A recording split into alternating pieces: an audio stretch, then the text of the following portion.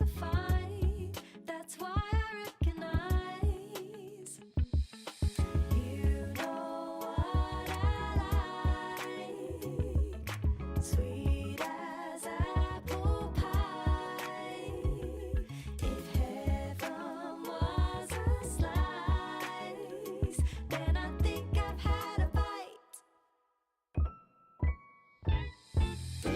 You're all I need, the sweetest thing since honey. 'Cause what you bring is the sweetest thing.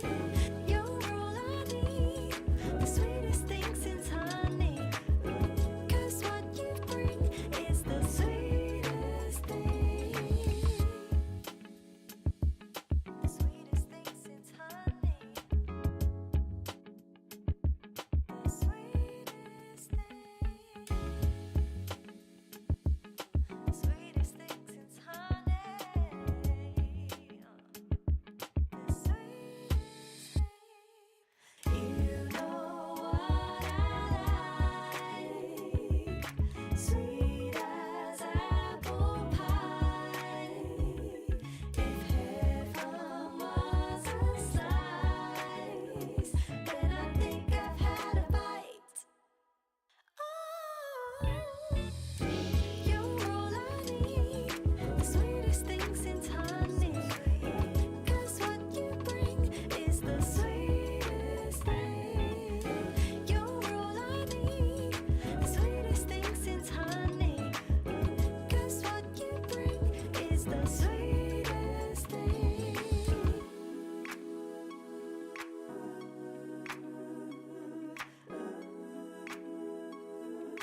Sweetest thing.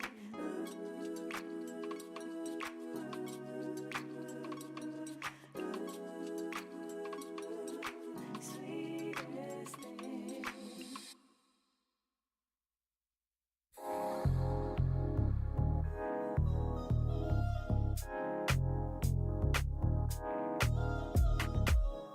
I got no complications clouding up my life. Oh, I'm so done with waiting, gonna let me shine. I'm gonna be fine. I'm gonna get what's mine. Gotta keep on pushing, believe in myself. Keeping my head up, the best I've ever felt. Chase my doubts away. Believe I came to slay. Ooh, I got it in my sights, alright. Ooh, I'm gonna get my dreams this time. I can't live without it. I'm not giving up this time. Oh, I'm not giving up. Ooh, give it all I got. Ooh, don't you ever stop. Just you keep on, keep on, keep on. Just you keep on. Every day I work hard trying to prove myself. I know I'm worthy, don't rely on no one else. You're gonna see me fly. I'm gonna do it right. Ooh, I got it in my sights, alright. Ooh, I'm gonna get my dreams this time. I can't live without it. I'm not giving up this time. Oh,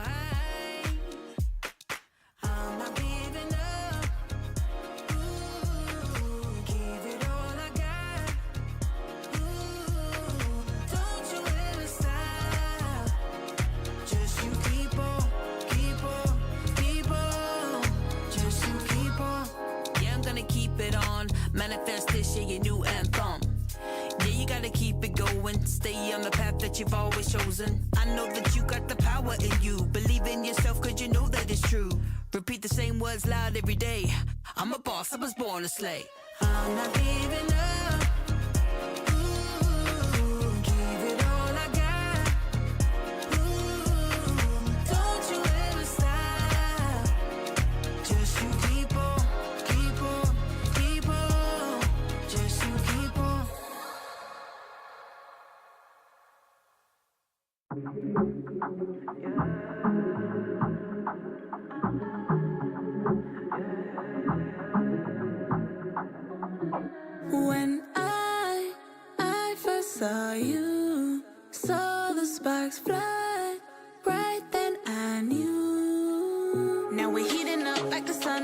for the car seat. Heartbeat like a drum racing at full speed. You and I, what a rush, just wanna repeat. I love you for life. Just you and me tonight. I love you for life. Just you and me tonight. Solito no vamos por el espacio. Just tell me when we go. I'm gonna show you what I got. Ven acércate, le damos más espacio. Hitting on like the sun back to the car seat. Happy like a drum racing at fast speed. You and I wanna rush, just wanna repeat. I love you for life. Just you and me tonight. I love you for life. Just you and me tonight. You got me falling so fast. Got no doubt that we gon' last. Got no doubt that we. I love you for life. Just you and me tonight. I love you for life. Just you and me tonight.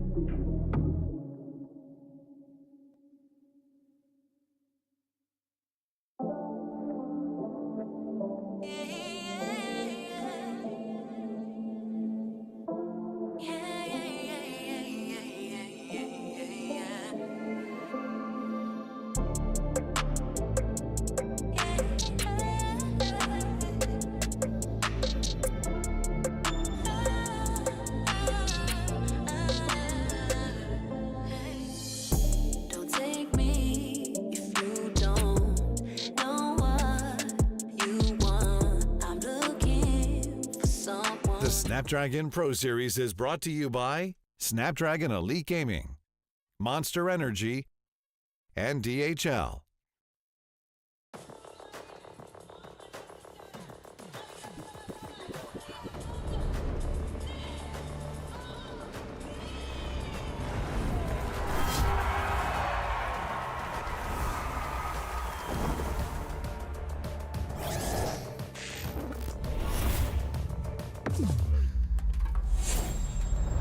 Let the weak melt away. Killing spree.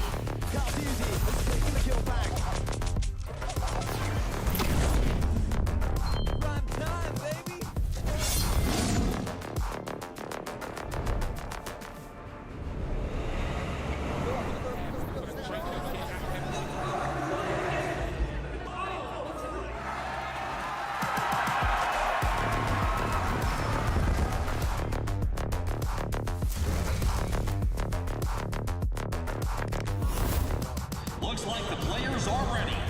Here we go!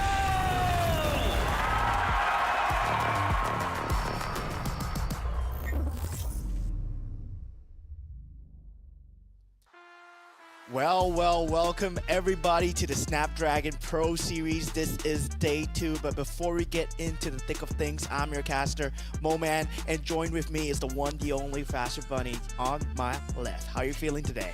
I'm feeling good. I mean, like excited and definitely looking forward even more for day number 2. Day number 1, we've already seen some of the teams that managed to actually move into the brackets of 1-0, whereas those who actually failed, they still have the chance. Those who are still surviving, 32 teams, still have to compete for today. So we're not saying goodbye just yet.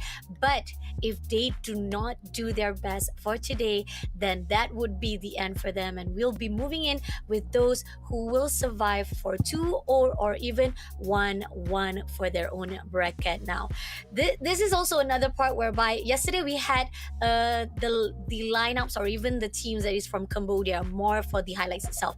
But back again to the formats itself, I think we've already talked about how it started out with day number 1, round 1, for all of the teams to meet up with each other. They have to win the best of 3, and as they move along to day number 2, which is round number 2, they will be divided into 1-0 bracket or 0-1 bracket. Those who lose to 0-1, those who win will go to 1-0. And we've already seen those are the teams that have already stacked on their own brackets, and they're meeting off each other with the teams that also lost, or even those to the teams who are win. So this is also another part of our day number 2 that is also excited, is because the fact that teams who won is going to meet with each other, and surprise, surprise, today we have that opportunity to see the powerful teams to be shown in day number 2. Yeah, the teams that won yesterday will be showcased today in this English stream, right? The 4 games that we have lined up for you guys are all from this 1-0 bracket that you see. So it's going to be very exciting games. I was already very hyped going into this game today because, yeah, it's going to be Singapore. Evil SG versus RRQ Hoshi. It's going to be hard for them. It's going to be very hard. But the second game, of course, Team Liquid ID versus Evos Holy. Team Liquid ID Indonesia, they are the champions of MPL ID, and going up against Evos Holy, well, we gotta see whether the Indonesian region, they do stand a chance. And Smart Omega, I believe one of these come up teams that did so well yesterday in the PH region, right? They are one of the stronger premium teams that I did see yesterday, but they're up against Team Liquid Academy Indonesia. And lastly, we have Fnatic Onic PH going up against Rift Esports. I'm sorry, my boys from Rift Esports, but I don't think you guys stand a chance. Oh, whoa! Just slap it right onto the table. I mean, oh, that was really, not to say harsh, but more to say straight to the point. And I do agree just a little bit, but in my own prediction, not to brag about it, because I think pretty much most of us did manage to win some points. I mean, it doesn't really have any kind of forms of punishment at the end of our prediction, but again, it's actually a little bit of boosting ego for both of us, or even for all of the casters who managed to get the prediction right. So it's very interesting to see. I mean, I think we did put on the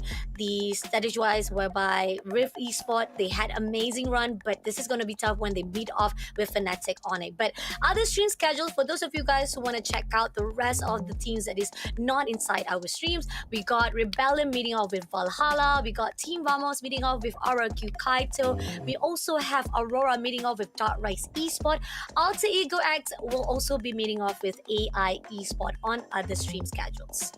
Yeah, it's going to be a very different regions going on the other streams as well. For our stream itself, it will be mostly the Indonesian PH and the Singaporean meta. But for the other teams, I believe AI Esports versus Alter Ego X will be one to watch as well, because I believe AI Esports is one of the up-and-coming teams from Myanmar. But now that we have Team Vamos in this league with RRQ Kaito, that's going to be a bloodbath of a match to watch. But look at our right side here. Teams to watch for today. Oh, I love it. Team Evil's up there, but I hope they're worth watching. I hope they're worth watching.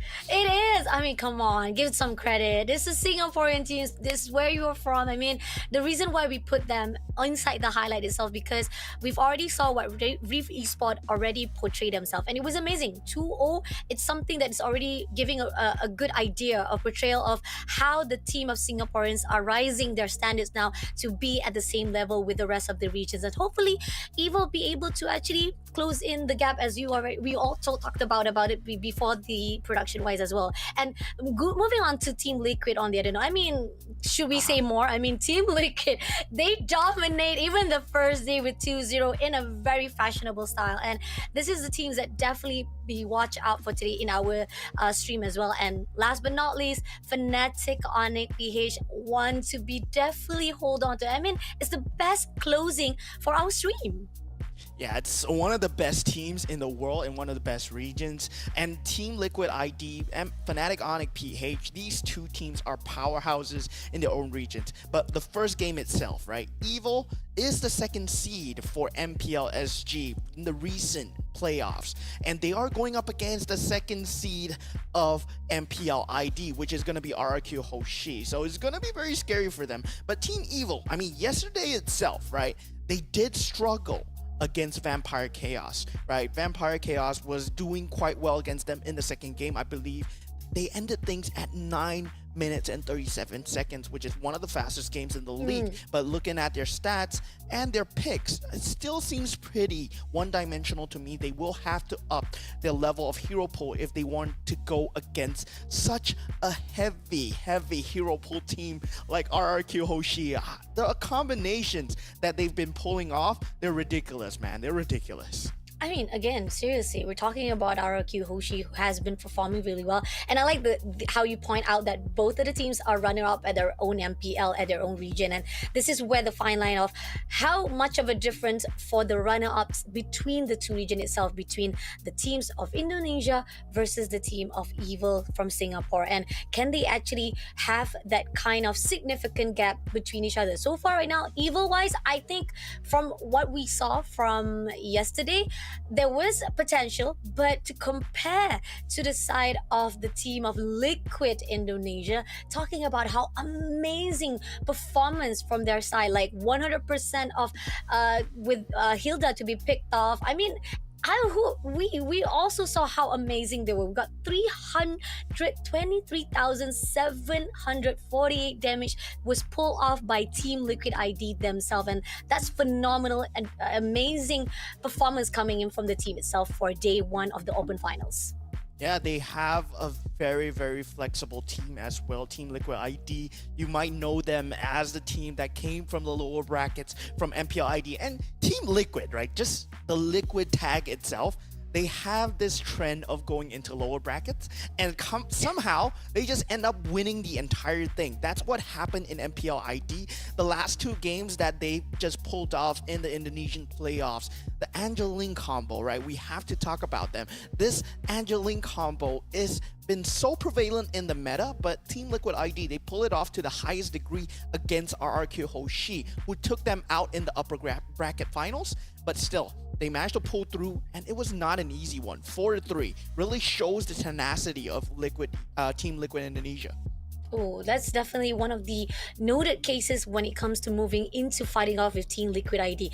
I mean, do you think that there's a possibility they're gonna actually repeat it again, try to use that same? And not only that, how will Team Evil respond this? Are they going to actually ban it out, not allowing the usage of the heroes to be given out here for day number 2? And again, those are the teams that are now with a clean plate. They don't have any losses just yet. They still have 2 lifeline to be whole right now to move into the Open Finals. Even though if they lose today, they still have a chance to catch up going into day number 3. But again, this is what we talked about from day number 1 as well. You don't want to actually go down to the lower bracket. It's not even a bracket to begin with. It's just a grouping of those who lost. And even though there are certain teams, and I'm not trying to say CFU Gaming, which we questioned it yesterday, but again, even though it is something that is very peculiar, where you go down into the lower team to meet up with those who probably have less, not to say they are weakling inside the Open Finals, but then again, there's a possibility you're just trying to actually lessen out your lifeline into the game itself. And now we have Fnatic, Onic, PH on the board, one of the teams to watch for today as well. And if you take a look at their picks, right, the way that they've been playing, it's very versatile. Like Fnatic, Onic, PH, you know that they have so much heroes that they can play. Carol, you can put him anything on the gold laner. EXP laner, you can play the Hilda, you can play the Phoveus. Anything that's under the sun in the meta, as long as it works. You saw him pull out the Terizla in PH as well. But now in SPS, Now he's swapping over to the Hilda, which been favored in this meta as of the late as we move on into the utility jungles. And I believe they pulled out the Yi Sun Shin yesterday as well against Pro Esports. So a very easy 2-0 sweep for them, but this is not yet their final form, right? They're going up against Rift Esports, one of the up-and-coming rising stars of Singapore, albeit they are a very new organization, right? They look very different from MPLSG, and I'm just very worried about them because they're going up against the powerhouses, Fnatic, Onic, PH. This is a name that never left the scene of MLBB. I mean, not only that, we're also wondering whether or not can those who are still rising from their own region, because they have experience to be bought still yet, because the fact is Fnatic Onic has been in the scene for so long in the time process. So this is something that Rift Singapore have to actually be able to encounter moving into this open finals. Yeah, it's gonna be crazy, but for this first match that we're gonna see, right? Let's just talk about this first match. RRQ Hoshi versus Team Evo. You were just saying, right? Will Evo try to ban out the heroes that RRQ Hoshi plays? It's very hard because every single one of them, they have their pool of crazy heroes. Like if you just talk about alone, right? They have a very dominant, very clean playstyle. They play the Bane. They play the Suyo as well. So I believe in ID itself, they played around like 5 games of Bane. And yeah, Evo Boyet, the jungler, he likes to play Bane as well. But Susujin on RQ Hoshi, he plays a very mean Bane and Suyo as well. Whether Evo can adapt, that's just a jungle. That's just a jungle, right? We have to talk about the gold laners who is Skylar. He is one of the crazy pilots that a mean Beatrix as well.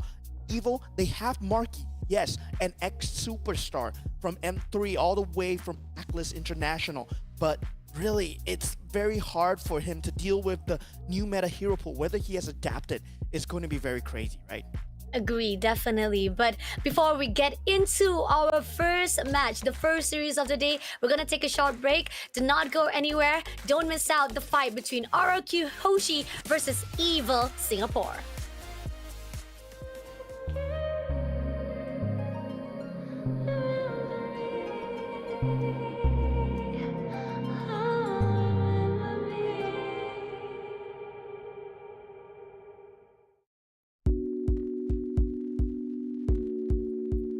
Back to love.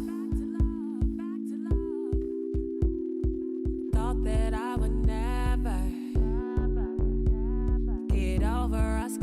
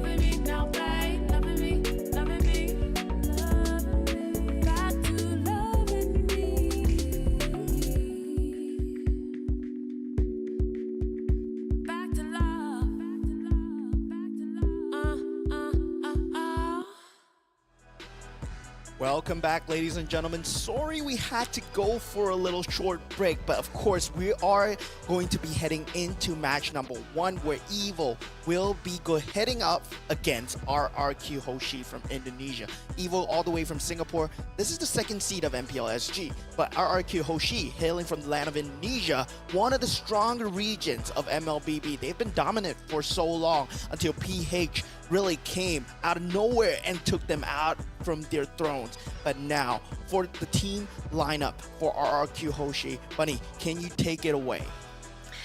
We got Dyron for the EXP, Jin for the jungler, Rince as the mid laner. We got Edok as the roamer, as well as Kyler for the gold lane. Now, you talked about it, RRQ Hoshi, they are not to be messed around. I mean, looking on the stat itself for the day number 1, we got RRQ Hoshi managed to take down Alter Ego X with 2-0 with a really beautiful, fashionable style. I mean, great coming in from MVPs whereby Skyler as well as Dyron. Now, these are the 2 players you guys better watch out. Do you agree on that?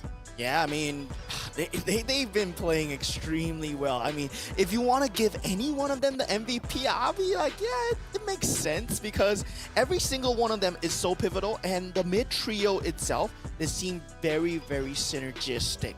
And really, Evo, they have a lot to answer for, especially since they are off on a rocky start, right? 2-1 yesterday. But for the members of Team Evo, we have Ken on the EXP lane, Boyette on the jungle, Sayla in the mid lane, Powerful on the roam, and Marky on the goal lane. Yes, Marky, this is the same Marky from Blacklist International for Team Evo. Powerful, moving from the jungle to the roam role, so he is still trying to adapt in the roam role. So Evo SG, they have to work out these synergies. It seems like MPLSG, yes, they were trying to work it out, but did not prove themselves against NIP Flash. Now, it's a test of the region's meta. Singapore versus Indonesia. Who do you think is gonna win, man? I mean, going into the prediction coming soon already, pretty much I've seen already how the team of RRQ Hoshi, and in some sort of way, we do feel like because they are here for the upper bracket or even from this 1-0 bracket itself, it shows that these 2 teams are powerful. But I'm gonna give a little bit credit to RRQ Hoshi, definitely. So prediction-wise for me, I think we are. Okay, I'm the only one. No. You're the only one. We even saw it from the sheet itself when we compare with the rest of the classes as well, because we also have Sadafa as well as Gideon and Lafel to have their own predictions. Soon they'll be joining us as well inside this open finals. But for now, between you and me, I mean, I give a little bit of heads up to RRQ Hoshi. You know, actually, I wanted to actually go in for 2-0, but I feel like that's too evil for evil, you know? So I ended up... My brain says it's gonna be RRQ Hoshi for sure. It's easy 2-0. But yeah, I wanna see what Evo has been cooking, right? They are a very hungry team. They are a very hungry team, and they've come a very long way since the start of MPL in Singapore. Since Season 3, they were a community team. Nobody knew them from anywhere at all. They were a community team. They had no coaches. Up until Season 7, they had no coaches. Finally, Season 8, they have coaches. They brought in Marky, they brought in Boyette, and suddenly they look like a completely different team. And I'm just hoping, I'm on so much hopium right now, that RRQ is gonna be one of the teams that they have done their homework against, because yeah, it's very important to do your homework, guys. I like the fact that you're holding on to hope, and it's okay, because I also agree on the note. You got to be a little bit of patriotic for yourself, right? And it's the fact that you want to support more for your own team, and hopefully that will be the case here for the team of Evil from Singapore. But going into the drafting, we do see Chip as well as Angela been banned. Cho is been taken out from the portion itself. Yeah, and none of the holy trio that we talked about yesterday has been banned yet, right? The Suyo, the the Suyo, the Jushin. Jushin, the chip is Yep. there. The chip is there. Chip is but the there. Suyo We're is still there. waiting for the two. Oh, now finally Suyo pops out. So now we're wondering if Jushin is going to be in the mix. But so far, we do see two have already been taken out. This could be an opportunity for either one of the teams to actually pick the Jushin for themselves. So that could be a case unless they ban it out throughout the drafting phase itself. Yeah, I mean, it's going to be very interesting for these banning phases because it feels like RQ Hoshi has done their homework, right, on Team Evil. They know that Powerful plays the Cho, they know that Angela is very strong on Sayla, and Evil, likewise, taking out Chip, yes. Tsuzujin has been phenomenal on Suyo. Yeah, so you gotta take that out, but still, there is still the Bane in that pool, and Boyet and Tsuzujin, they play a very scary Bane and Alpha as well, so they both take that out. So no Alpha available, and right now the Zusin will be on the board, but I'm not too sure about just blind picking a Zusin, because if let's say you don't ban it out for Team Evil, I have a feeling that RQ Hoshi, they might want to snap it up because it's just too strong True. of a pick right now. Agree, definitely. And I think pretty much we know that no matter how it is, you will try to counter it. Jushin still be able to actually pick you up. You'll definitely be able to divide yourself from the team fight. So this is something very crucial for Team Evil to try to actually respond it well. Now, looking on the Ben side, still waiting for that one ban out. Is it going to be Jushin? Or will they actually let RQ Hoshi take it out? Oh, they did not. Great move coming in from Evil. That's the evil that you want to see, at least to give the hope for Moman here today. Oh man, oh man. RQ Hoshi though, I believe they've done their homework. Yeah, they do take the Phobius because Ken is extremely strong on the Phobius. Now, on the EXP lane matchup, the priority is there. You can still go for the Khalid. I haven't seen Ken performing extremely well on the Khalid, but it might be something that he has in his back pocket right now. And if they want to go for the jungle priority for Boyet, it's still available. His signature Hayabusa is still there in the pool. And if they want to go for the Ling, yes, they can, but one half of the Ling is missing because the Angela has already been banned. So they might go for the Bane and the Khalid instead and just focus on the team fight for Team Evil. And yeah, it's potentially taking away the picks from Tsujin as well because he does play a very scary Bane. He has much more in his pool, I'm sure. He can play a mean Ling as well, but they go for the Fanny and the Hylos on Team Evil. What an opener. Okay, I like that. I mean, that really strong opening coming in from Evil itself. We've seen even definitely the best mash of Hylos as well as Fanny. Hopefully that will be a really good case. But as the response coming in from the side of Arakyoshi, they picked up Valentina for the mid. Yeah, it's a very strong pick because Sayla is a very strong Valentina, and so is Rin. So having that priority, you pick up that Valentina, you deny it away from Sayla, and now that you have yet to pick up a jungler, right? You can actually forfeit the jungle priority right now. You can go for the lockdown on the Fanny, so there's ample time to respond to the Fanny. So Evil might have shown their hands a bit too early, but they do pick up the Khalid and both the Phobius. Wow. Wow. Okay. Wisely, when it comes to RQ Hoshi, I like the fact that they're more inclined to actually have as much as sturdy as well as tankier players or even heroes on their side, and they have more of the damage wise coming in from them as well.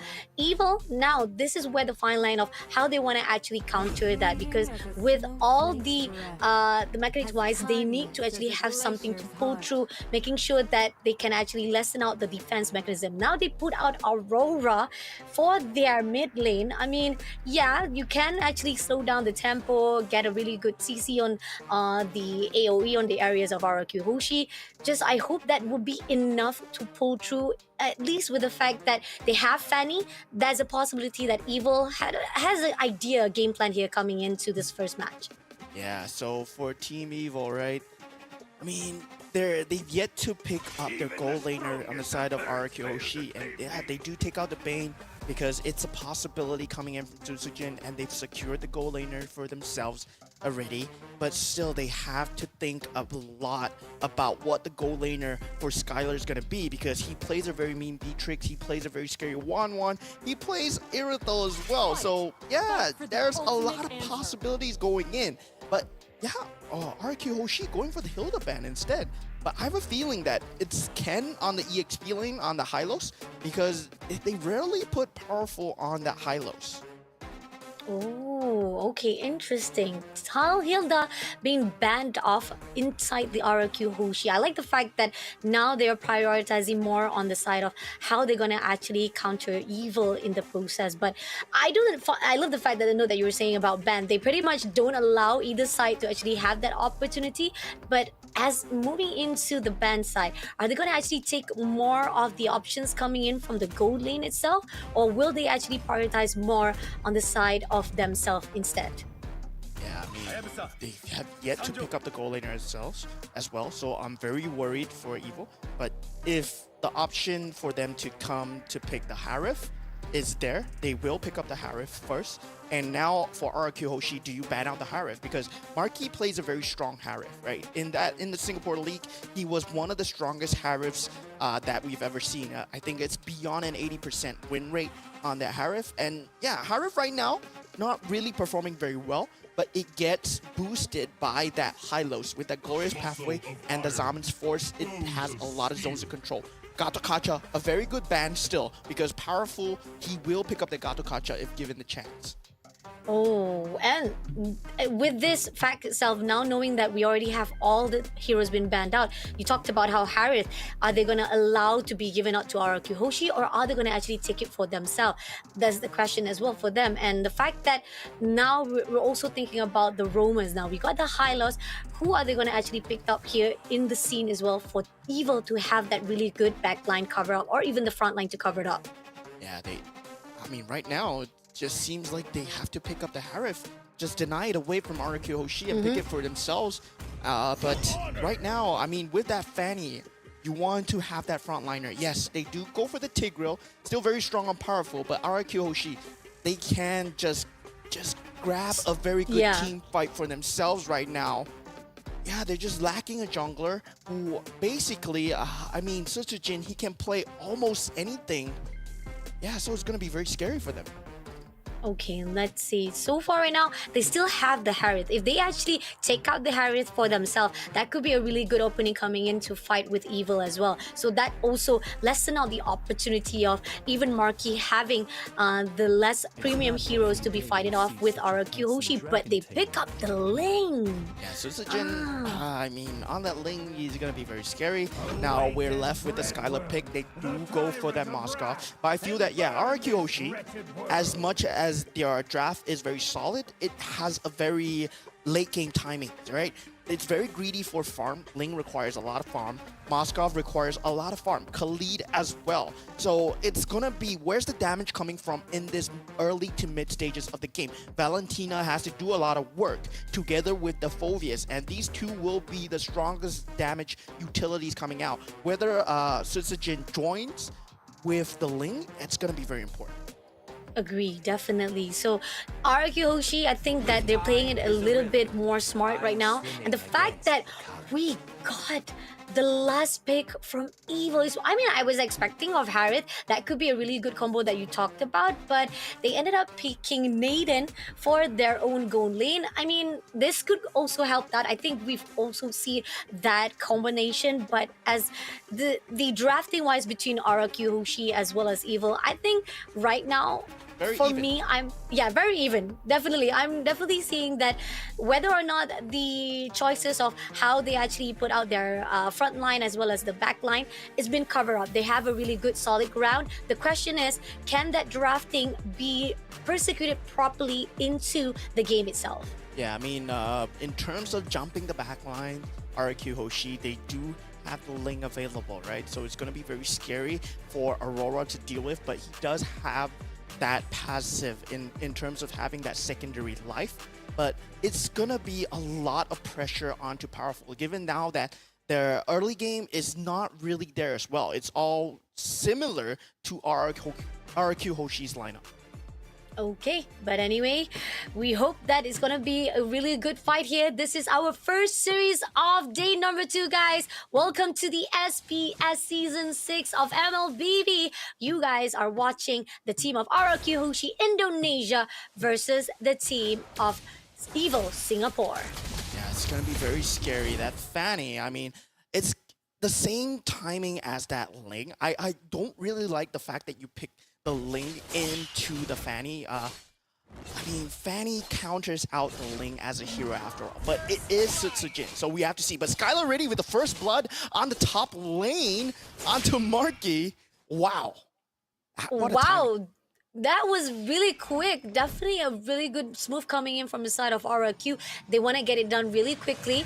Great composition coming in from the side of RRQ. I mean, who would have actually expected that with first blood straight away at the top lane? I think pretty much RRQ Hoshi, they pretty much prioritize trying to go in, and I think that there's a possibility Evil would try to do the same. They're trying to get in the redemption, the trade-off they require. But then again, it seems that Powerful will be backing off, but Powerful meeting off with Edoc as well in the scene. It seems that Edoc has the information input, and somehow Powerful will try to pull away Skylar, giving some damage to Marquee. Not to worry, Powerful will be there to back things off. So pretty much this little teasing between the two players are not going to be doing anything unless we do see Sutsujin going all out to Ken and almost able to take it out. But here, Boyet comes through, trying to actually finish it up. But this is going to be an overextension where Rince shuts down Boyet immediately.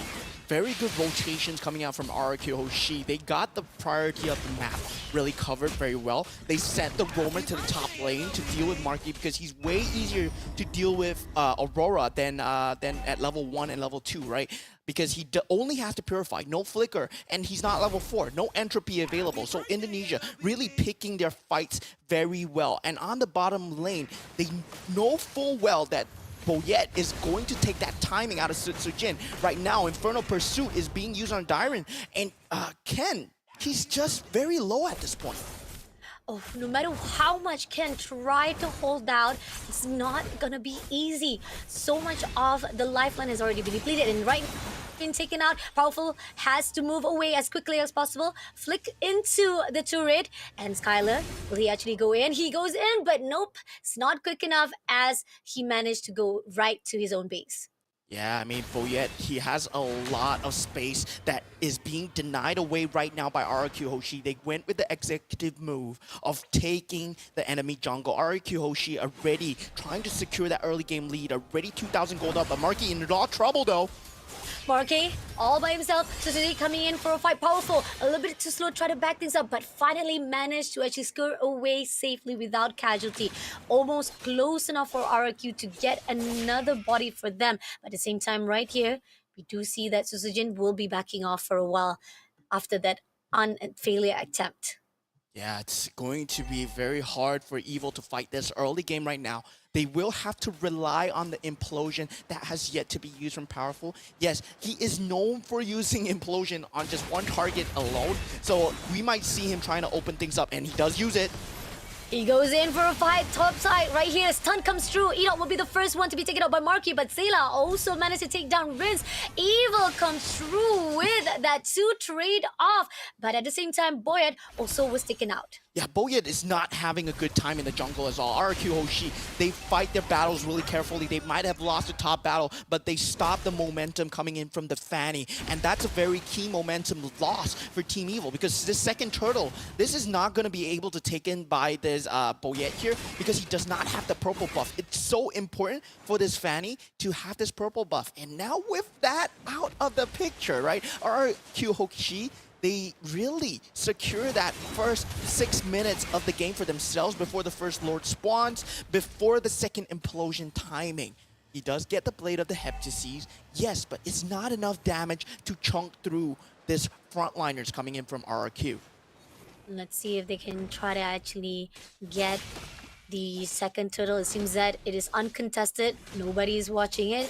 Even the fact that Boyet had to move away to the baseline as well. He's been denied every single resources, and second turtle has already been up for the team of RRQ Hoshi, but here on out, Riz comes through to Powerful. Powerful getting damaged a lot coming in, but he managed to come through with Ken backing things up. But Sela now going in for the push with Darren also pushing in. Oh, but they have so much damage. Now Sela will be the one to have a lot of coming in for Skylar to be pushed out. Interlude, but Susuji comes along with Taylor to be taken out. Even Ken try to go away to fight it off to back things up, but it wasn't enough. And now Arakiyoshi pushing in right to the mid lane. Powerful comes through, will be denying it. Airborne straight away to the side of Edot, but at the same time, Ken already having so much damage. Edot takes him down immediately, and Powerful could not do anything to back things up. Yeah, very good move from RQ Hoshi, but yet they did not get the objective that they wanted. They really wanted that mid tower to secure that positioning for themselves. Evo, they hold on to a small consolation prize.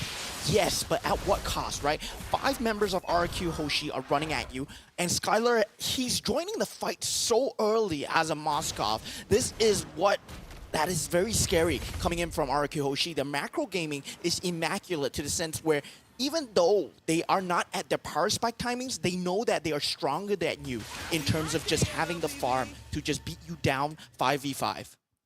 Agree, definitely. Now, the first turret has already been done, but pushing in straight away. They're denying the explosion coming in from the side of Edot.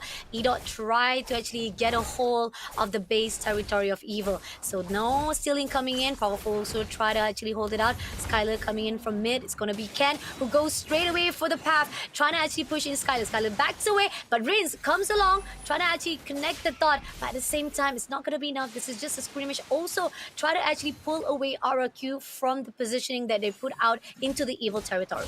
Yeah, there's so little map control that Evil has to work with. Right now, the middle turret is down, so basically both buffs, both the orange and the purple, are at risk. And this turtle, I don't think they can fight for it at all. All the team members are not in position. The lane priority for RQ Hoshi, they have shoved out the creeps already to make sure that they have vision of Evil at all times, despite all 5 members being at the turtle. Very well done on the macro sense by our RQ Hoshi right now. And really, Evil, they have to go for this magical team fight where this implosion is going to find at least 2 members right now. But RQ Hoshi, knowing their game style, right? They want to go for these pickoffs. They want to find Marky possibly at the back. Let's see. Boyet still trying to find a way. Edot will tease off. Be powerful first of all. At the same time, they're going in. Here, Boyat comes through, but he doesn't spot anyone. He doesn't get any target that he needed. And this is just a late time coming in. And they did manage to actually get the buff. But here on out, Edot comes in to Ken. And Darren also coming pushed through. But it's not going to be easy. It's just a little of termination or even try to contest for that buff either side of RQ as well as Evil. The way that the Khalid was playing, he wanted to just bait out the entropy so that he cannot join the team fight. So Sejin was in danger, yes, but no entropy, no damage. And now Powerful needs to be on the run here. Oh, Powerful was taken out by Darren immediately. And now, even despite that, he was trying to actually back up Boyet. He will be the one to be sacrificed. But Marky going to pull into side of Darren. It's not going to be easy. Marky try to find a way. But here, Ken as well as Sela trying to find an opening. They try to bait it out. Edot comes into the turret, gets a lot of damage. But Ken coming in. It's not gonna be easy as all the team of our RQ Hoshi tagging off, spamming straight away. But no, Marky getting a lot of damage. Had to pull away from the fight. But here on out, they're pushing in. Boyat comes through. Rince turned away and Ken managed to take down Sujin. But Rince shuts down Boyat. And they're already having a lot of them take it down. I mean, powerful to through it. Yeah, it's gonna be very hard for Team Evo to just hold on to any form of map space. They're not at the power timings yet, and already RQ Hoshi are 7,000 gold ahead. If RQ Hoshi play this correctly, right, they will start to choke away the map resources, start forcing the lane priorities on Evo's turrets at all times, making sure that they cannot play outside of the base. And the name of the game here is making sure that Evo does not get the space to begin with. Because if Evo, they can get the space, they have a lineup that's suited for this mid to late game stages. And they got denied all the resources they need. Here on out, every control of the map is already given out to RRQ.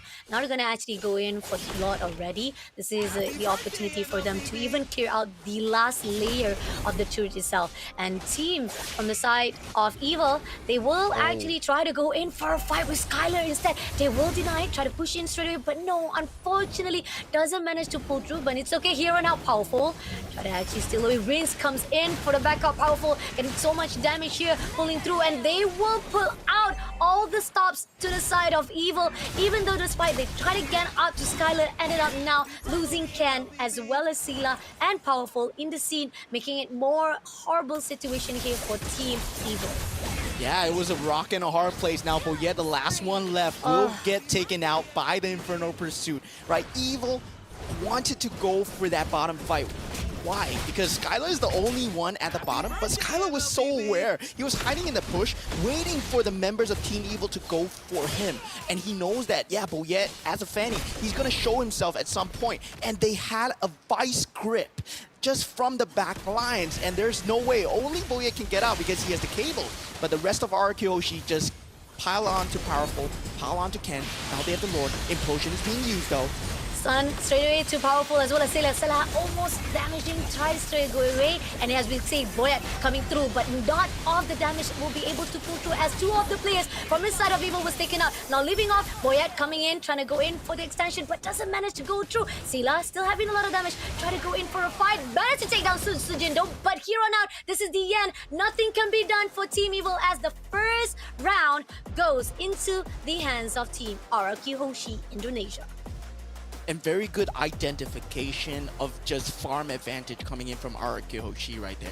Because they knew that, yeah, once we got that first blood onto Marky, right, we accelerate the Moskov so that the Nathan cannot join these team fights, and then they started taking team fights way earlier than their power timing entails. Any normal team, they would have waited for Moskov to have possibly one more item, or having that Holy Trinity, having that Corrosive Scythe. But with one Corrosive Scythe alone, that Spirit of Destruction is enough to join the team fight with enough lane priority, because they know that Marky is unable to join in with the Entropy that early. And RQ, they just use their heroes to the maximum potential. Sujin, as a Ling, he was way more involved in a lot of team fights, and that's what you want to see from the Ling. That's what you want to see from someone who has the invulnerability factor, the iframes from the Tempest of Blades. Hoshi just putting on a clinic right there.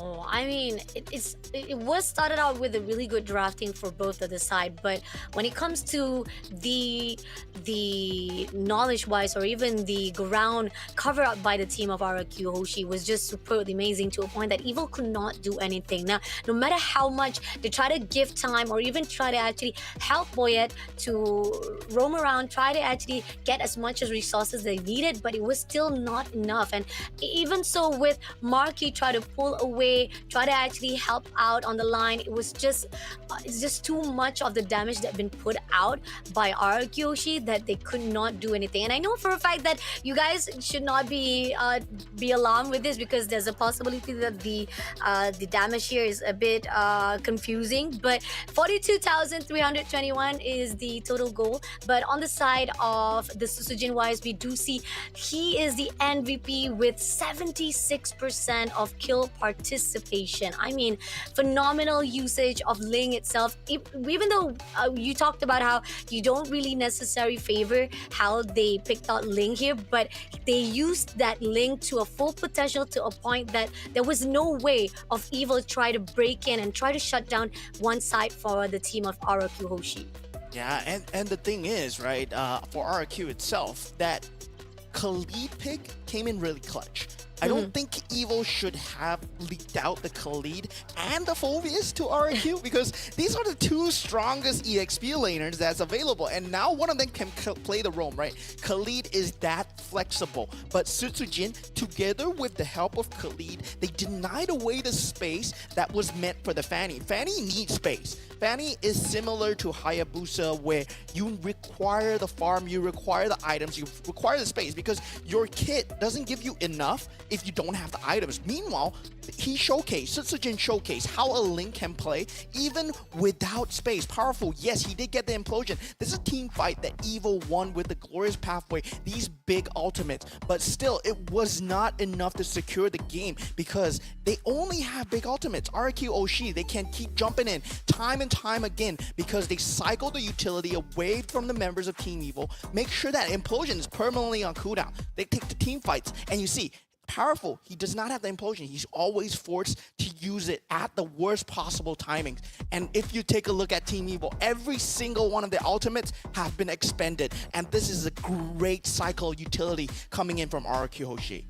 Agree, definitely. And the fact that this is the first round of our first series, RRQ Hoshi with a really good, beautiful victory on their side. This is going to actually put a really partisan on the side of standardized of how it's going to be like on the second match, how Evil is going to actually respond. Because so far right now, drafting wise, I think that they could have done much better, because not drafting, more to say how they execute the heroes they already picked, because there were a lot of times that they went into unnecessary fight no matter how much. And you talked about it, how Skylar was trying to be ganked up. He was already waiting, and he knew for a fact that he had all the helps he needed. He will call out the great response coming in from RRQ Hoshi, to a point that no matter how much they try to fight in Skylar, there was always going to be Rinse to come through and deny any attempts from the side of Team Evil Singapore.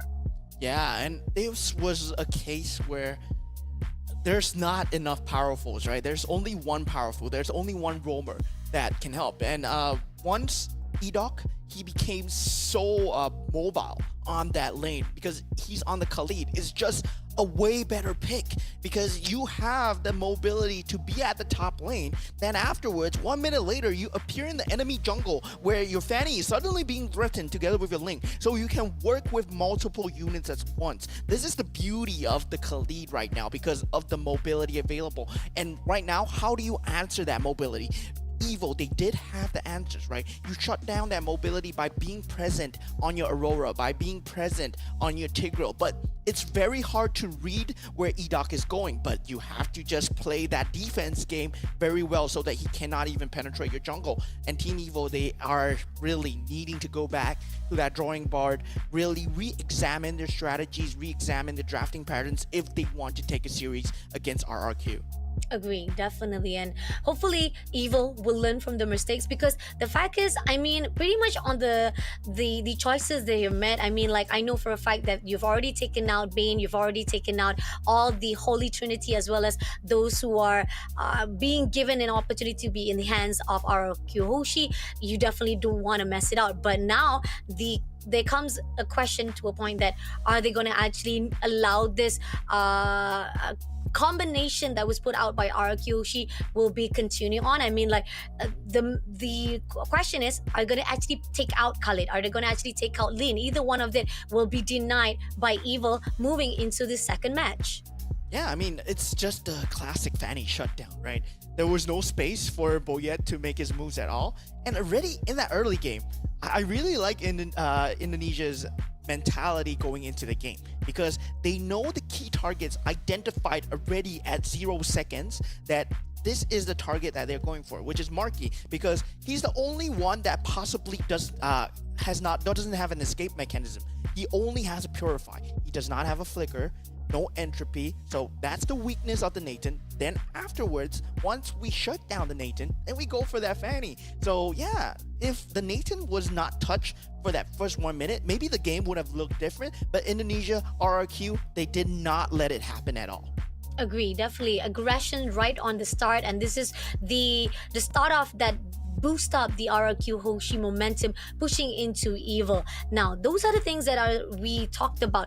Moving into Evil though, but we see how Evil have been struggling the most. Can they actually push in for our second match? Before we go in, we're gonna have a short break, so do not go anywhere to continue the storyline, whether or not RRQ Hoshi can clean off with 2-0, or will Evil come back for our first series.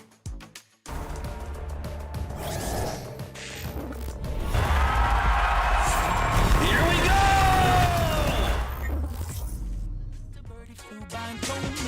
Just like me, you can fly.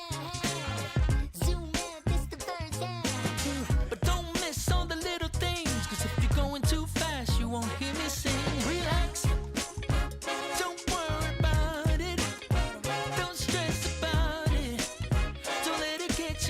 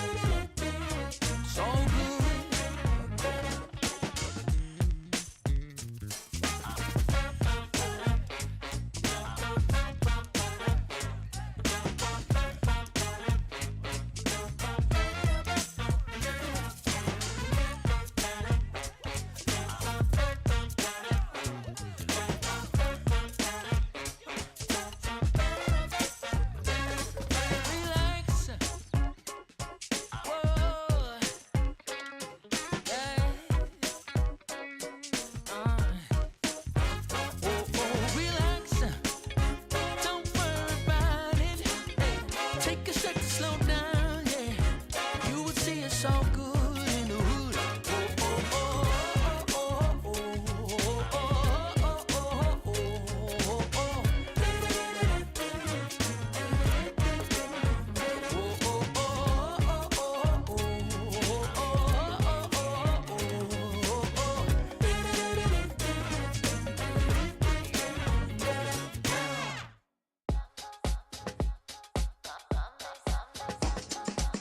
She got sass, she got fast cars, she got everything you wish that you could have. Yes, it's on your fingertips. Close your eyes and you could lick it. But that place is your imagination.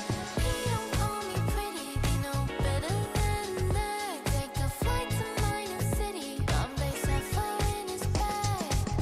He got diamond ring, Tiffany's is not my thing. I need champagne to Spain, and you worshiping me like Aphrodite. You worshiping me every night. You worshiping me. Need you, need you. I got a cousin on my back, rich girl, wonderland. She needs you on my feet with my Louis in my hand.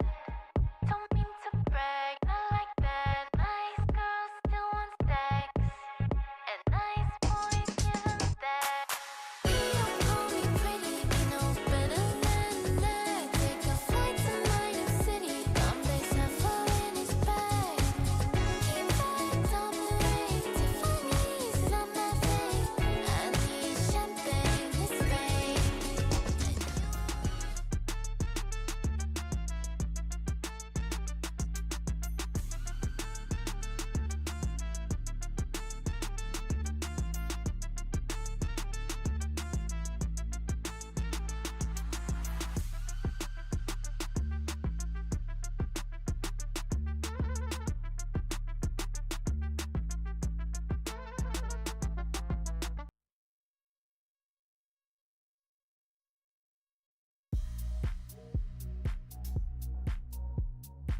Hoshi versus Team Evil from SG.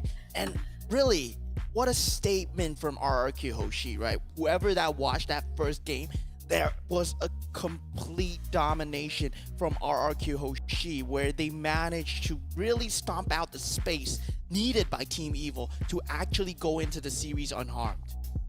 Agree, definitely. I mean, again, Evil had a rough time despite that it's even out between the drafting wise. But then again, as we move along, the first aggression put out by RQ Hoshi had made it so much difficult movement for Team Evil to respond well. Even despite that, they tried to actually trade off the fight. It ended up still in the favor of RQ Hoshi, and to a point that no matter how much that Boyet tried to actually have a good resources for himself, it was still not enough because it was denied by Ling, it was denied by every single movement that was done by RQ Hoshi. But now, pushing into the second round of our first series, how will Evil try to respond?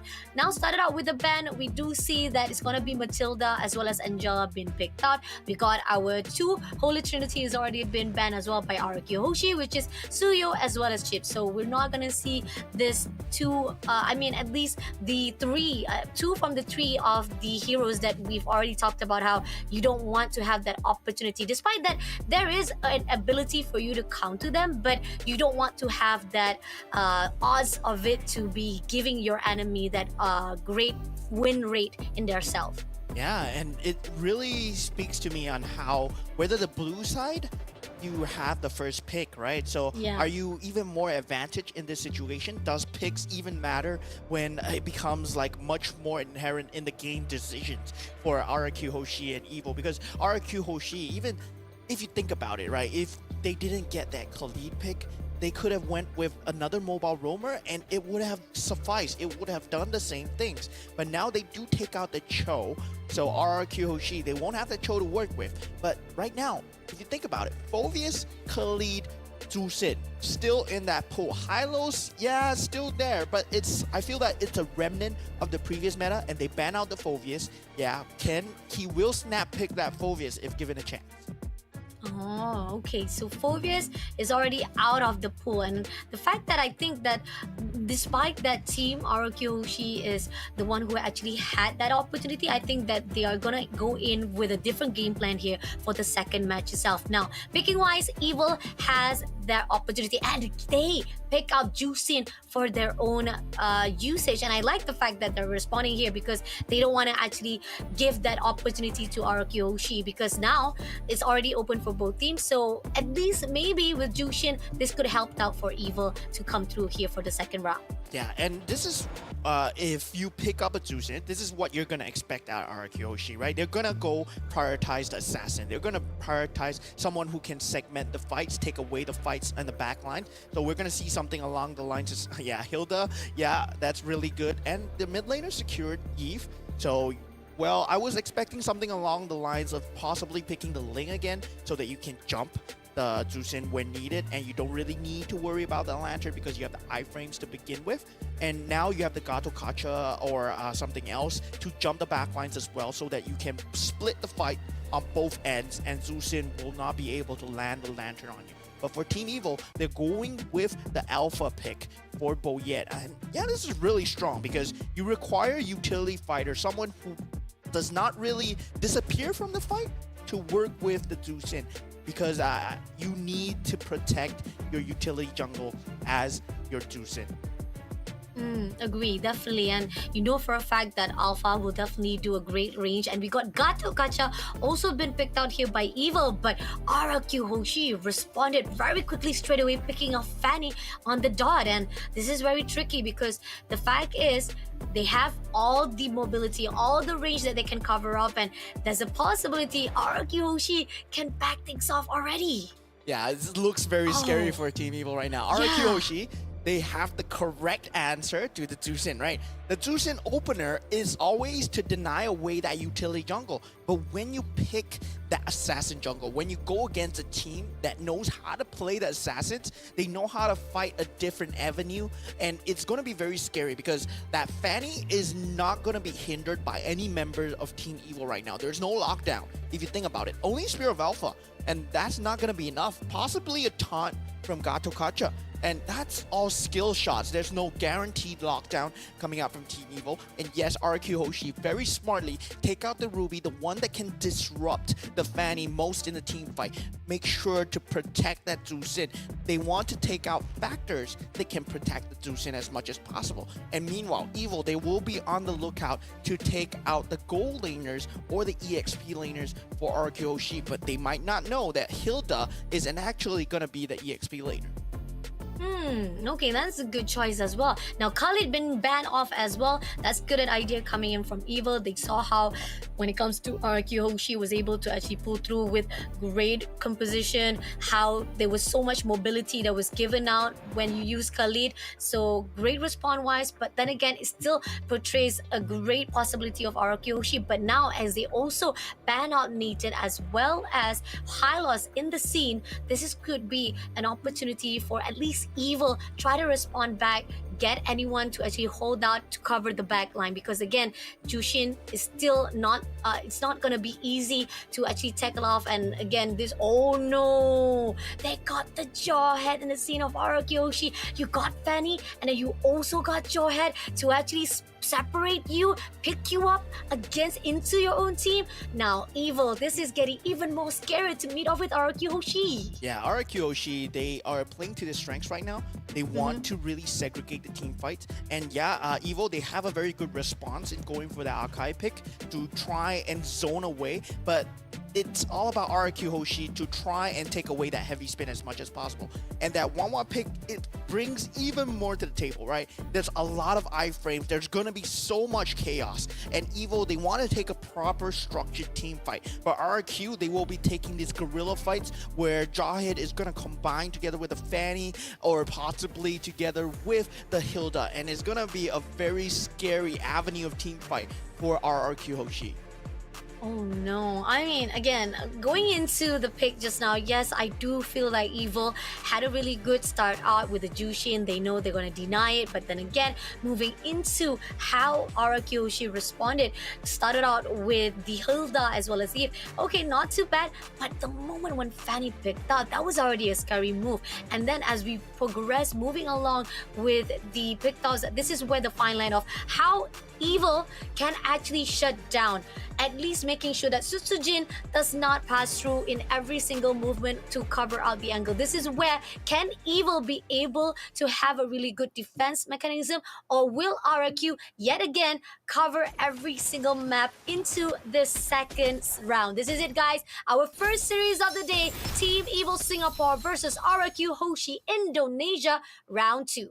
Yeah, it's going to be very hard for Team Evil to get a structured team fight, but what's going to be good for them is if they can get an invasion going.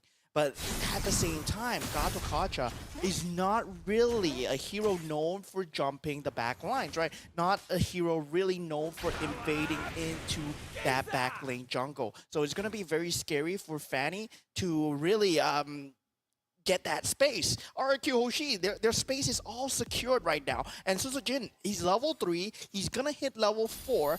And Alpha, once you hit that level 4, you don't have that same power spike as a Fanny. But here and out, Boyet try to actually go in for a 5v dot. It's not going to be enough, but it's just a little bit of push coming in for the side of Evil. So far right now, it's smooth coming in, but at least Boyet will be getting at least the resources that he needs on his side. Will not be able to steal away. There is going to be E-Dog to just cover things up, but there you go. We're going to actually see there's a possibility of the mid. Sayla try to actually pick one. Does he actually check one out? Nope. Not gonna have any scrimmage so far just yet. It's already 2 minutes into 2 minutes of our game for this first series, second round. So far, the team of Evil try to play with a great timing, as well as not allowing RQ Hoshi to do so much aggression as a deed. But mid lane seems that they're stacking off again and again. Turtle might be the contest they want to go in. Yeah, I mean, both junglers are not there at the moment, but level 4 already has the RWM to begin with. That heavy spin is going to come in pivotal on this first few team fight. If Evil, they can get a structured team fight with the Avatar of the Guardian, which is yet non-powerful. He's not level 4 yet. So it's going to be on whether Powerful hits that level 4, whether that heavy spin can zone away the RWM coming in from Rit. And there you go. Finally, Susujin gonna join in the fight. Powerful.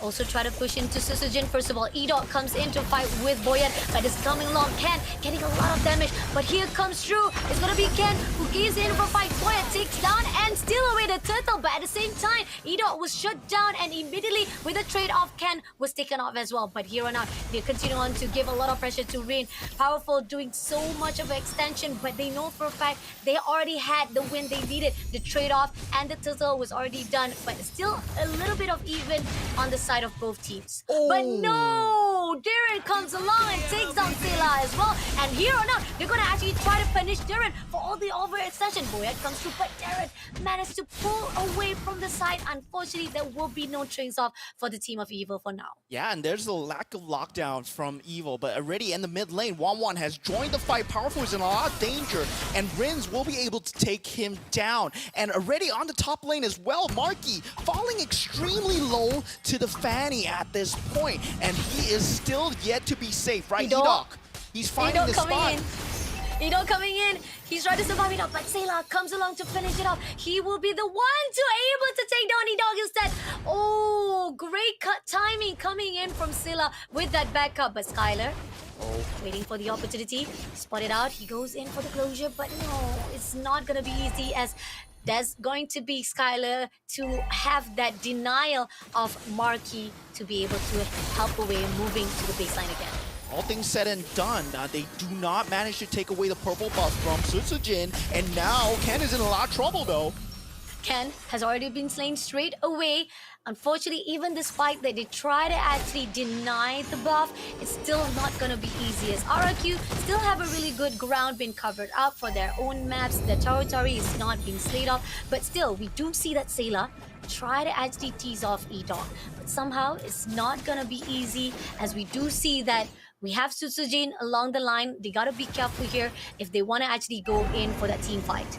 Yeah, and this comes a problem with the playstyle where Evo, they are really focused on that mid-game power spike, and Marky, he won't really join till he has that itemizations going for him, so you're not expecting to see the Spear of Destruction yet, and if he does, it might potentially turn things for Team Evo. That's why I really want to see Marky join the team fights, but already at the top lane, he's been zoned out and just slain away. Finally gets the kill that he needed, and they even get the second turtle as well. This is a really good composure coming in for the team of Evil. They have a really good cover up now. They do have the resources, but the question is, it's still in the lead for the team of RRQ Hoshi. Susuji takes down Sela immediately as they progress, and here powerful try to actually shut down the mid lane. But they know for a fact here on out Evil will get at least a turret for them to have that win on their side. And Marky, once again, in a lot of trouble, right? Crossbow tank available and powerful. Oh, almost been taken out. He had to pull away, but here on out is going to be having a lot of structure. But they pulled away Skylar, and now they're try to go in for a fight with E-Dog as well. But E-Dog meeting off with Ken. Ken stopping his movement and giving a lot of pressure to the side of E-Dog to move away. And they pick up E-Dog again, giving denying. Stun comes through, and Poet will be able to take down E-Dog. But here long, we do see that Darren try to finish it off, try to actually have up a really good strong move, but Susujin comes along to finish it off. He takes down powerful first of all, and here on out we do see a trade comes in for the team of RRQ Hoshi. Still have the better gun, better fight for the team itself. And within that team fight itself, right, there's a lot of micro details that RRQ Hoshi did correctly to over Team Evil. The target prioritization onto Marky because he's the main damage. But look at this, Skylar already down on the top lane. Might have overextended himself, thinking that Marky is permanently alone. Yes, that's their usual playstyle, but Boyette has finally joined together with the Sparrow of Alpha to punish Skylar's positioning. Let's see. Now we do see for a fact now it's definitely a really good composure coming in from Evil. They did manage to actually trade off at least few of those micro winnings for your side. But still not going to be enough. They're pushing it straight to Darren, going in for gang up between Darren, and here on out we do see on the mid here Susujin having a lot of pressure and ended up being taken out. But Boyette will be able to come through with a really good backup by Ken. So that's another trade off for Evil to get those miracle win on their side. Yeah, and it's really going to be that late game where Fanny versus Marky, the Moskov, is going to be one of the key factors into winning any team, their game. And it just favors the mobility of that Fanny because of the cables. And Boyette is in a lot of trouble now.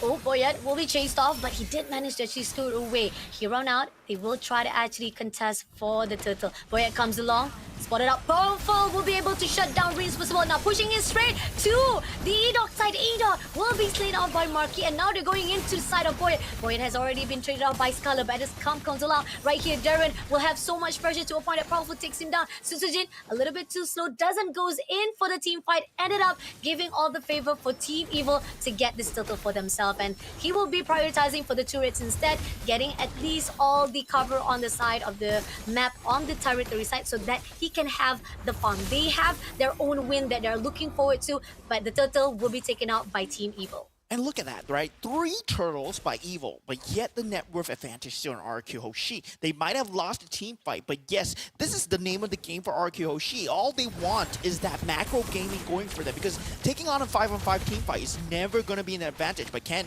might be in a lot of trouble here.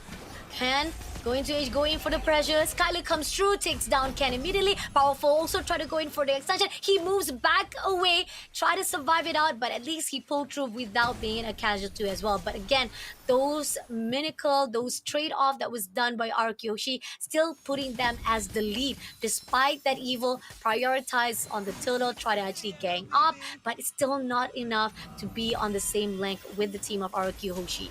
Yeah, Spear of Destruction not finding its mark at this point. Marky not exactly in the best of situations, but he will be at the power spike where the damage he can deal is quite a lot right now. Dyron is not exactly safe. And now Sutsujin, his priority shifts to Marky. He has to find Marky right now. Meanwhile, Team Evo, they will be focusing their sights onto the Eve, onto the RWM users, making sure that the zoning is not there. So Team Evo, the name of the game here, you gotta take out Rins if you want to win a team fight. Agree, definitely. And Sayla already spotted out Rins. We do see that they actually try to give that buff straight away to Suzujin, but Suzujin spotted out Boyet already in a very low condition. Will he pull through for the kill? Boyet will be shut down immediately, but as time goes by, we do see that Evil coming in for the fight. Oh, no. They have so much potential, but then again, they had to pull away. They still managed to steal away Skylar first of all, but at the same time right here, Ken having so much pressure. Marky have to be the one to make a change, but Darren takes him out of the equation, and in the end, Evil only having 2 of the death side on themselves is still not enough, as RRQ still in the back with taking down Boyet as well as Marky in the scene. What a blunder coming out from Team Evo. They had that team fight. They already took out Rins. Yes, Sutsujin went for Boyet in the back line. He did not have enough energy to go for the team fight. And Marky, he thought it was his time to attack Sutsujin, but he just had enough energy for one tiny cable away. And that was all the spacing that he needed just to recall away. And then the rest of the team just collapsed onto Marky because he was at 1/10 of his HP. Now, with the Lord up, the first Lord of the game, I mean, RQOshi, they have the map space to work with, but Evo, can they take this team fight here? They have all their ultimates up, but no flicker yet on Marky, and that's not going to be too important. They have to take out Rins once again. They have to, and right now we do see Powerful try to actually tease out Rins first of all. We do see Ken overlooking. They will be trying to, but it's gonna be Edog who picks off Ken straight away. Ken had to back off right now. He has so much pressure. Sela also had to be the one to move away, but so much going on with Suzujin as well as Kyler pushing straight away to the side of 2 players from the side of Evil, and now coming in with Skylar pushing in as well. Now, Suzujin had to back off. There was so much overextension, but it was enough of the wins that was done. 3 players of Evil was down, and now they can be able to finish it off. But Marky comes in. He's going to go in for a fight with Skylar, but there's no much. They couldn't actually take it out. Dyron also managed to survive those managed, and in the end, Marky, left all alone, could not do anything to pull through for the team of Evil. That's just micro decision making coming out from Oshi, right? Taking that segmented team fight, knowing that Marky is on the top lane. Yes, the Spirit of Destruction is coming in, but they forced a split position, and the Spirit of Destruction completely misses mark. And why Skylar was there? Because he knows that he has the Wind of Nature. There's no damage to be dealt, but look at this. They're going in with the heavy spin right now. Dyron shutting down Sayla, even with the help the Marquee, but still, it is going to be the turtle in the Lord, the heads of the side of Team RRQ. And even though this is going to be a really good fight, they did manage to take down at least Reens as well as Darren in the process. But RRQ, they're holding on in the side right here, as they know for a fact the teams of RRQ have what it takes to just get it all done with the mark, or with the marching of Team Lot right here into their territory for that last layer of turret. Yeah, in terms of team fight right now, right, it's going to be looking very scary for RRQ Hoshi to just run in to Team Evil. They have a lot of damage on Marky. He has the Wind of Nature complete already. So it has to be Sutsujin playing this guerrilla tactics. So as long as Evil is aware of Fanny's position, they're secured the game right now. Okay, let's see. Sela will try to pick up E-Dog first of all, but at the same time, they will be prioritizing to clear out the Lord as well. Now, they know for a fact they're not going to allow any of the extension coming in from top or mid as well as the bottom lane. But here on out mid lane, we do see all the players of RRQ already stacking themselves. They clear out the second last turret of the mid, and now Dirin all by himself fighting off with Ken as well as Boyat. But coming along, we got Edo as well as Rins. Rins try to find a way, try to actually have that space, but Skylar breaks off the last turret, the second last turret pushing in, and they know for a fact Powerful was almost been down on the lifeline, but they still managed to pull through away. Now Susujin right at the top, he's already been spotted out. Will Marquis try to go in for Dirin is coming coming in as well to help things out. But here and now, Powerful comes through. The turret has already been lifted out, and they will try to push in. But Team RRQ, it seems going to be Skylar the one who tried to be marked in. They don't get enough damage. They needed. Sayla had to pull away. Even Ken had so much struggle. They had to pull away and retreat. But it's going to be Riz who takes down Ken immediately for the extension. And now Team Evil looking less sturdy to be fighting with RRQ Hoshi. Yeah, that was a clean split coming from RRQ Hoshi, right? They're just pressuring all lanes at this point, and Susujin might be overextending right now, but he does find the finish onto Marky here.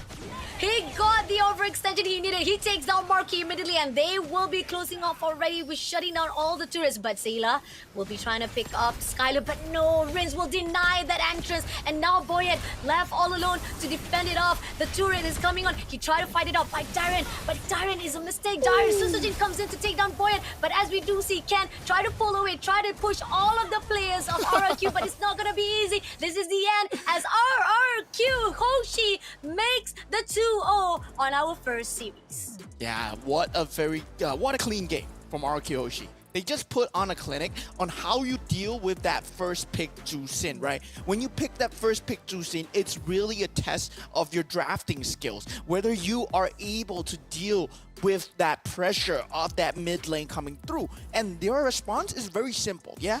It's always the response where I've always said you want the assassin to jump the backlines to split the fight as much as possible. But having that mobile assassin is not enough. Everybody needs to be mobile, and they double down on that. They bring out the Hilda, they bring out the 1-1. Everybody who is able to take singular team fights and be fine and sustainable by themselves. So they don't need to group up. They can play units of 2, units of 3. They force the split push time and time again, and Dyron was a menace in that team fight. Agree, definitely. I mean, no matter how much they try to attack Darwin, yeah, you did gang up, but you had to fight 2-1 between Ken as well as Boyet to fight alongside to shut down Darren. But it wasn't enough if you went all out for 1-1. And this is where the fine line of RRQ Hoshi was just better off on their own. They can actually be defending wise. They were they had a really tanky heroes to a point that Team Evil could not do anything. There was so much that they tried to cover up, but Sutsujin was so amazing picking off those backline to a point that Team Evil was just too open to be taken out.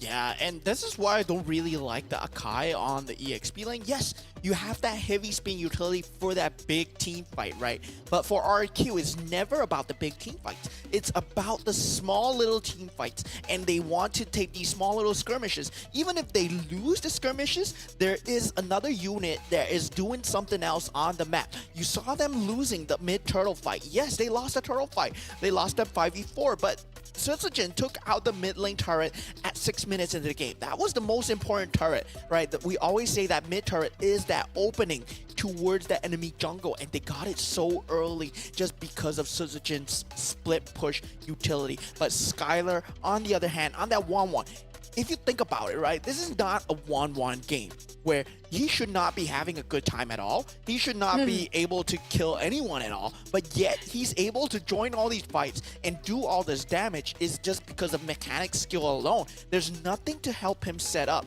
Yes, Jawhead can help him set up, but he should be trying to protect Rins. Agree, definitely. But the fact that Skylar was on his own, was able to pull through, and even the moment when no matter how much Evil tried to actually go in for those matches, those macro fights, it ended up being in the favor of Skylar because he was controlling every movement. He was really focusing on those fights, and he managed to actually pull through, connecting, clearing out one hero after another to a point that Evil could not do anything. Even with Marky coming into the picture, with the fact that during the starting of the game itself, where Marky tried to actually been taken out and 1-1 was denied it off, but at the end of it all, Skylar did manage to get the kill that he needed. And this is the third title that was actually being contested out, and shutdown coming through from Skylar itself to make a really good composure for Team RRQ Hoshi. Yeah, and this is the part, right, where he wanted to go for that mid lane turret. And really, at this point, they were winning that team fight. Rins was taken out. RWM was no longer in that equation. Skylar, he does have that crossbow tank, but does not want to use it onto Powerful, right? It latches onto Marky, wants to go for more, but does not matter because they kind of messed up onto Marky having that low HP. That crossbow tank was too far gone. Spear of Destruction was in, but by the time he went in, the rest of the team was ready to respond. And this is the fight here where Powerful, I mean, that Spear of Destruction could not land. Skylar, this is where he brought his MVP. This is the way with that Win of Nature, where it came out and he was just unkillable. Agree, definitely. I mean, no matter how much Marquis tried to help along the line, they were just separated. There was so much of the cover ground that was done by RQ Hoshi that Team Evil could not do anything. And even so, as Ken tried to actually push away all the players, what's been done, the damage is already put out. He could not do anything to defend the crystal, and in the end, this is a 2-0 fighting off win comes into the side of RRQ Hoshi for our first series. Yeah, and this is really a case where a region, I feel, is as strong as its opponents, and the entire league of Indonesia, it's to a point where if you're first, if you're second, if you're third, if you're fourth, they're all contenders in the international league. And Evo, even though you might be the second seed of MPLSG, they are very far away from the top seed of Singapore, and this really shows the disparity in mechanics between RRQ and Evo. Agree, definitely. I mean, was expecting a little bit more from the Evil side. I think that we want at least Evil to have that potential because we saw how they were when they fought off with MPLSD, and maybe along the line of those timing they might be able to actually redeem themselves or learn from those mistakes they've done when they fought off with NIP Flash. But coming along here to the SBS Open, unfortunately going off into day number 2, you had to meet up with RRQ Hoshi. They're very prominent from Indonesia themselves as well, so it's not gonna be easy. And I think Evil probably needs to step up, needs to have at least more of the control ways of how they actually played off with their heroes, because pretty much RRQ Hoshi, they know how to get it done. Their gameplay was just much more secure compared to Evil's. Yeah, and this is a very good litmus test for any other region who wants to be that top international scene player, right? Who wants to beat SRG, who wants to beat AP Bren,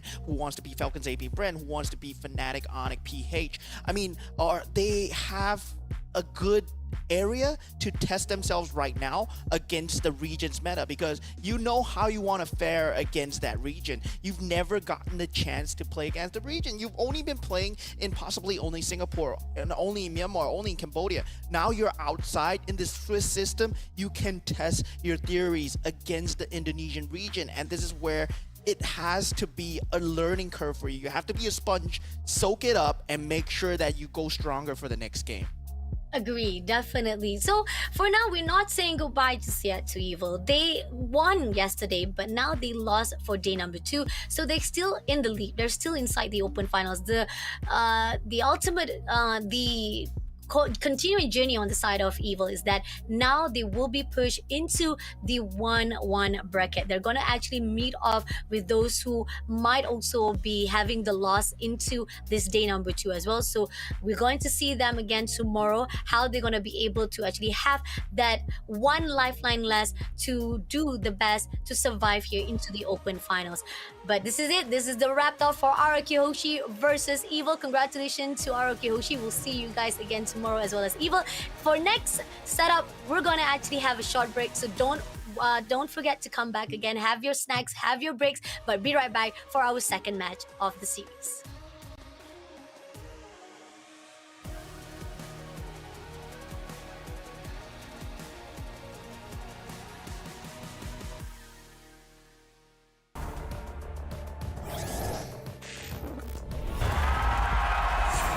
Here we go!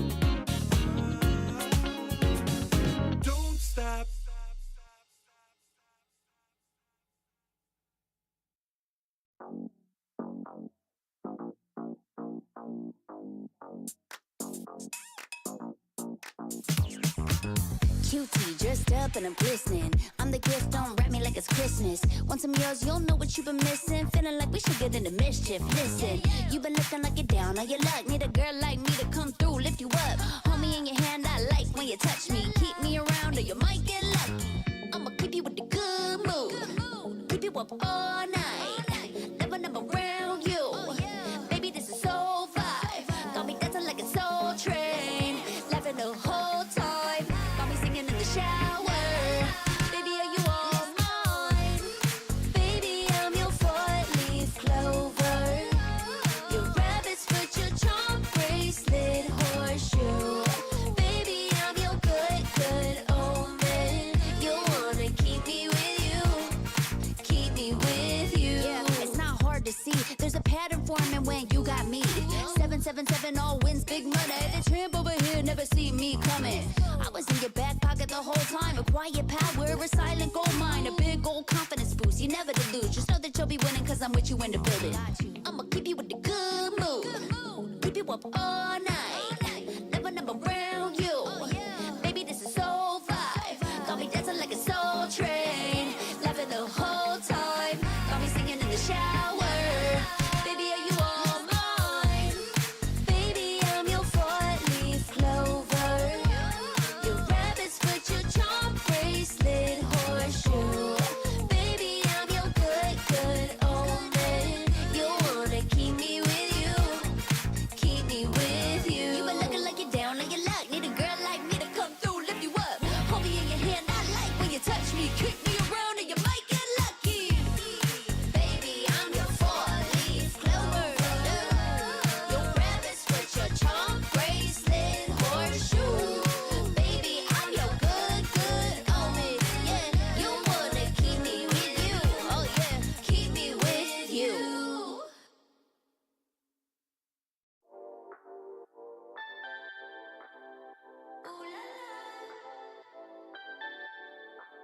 Let's go. Put it in motion. Baby, we're going faster, faster, faster, faster. Seizing the moment. Baby, keep going faster, faster, faster, faster. Speed up, make that thing rough. Foot on the gas so you got nothing left. Let's drive to the top of the mountain and see the view. Let's vibe, looking back on the journey, just me and you. Ain't nobody wanna go slow. Yeah, I was chilling in the past, I was solo. Now that I got you in my life, I'm like, go, go. I be living for the thrill of it, whoa, whoa. I hear you like to gamble. Let's take the road, let's travel. Know I'm a lot to handle, but I wanna go fast with you. Think we could go the distance, although I know we're different. Together we both fit it, so I wanna go fast with you. Put it in motion. Baby, we're going faster, faster, faster, faster. Seizing the moment. Baby, keep going faster, faster, faster, faster. It's like they never even seen us, and nothing will ever get in between us. I'ma ride by your side every season, and if anyone try to stop us, we just speed up. Yeah, always keep it at 100. Top down, pretty face, so sun-kissed. Know it's scary, but I swear I really love this. Big shades on, summertime in London. I hear you like to gamble. Let's take the road, let's travel. Know I'm a lot to handle, but I wanna go fast with you. Think we could go the distance, although I know we're different. Together we both fit it, so I wanna go fast with you. Put it in motion. Baby, we're going faster, faster, faster, faster. Seizing the moment. Baby, keep going faster, faster, faster, faster. Put it in motion.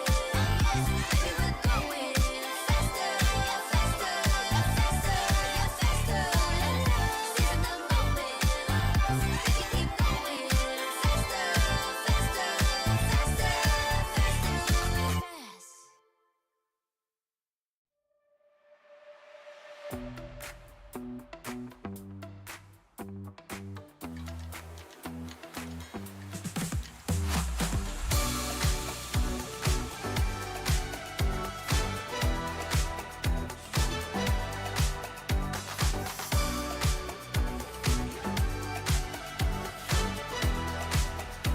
Welcome back, ladies and gentlemen. We just had a stellar series for match 1, but of course, we will be continuing on the day's events with match. We have Team Liquid ID with Evos Holy lined up for you guys today. And how are you feeling, Fasirvani? How do you feel about this match? I mean, I feel like really excited because we've already talked about how Team Liquid ID is definitely one of the teams that we have to watch out, and we know how they were really amazingly dominated their own day one on the open finals and stuff yesterday, and we hope to see this also happening against Evos Holy. But then again, Evos Holy is now talking about this team as well. They have their own success line as well. They have their own achievement, despite they are the one who had to qualify in the open qualifiers compared to Team Liquid, who are the invited team. So this is the fine line of how do you actually go up against the teams that have so much experience and who has so much great gameplays that we've already seen throughout the series or throughout the scene of MLB itself. Can Evos Holy can actually do something to be at the same length of Team Liquid ID itself? Going into this, like for the lineup of Team Liquid ID, I mean, we know how it was when it comes to having this great lineup or the rosters of Team Liquid. They are well known. They are very profoundly been performing well throughout their experience life. We got Aran for the EXP. We got Fabian as the jungler. He has Zikil for the mid lane, Witty as the roamer, and Aaron Shiki for the gold lane. I mean, Aaron was performing so well yesterday. I mean, this is something that along the line, they got to be careful. Those who are meeting up with Team Liquid, Aaron as well as Yezikel, I mean, all of them to be honest, but the control-wise that was done by Team Liquid was just performing that Team Evos Holy got to be careful when they meet off with this team. Yeah, and this is a team where you cannot rely on your drafting. You can't just ban them out, right? They have so many heroes under their belt, and we saw them using the Angeling. We saw yesterday they pulled out the Beatrix, they pulled out the Ixia as well, and they made it work. And one of the methods that actually buffed the Ixia, they pulled the Rafaela out. So Rafaela actually buffs that movement speed, the weak movement speed from Ixia. But on the other side, we have Team Evos Holy, one of the up-and-coming teams. We have Fluffy on the EXP lane, Maykids on the jungle, Crit on that mid lane, Ivan on that roam, and Erlan on the gold lane. I believe that yesterday for Evos Holy, the formula to success really laid in the hands of Fluffy, and he was given the Edith on the EXP lane 2 games in a row. So I'm not too sure what they still have in their pockets, whether other players are going to step up. And yesterday, I don't think they had a very easy time. They were up against Monster Vicious. Agree. I mean, again, this is where the fine line of how Team Liquid, they had a really good run. When they fought off with games MY Ace, they had 2-0. Evos Holy, on the other note, even with the triple usage of Edith and their line, they had trouble on the second match, and that prolonged into best of 1 for Team Evos Holy versus Monster Vicious. But they did manage to actually pull in. Now, going into the Team Liquid ID versus Evos Holy prediction-wise between you and me, Mo-Man, I think pretty much, I think we're quite similar. I'm not sure, but for me, I'm pretty much in the favor of Team Liquid ID because with a really good clean slate serve for yesterday, I would definitely favor more on Team Liquid side compared to Evos Holy. But I do give them a little bit of credit to at least maybe a potential of 2-1 so that they can pull away that 1 point for themselves. But you, on the other hand, explain yourself, sir. I mean, they are from the same region, right? Evos Holy is from Indonesia, and just stats alone, right? Team Liquid ID is the champions of MPL ID. They are the playoff champions, and they are a representative for M6 as well. So Evos Holy, they have big, heavy shoes to fill if they want to even stand a chance against such a dominant team. Unless, barring a mistake, similar to yesterday, where we saw a champion get taken down by one of the lesser-known teams. It might be happening again, right? It might be happening again. We got to see what Evos Holy has in their pockets. Agree, definitely. But I don't think that Team Liquid ID is the kind of team that like to mess around and try to actually try and error when it comes to drafting wise or even when it comes to the gameplay wise.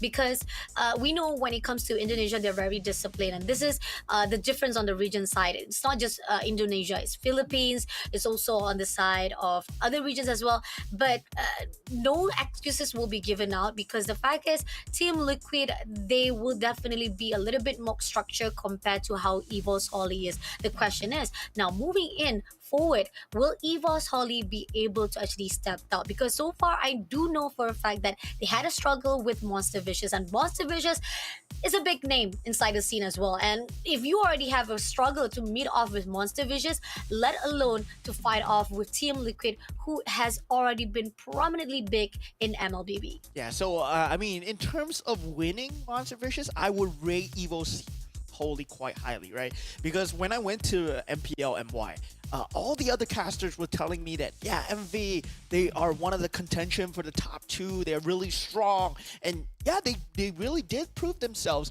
but they fell a bit short in the the playoffs. As regular season, they performed very well. But Evo's Holy to get a win against MV by being a lesser known team, I feel that, yeah, it's a win in their books. But right now, they are in the big leagues. They are playing against the big boys. The Team Liquid ID, right? The team that went to the lower bracket had the tenacity to come up to the upper bracket and go against the same team that took them down and take a series win. Agree, definitely. Now, let's take a look on the drafting side. Seems that Team Liquid ID will be prioritizing to ban out Alpha first of all. I think possibly we do see a lot of the movement coming along for the stepped up, and we do see Jushin. Finally, one of the Holy Trinity has already been banned out. Fanny also been taken out from the side of Evos Holy. They do not allow any movement coming in from the side of Team Liquid. I like the fact that they try to actually shut down at least mobility wise. Those you cannot actually shut down, because Team Liquid wise, if you give so much mobility, they will definitely use that to their own advantage. And it feels to me like Evo's Holy, they go for the similar drafting and banning patterns, right? They will want to take out the Fanny as much as possible. Then afterwards, possibly if the chip is available, take out the chip. Then of course, lastly, if they're on the red side, I think they will want to take out the Suyo if Team Liquid ID do not take it out. But Team Liquid ID, they do not want to go against the Phobias here. I mean, it has to be a Suyo, right? It has to be a Suyo. Going from the drafting patterns from yesterday, I'm not too sure whether they are going to change their method of thinking here. So, yeah, I'm pretty sure we're looking at a Suyo ban. Definitely, we're going to see the last ban coming in already before we give the opportunity to Team Liquid to get the first pick. So maybe Suyo, maybe, who knows? Because if Evos Holies give that opportunity to Team Liquid to have that opening site for the first pick, you're gonna actually have a really tough time to respond that. And Suyo is not, should not be in the pool for the choice. And there you go, finally picked off Suyo for the ban off, and now Team Liquid ID.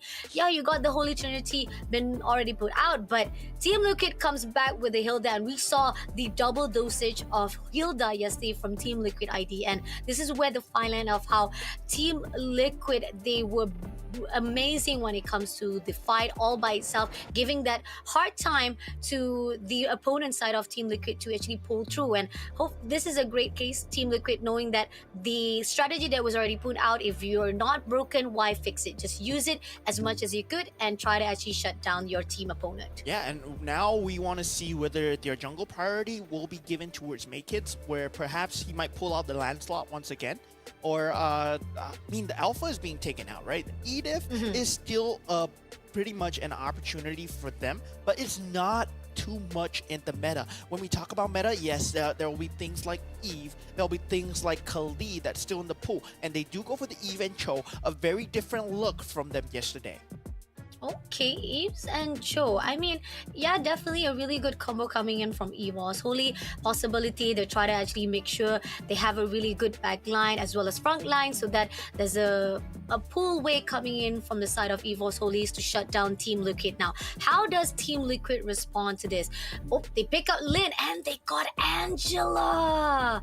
Yeah, now, I that's forgot. the crucial. Yeah, I kind of forgot about that as well. I mean, like, yeah, they got Rafaela, right? And that was already a really really good prominent support coming in from Team Liquid. But with Angela on the side, that's not gonna be easy for Evos Holy. Yeah, it's a very hard two to deal with, and the Fanny is no longer available, so you don't have the ability to kite around the Tempest Blades anymore. But still, if they're going to play towards the strengths, I mean, a very good pick here would be the 1-1. Then you want to ban out the gold laners for Team Liquid ID because you have that Cho 1-1 combo that you can do that pick off, you can get the early game going, then you can secure the mid game and end at an earlier timing before Link comes online. But they choose to go with the Khalid instead. Okay, because choosing Khalid instead is something to be aligned. At least they try to actually make sure the front line will be still covered up. They got a mobility wise on Evos Holy. They know that this is where you want to mess around a little bit, where links come through. So with Khalid on the side of Evos Holy, they know for a fact that they want to actually at least shut down any attempts coming in for the side of Liquid ID. But potential coming in from the ban phase wise, this is where you talked about how are they going to actually ban off at least goal side coming in from Evo solely, denying any options opportunity? It's going to be Harith who will be banned off here for the next ban off. Yeah, I mean, they don't like playing against Harith for sure. It was a 100% bad pick rate for Evo's Holy yesterday. So yeah, going with the banning drafting patterns, I think it's pretty similar on the side of Evo's Holy. Meanwhile, Team Liquid ID, they can choose to ban away the 1-1 right now because that's still a potential combo coming out from Evo's Holy. I mean, with the Raging Sandstorm, it adds another layer that they have to worry about. But the Hilda is a very big issue, especially for the jungler. So I want to see Team Liquid ID take away one of the mobile junglers, possibly the Hayabusa being taken out, so that the Hilda can have a great time in the jungle as well. Oh, that's true. That's definitely one of the... Oh, and you said it! Finally, we do see Team Liquid doing what is needed, necessary here. Hayabusa will be picked off straight away. But there's also an opportunity for another jungler to be tagged out. I mean, like, even though with Hayabusa, Fanny is out, they still have a chance to actually have it. But the next ban off phase right now, how are they going to actually portray at least some of the... I think there's a possibility. Evo's Holy still will be prioritizing more on those front side. Front line need to be got it off, and they don't want to actually have those opportunity for Team Liquid to come true. So Evo's Holy, what are your thoughts on this? I mean, right now, they, going with the similar patterns, right? They take out the Edith. Okay, I was expecting somewhat on the lines of a Nathan being taken out, but perhaps Evo's Holy, they want to pick it up for themselves, but they have to worry about this mid trio coming in, right? The Angela Link is going to be a very potent combo, and Harith combined together with Angela, yes, very strong, but Edith with the Angela, maybe not as strong. So I would want to see Evo's Holy, they would have to play their playstyle a lot more faster. They want to play things like perhaps have a Ruby in their lineup, put it on the EXP lane, maybe have a roaming Cho. I'm not too sure where they're going to put the Khalid after that, but they've yet to pit the jungler and the gold laner. So Evo's Holy, wow, it's going to be very hard. It's going to be very hard. They lack in frontliners. Do they pick a Fredrin here? I don't know. Like, it's so hard for them right now. Hayabusa has been taken out. So they might go with a Roger. They might go with a Roger. That could actually help them along the line. At least they have the mobility wise. They need all the damage to secure for them. So could possibly Roger be helping Evo's Holy for now. Even maybe Claude can be helping them. There's a possibility to actually back things off here for Evo's Holy. So who knows? Maybe these two heroes can at least be a really good respawn from Evo's Holy themselves. Yeah, if they can play like RQ Hoshi's 1-1, then pick up the 1-1 because now you have the Cho, now you have the RWM. Raging Sandstorm is very good for the Gorilla fights, but they go for the Moskov instead. That late game assurance might be more important for them in case they lose the tempo. So yeah, Team Liquid ID, for them, this is pretty straightforward, right? As long as you can enhance that Angel, as long as you can keep shoving forward again and again, their gold laner picks, they can pick almost anyone that they want. They can go for the carry, they can go for the Nathan here. I mean, with that late game assurance, they don't really have to worry about the gold laner here. Agree, definitely. Pretty much Team Liquid ID, they have all the pulls they need. They ended up picking up Lunox. Yeah, Okay. pretty strong. Picking up Lunox here on out for their goal lane. And we got Gatot Kacha. Look at the combo that coming out from Team Liquid. I think pretty much they've already secured all their front line as well as back line now. Evos, Holy, I mean, late game wise, yeah, you still have Moscows to cover things up, at least dealing with a lot of damage for themselves. But the question is, alongside when it comes to Team Liquid, I think in the mid game itself, they might have a lot of strategy to pull through into Evos Holy. Yeah, and they go for joy. Evos Holy are bringing the pace up by a notch. Yes, we said that they want to play fast, right? Team Liquid ID, they also want to play fast. So within that first 5 to 8 minutes, we will already be deciding who has the momentum of that game already. Because Joy, you need that snowball effect going as much as possible. You want to pair that with that Cho. Yes, but now they have to worry about the hard guard. Can they burst down the hard guard and get a pick before the sustained team fight gets going? Angela thrives in sustained team fights. When you can get a long team fight, yeah, you're definitely losing to the Angela.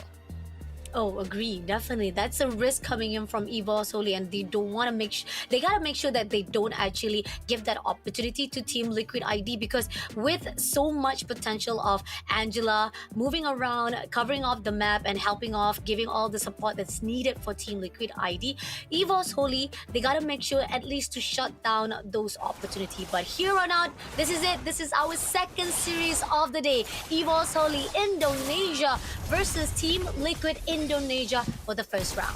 Yeah, champions versus one of the rising stars of the region, right? I want to see how this team fares, especially with this niche Joy pick that will be coming through. Team Liquid ID really have to up the tempo here, especially since they have that Khalid, very mobile roamer here.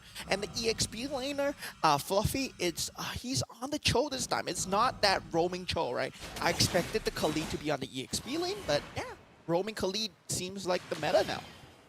Okay, looking not the unorthodox fights approach coming in, but here on out, you do see that Weedy will be attempt straight away. Ivan doesn't manage to get the damage they needed straight to Weedy, so still, Team Liquid ID still looking sturdy, doesn't have that opportunity to pull through. So Evos Only, this is just a pick a tease, just a little bit of choosing on try to fight it off. But Fluffy on the scene right now with Fabian doesn't manage to actually get the kill they needed, but they did manage to actually at least get a hold of the comfort zone of the crab. So at least Team Liquid gets a lot of the potential of the cover up for this map.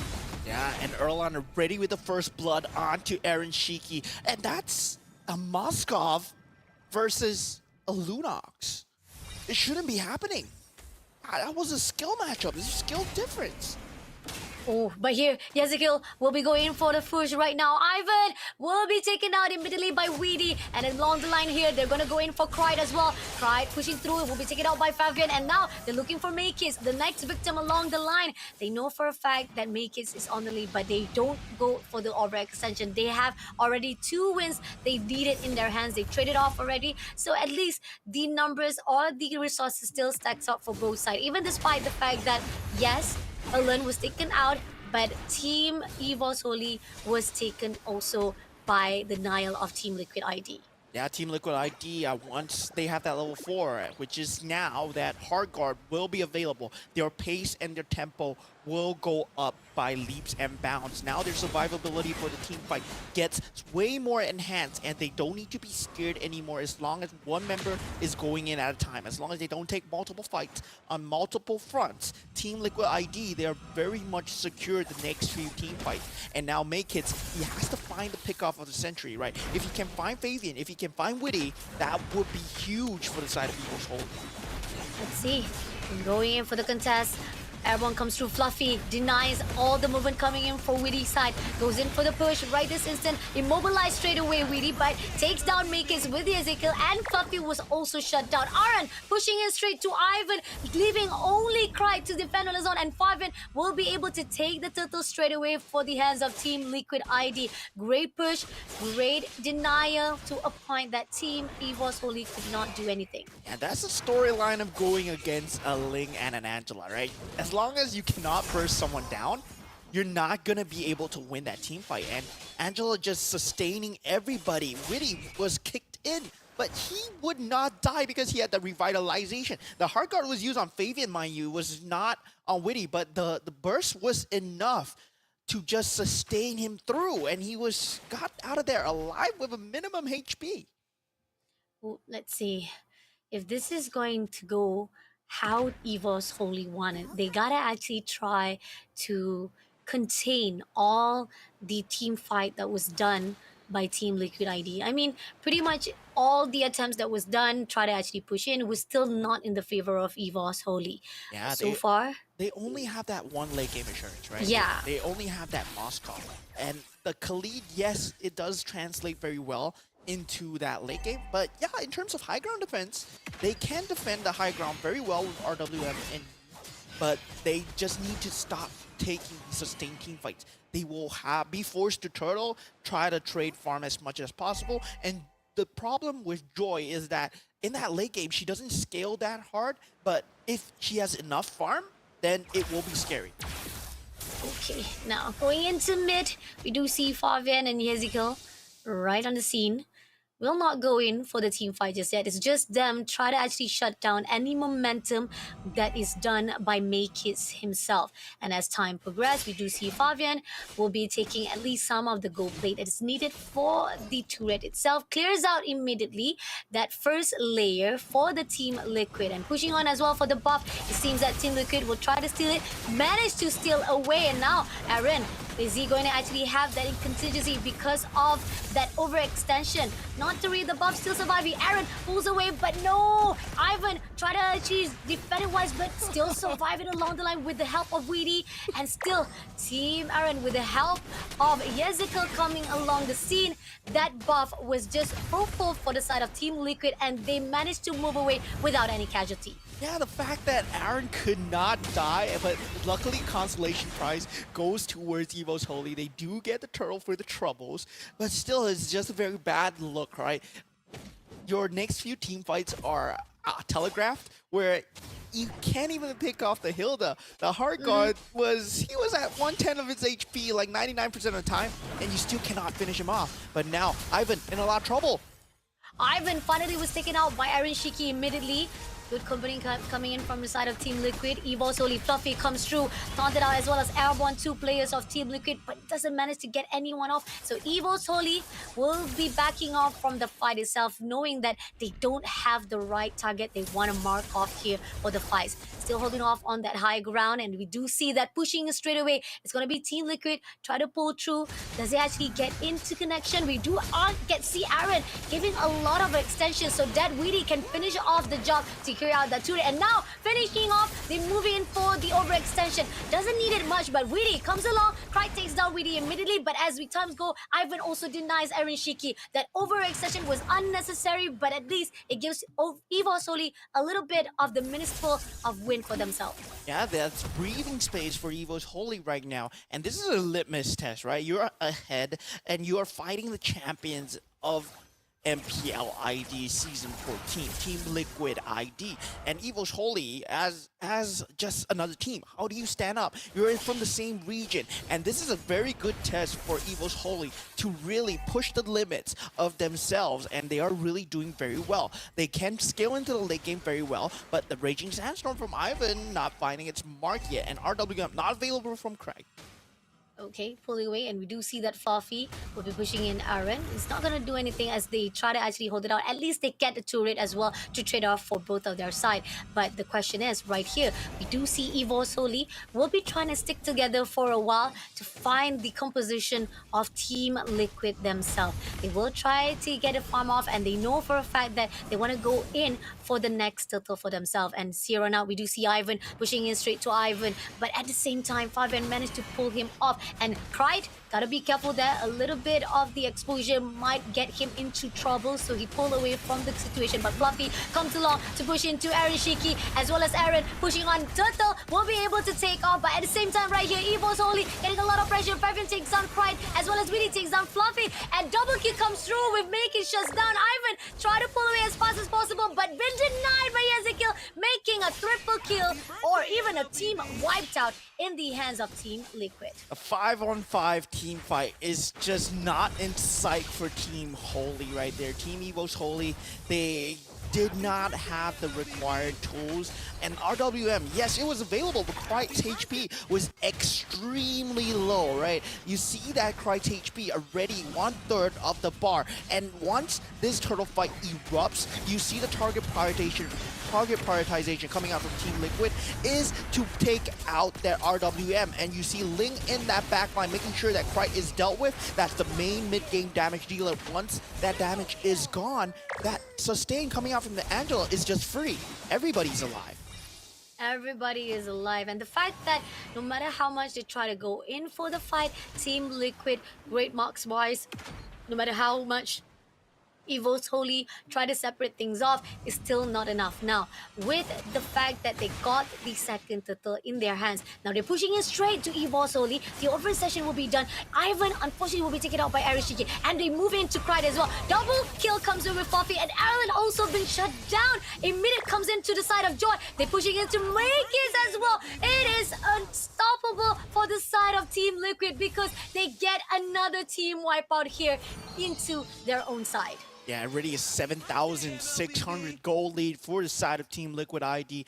They want to shove things through, right? They take away that Holy defense on that bottom lane, and Evos Holy, what do they do to answer here? It's very hard for them to answer back, because even if they do that macro split push that they want to get going, Ling is such a mobile hero, and there's a global presence with the Angela as well. This is the beauty of Team Liquid ID's draft. Aaron Shiki might have died solo too early on, but it does not matter in the grand scheme of things. Hot been taken out. Here on out, we do see that Joy try to push in straight to Aaron. Aaron try to actually survive it out and making a good combo, but at the same time here comes along with Fabian pushing in straight to Team Evos Holy. The extension comes through with Hayes. Hayes kill takes down immediately Fluffy, but as the progress, Evos Holy backs off away, pulls away before they became another casualty in the hands of Team Liquid, but the damage has already been done. Team Liquid got what they needed. Marching on right now at the bottom lane, it's gonna be Lord pushing in straight away. They're gonna clear out the last bits of the turrets needed here for the baseline of Team Evos Holy. Yeah, Team Evos Holy, they have to burst someone down. That's the entire game plan here, and it's just failing, right? It's just one by one. Aaron is not dying. That hard guard wasn't even needed to be used, and he still took so much of the damage. And now Fabian, he's dealing so much damage. He's at the main power spike right now. Whether Erlan, he does have the farm to fight it, is gonna be crucial here. All right, Joy Kid. This is going to be actually going for a fight, but he pulls away. Unfortunately, he didn't get it. Instead, it's going to be denied by Ezekiel as well. Now, Ivan will be the next victim, as well as Elan was taken out by Fabian. Ivan will be the third one, and now Krite try to do in for the square movement and try to actually push out and do a defense. But unfortunately, Aaron Shiki, just so much potential, able to break off straight away all the defensive mechanism. Krite as the only one to survive it out. He wants to defend it, but unfortunately, this is going to be the end for Team Evos Holy as the Team Liquid. That's their first win of the series. And Team Liquid and DJ just show their dominance here. I mean, you give them the Angeling, they show you the Angeling, right? The way that Ezekiel was playing, there is no way that you are going to kill Aaron. There's no way that you're going to kill my Fabian. Fabian, yes, he did die in the last team fight, but it was for the greater good. It was so that they can win the game, and it's totally worth it. Meanwhile, Evos Holy, I mean, they have a lot of thinking to do, right? They went for the joy pick, yes, but they did not execute it for the joy pick. And I feel that, yeah, they had the Khalid, they had the joy. It was a high tempo game that was needed to be played by them. But there was a lot of team synergy missing because you have that Cho, and that Cho, it would have been much better to be on that roam-centric role together with the Joy. Then Khalid would have done way better on the EXP lane because you have an Eve who is so defensive.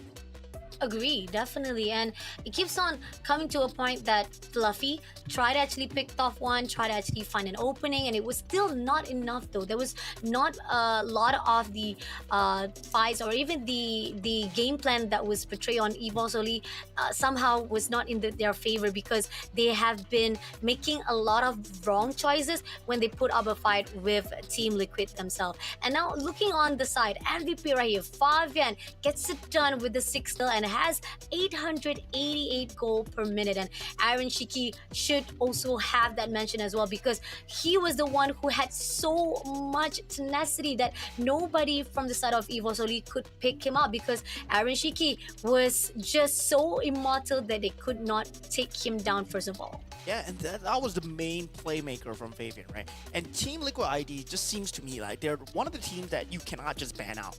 Like, you can take out the chip, you can take out the Suyo, you can take out the Sin, yeah, but sooner or later they have something up their belts. They're gonna take the Suyo eventually. They're gonna take the Fanny eventually. They're gonna take that Ling, and that Ling Angela being leaked out into the pool.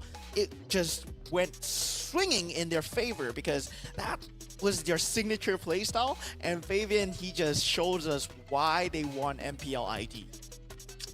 Great job coming in from Fabian as the MVP with 888. I mean, this is where the fine line where Team Liquid, they go all out, they try to push in. Yes, Make It did manage to get that blood they needed for the side of Evos Holy, but as they come along, Cry takes down Witty, they try to shut it down.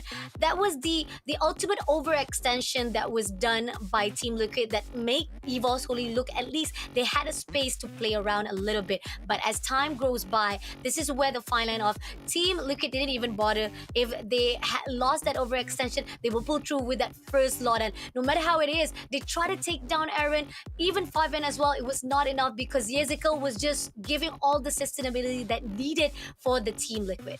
Yeah, it's just a matter of learning how to fight against that Angela. And there's like 3 ways that teams have used to fight against that Angela Link combo. One is to pick off that Angela so that the hard guard is not available. That's only available in the early game, right? Once that Angela hits that level 4, you won't see the Angela on the map. The second way is to disengage when the hard guard is up.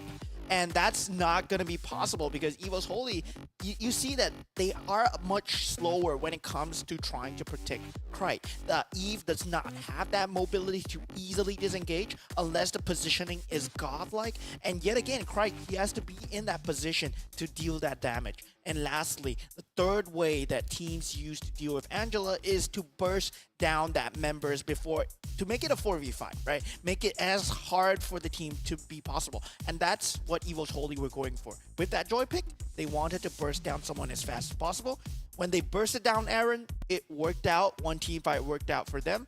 But once they couldn't burst down anyone else, it became extremely hard. But let's just find out what they have in the next game. But before anything, we're going for a short little break. So see you guys after the break. The Snapdragon Pro Series is brought to you by Snapdragon Elite Gaming, Monster Energy, and DHL.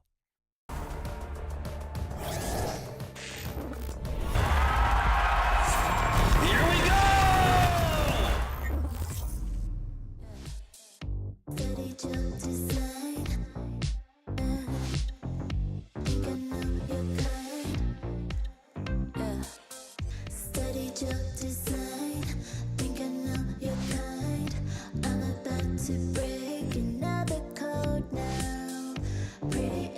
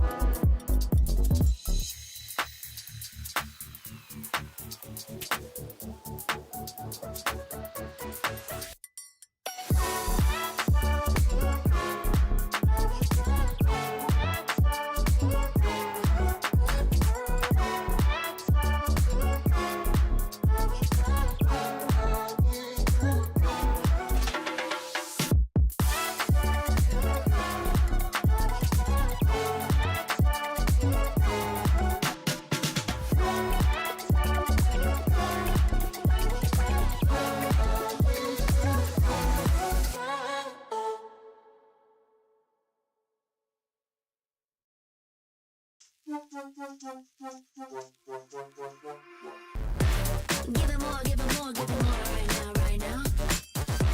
Give it more, give it more, give it way more. Yeah, we give it all that we got. Measuring what's in our pockets, then we give it a lot. Cause we've been hustling for years, now we up at the top. And no, it's still not enough, so we ain't gonna stop. Cause that's full throttle, zoom, zoom, hop, skip, jump. Gotta eat it up, but the goal is lunch. I'm the big goose, so I never duck, duck. Just keep my head up and yeah, we going up, up, but don't call it good luck, luck. Earning what we got, cause all we do is give it more. Yeah, we going up, up, but don't call it good luck, luck. Earning what we got, cause all we do is give it more. Give it more, give it more, give it more right now, right now. Give it more. Give it more, give it more, give it way more, way more. Give it more. Give it all we got, we give it all we got. Give it more. Oh yeah. Give it more. Give it all you got. Now they know about our dedication. Not just hard work, it's also patience. Chipped away at it and ignored the hate. And now we big time status and it's us for the taking. We eat, dream about it every time we sleep. Making moves, just look at my feet. Yeah, we bring the heat. We make every situation sweet. Now all we need is yeah, we going up, up, but don't call it good luck, luck.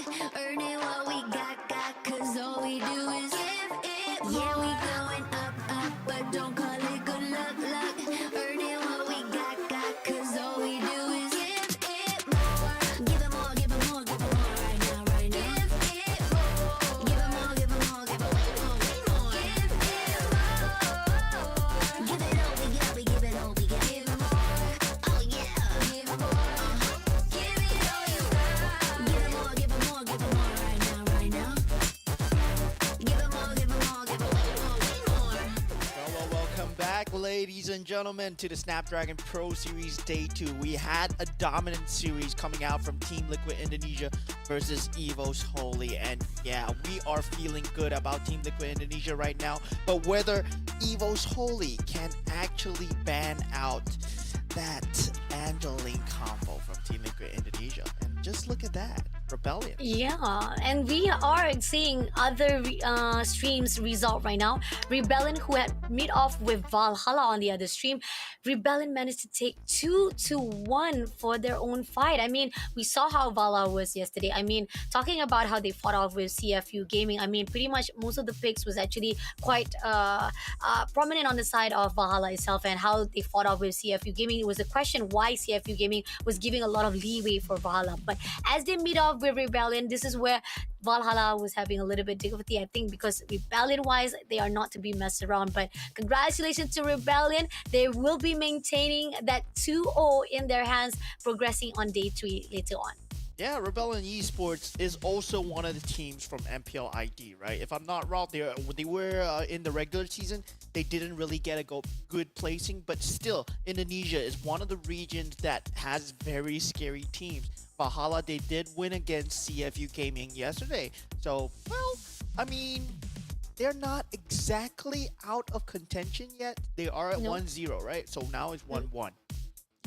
So we will So be they're seeing more still- Valhalla. Yeah, we'll still be seeing the last glimpse of Valhalla tomorrow unless they'll be able to prolong it and making sure that they will hold on to that last elimination. They still have lifeline. But on the side of Team Rebellion Esports, we are going to see Rebellions already joining off with the one and only who managed to shut down our team of Singapore, which is Evil. And hopefully this is going to be the same case to Team Liquid Indonesia unless Evos Holly has something to say going into the second round of the second series. Yeah, I mean, in terms of banning and drafting itself, it's just very hard to ban out Team Liquid's playstyle. But, I mean, if you want to take out the Angela, you can do it. We see teams ban out the Angela. But it seems to me like Evos Holy, they've been going with the same banning and drafting patterns for the past few games, and it has been working for them yesterday. But today, well, I said it before, I'm going to say it again. You're in the big leagues now. You're playing against the big boys, and you have to start doing a lot of more homework, man. Team Liquid ID, once again, they do take out the Hilda. They take out the Fanny, and it's completely different from what we're used to seeing. No, I mean, this is Evos Holy. And Team Liquid ID, they go for the bans that Evos Holy were going for. That's why I thought they were them. They banned out the Chip and the Suyo. Okay, all right, but at least now we finally see Evos Holy knows that. I mean, not the best band that we talked about because I think that possibility we did saw. Yes, there was a little bit of menace coming in from Weedy side, Aran side actually, when he was actually holding off a lot of the positioning, giving a lot of pressure to Evos Holy. But then again, the one thing, oh yes, finally they put out another contender that needed to be banned off is Angela, because it is a side right now for Team Liquid itself. Like, you don't want to have the great sustainability on the side of Team Liquid. So once you take out Angela on the side, maybe there's a possibility you can be able to fight off with Team Liquid ID. But we do see that even though they don't have Angela, they might actually bring Dot and that Rafaela as well. So that could be another combination we might see from Team Liquid as well. But now there's one more band off right here by Team Liquid ID.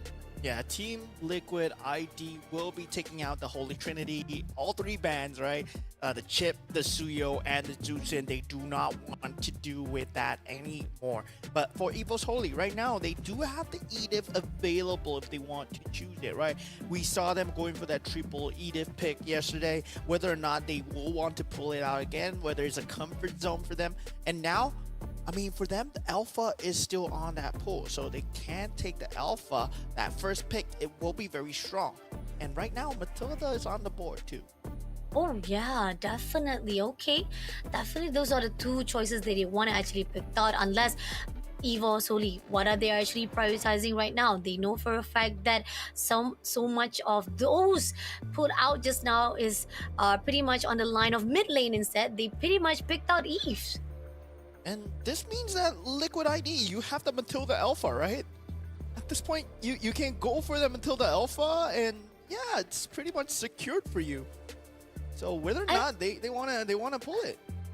I mean, again, this is where the fine line of Evos Holy, they're still in their comfort zone. They're still playing off with what they are used to, what they are pretty much more sustainable or able to be familiarized when it comes to their own gameplay. But then again, once you move in to fight with Team Liquid, if you're too comfortable, that's giving the opportunity. And there you go. We got Matilda been picked out already, as well as Alpha in the side of Team Liquid ID.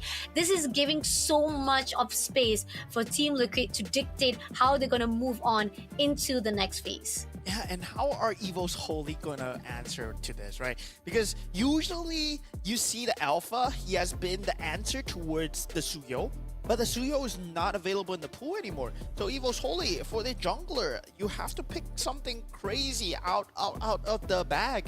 So maybe we might be seeing something along the lines of just going into the Hayabusa, playing for that backline play, but that Matilda is so hard to jump, so much mobility, and Eve is in so much trouble right now. So you either want to double down into protection for that Eve, where you actually pick up a Ruby, or they just double down on their gameplay. They're going for the team fight. So Fovia is in the time. Okay. Okay. I mean, we've seen this before. We do see some of the teams are prioritizing on the offensive side, and sometimes it falls really perfectly as they want to be. It actually comes down to a really good execution. So maybe Evos Soli is much more comfortable on that zone. We're not sure. Maybe execution wise it will be even better. But on the side of right now, I feel like pretty much they need to be aware of the situation where, even though with the offensive side, you have to have a really good front line, because it's going to be getting a little bit too squishy. That Team Liquid will be giving a lot of pressure, will actually do a lot of damage, and this is where the fine line, they put out high lows as well, even more for them to have a really good defense. Yeah, I mean, very curious for me, because the Khalid was available, but Hylos, it still does its job very well. And Hylos, of course, with that glorious pathway together with the Spear of Alpha, you don't really need to use that guiding wind as much as the Khalid. So that guiding wind is secured for the Alpha and most of the time. So they will take out the Hayabusa, which I was expecting Evos Holy to pick up. So that's just denying away more space for them. And meanwhile, Evos Holy, they yet to pick up the jungler. But for Team Liquid ID, gold laners are not there yet. So they take out the Ixia, the Moskov, one of the possibilities. You can take out the Harif as well. And meanwhile, for Liquid ID, Nolan. Okay. Somehow Team Liquid ID is much more prioritizing on the side of all the junglers, and I like the fact that at least Evo Soli at least take out Izia, so they know, because Team Liquid ID, when they perform wise picking off Izia, that was one of their potential win rate when it comes to their previous fight as well on day one. Now 1-1 also is out of the bag as well. Now Evo Soli, at least I feel on the banning side here compared to previous one, this is a little bit far better off. But they can still disrupt that team fight as much as possible, right? True. Actually, here they can go for this high AoE Beatrix if they choose to do so, because Aaron Shiki really good on the Beatrix. So yeah, Team Liquid ID, I'm pretty sure that they can leave it for the last pick. So yeah, they can still go for that mid lane priority to fight against the Eve. Aurora still in that pool if they want to go for the Aurora, and Vexana to fight that team fight as well. Yep, and they picked out Aurora, so that's going to be a prioritization coming in from the mid lane. So now comes down to Evos Holy. Again, yes, offensive side, you have already covered up, but the thing is, it's still not covering up your front line. You need someone to do a lot of the sustainability. You need someone to at least have that potential to survive long enough to fight with Team Liquid ID. So this is where the fine line that, okay, Evos Holy. Okay. That's a very good utility jungle pick, right? X-Borg, he has a lot of sustainability with the Faragra armor. He has a second life. He has iframes and very good damage if he can get the farm going. Now, what I'm more curious is whether they pick up the Khalid. Yes, they do. And now with the Khalid and the X-Borg, I mean, that's a very strong pick coming out from Evos Holy. Whether they can weather this mid-game advantage coming out from this mobility of the Guiding Wind and the Spear of Alpha. Team Liquid ID, yep, left with the gold laner picks. They can pick any gold laner right now. It would do them wonders, but they have to fight the Nathan. They need to know that the Nathan is there as a late game insurance. Okay, let's see. Team Liquid ID, pretty much solid grounds already coming in for all the 4 picks. So any heroes can be used here at the moment right now. Pretty much, I mean, at the moment right now, I definitely see they can be able to pick out Harith as well. They can actually go in for even Moskov. So that's pretty much Team Liquid doesn't need to bother much, but they go in for Bruno. They bring in those massive damage coming in on the late games, even at the mid games. And we did see this previously on yesterday or day 1, right, where Jones managed to pull through with a lot of damage wise at the mid game itself. So Team Liquid ID, I think when it comes to Drogty wise, again, they are perfection. They had a really good structured game plan. Evo Soli, I like the banning. I think we do see the visions or the ideas that pull through. The question is, can they actually be in a better position when it comes to the execution? Because right now, timing is very critical for Evos Holy. Yeah, the response was good, picking up that X-Borg into the Khalid, right? You have that Raging Sandstorm, you have that Last Insanity coming out from the X-Borg, which deals a lot of damage, a lot of crowd control. But the thing is, they are still lacking that finishing damage. They don't have that final touch until the Nathan comes into that picture. This is where Evos Holy's lineup is slightly lacking, right? They don't really have that finisher. And I think that X-Borg, very good utility, but Alpha, he has way more damage, way better cycles for the jungle. So it's gonna be whether you can disrupt the jungle patterns coming in from the Alpha. And with the Matilda, I bet you that Matilda will be either invading or hard protecting that Alpha. So Alpha is gonna have a great game. But now we have a little slight bit of technical pause, so you will have to hear us talking just for a while longer. Yeah, I mean, like we wanted to join into straight into the match number 2, but unfortunately we have to wait a while. So sorry for the inconvenience, but then again, we hope for the best. At least it gives at least a few times, or at least a little bit of time for Team Liquid as well as Evos Holy to get really more prepared into their second round of the match itself. Because so far right now, drafting wise, we've already done it. We do see when it comes to the pick wise from Team Liquid itself, it's much more better off. They have already covered up the solid grounds. The question is, I mean, again, yeah, definitely I do agree on the note that Matilda will definitely defend wise, protect wise every movement that is needed for Alpha itself. But then again, I feel like there's a possibility once they know for a fact that they got Xbox, maybe Xbox will try to mess around. Maybe Xbox will be helped out, and maybe in the meantime we know for a fact that they do still have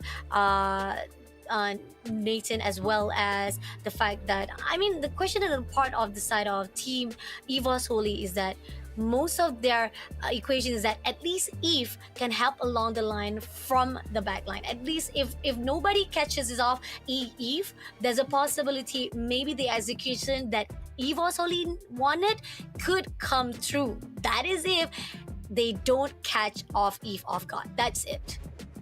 Yeah, but still, like, even if they don't catch Eve off guard, I'm very worried for Evos Holy because they don't have any damage.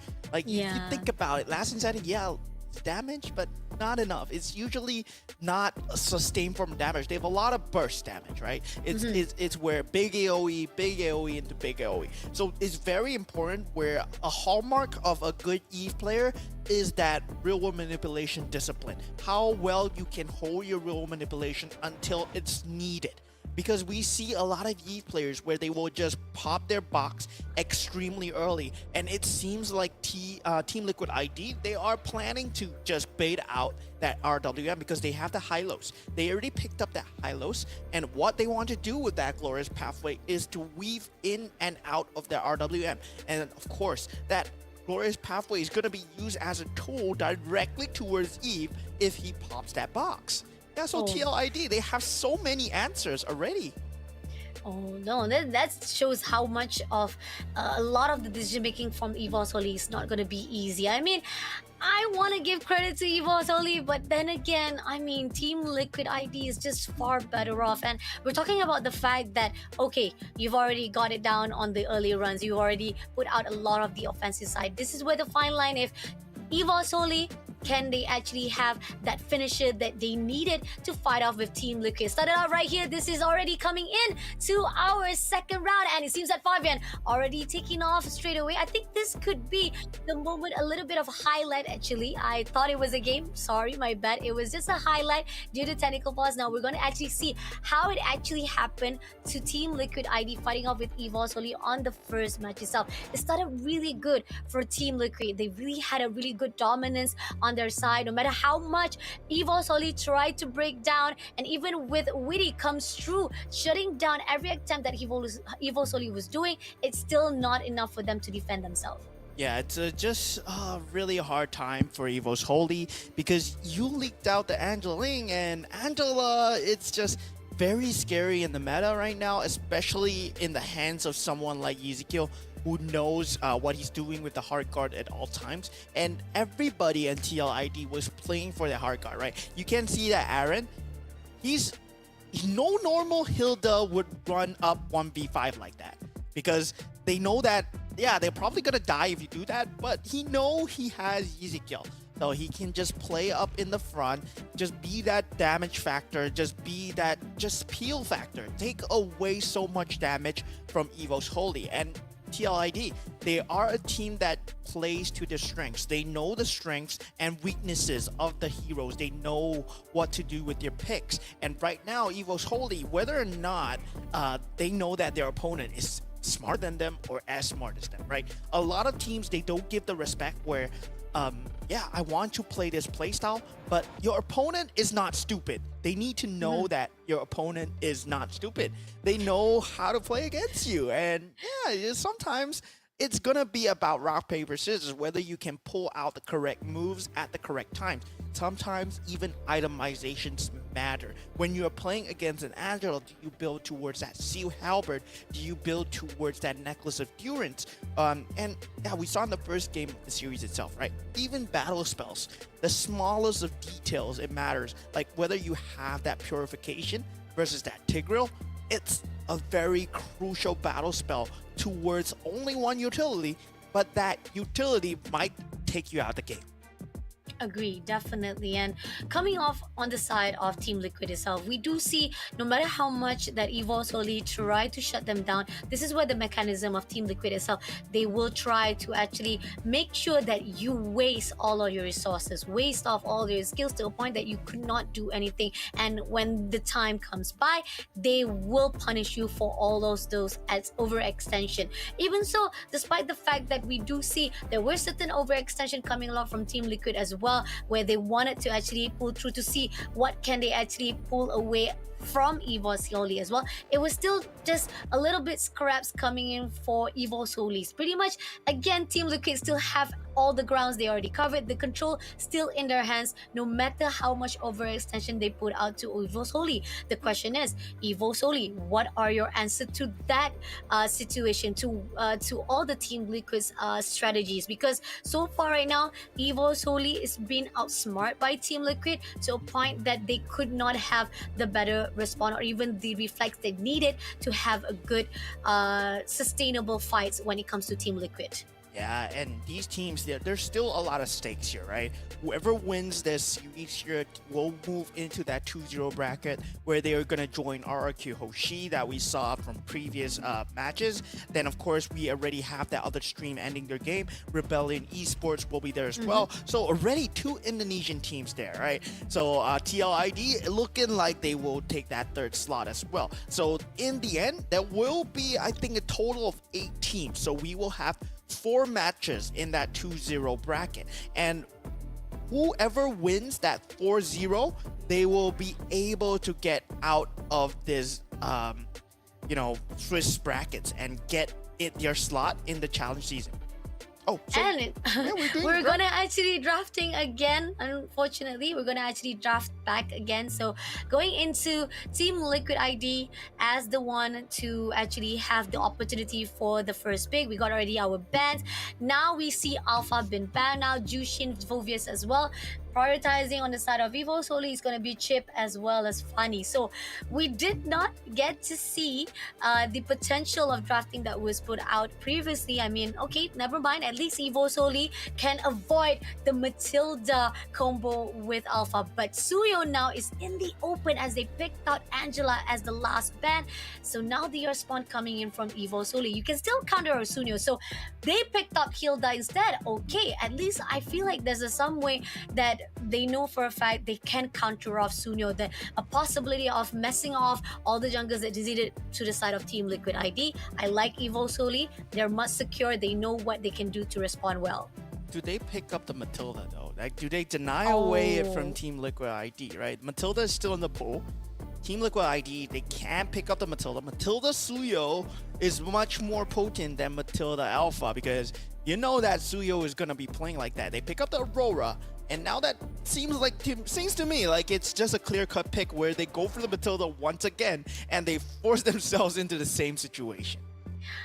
Oh god, Evos, holy. I mean, you had that opportunity, could have actually at least get more of secure for your side. So now Team Liquid ID definitely gonna pick up Matilda.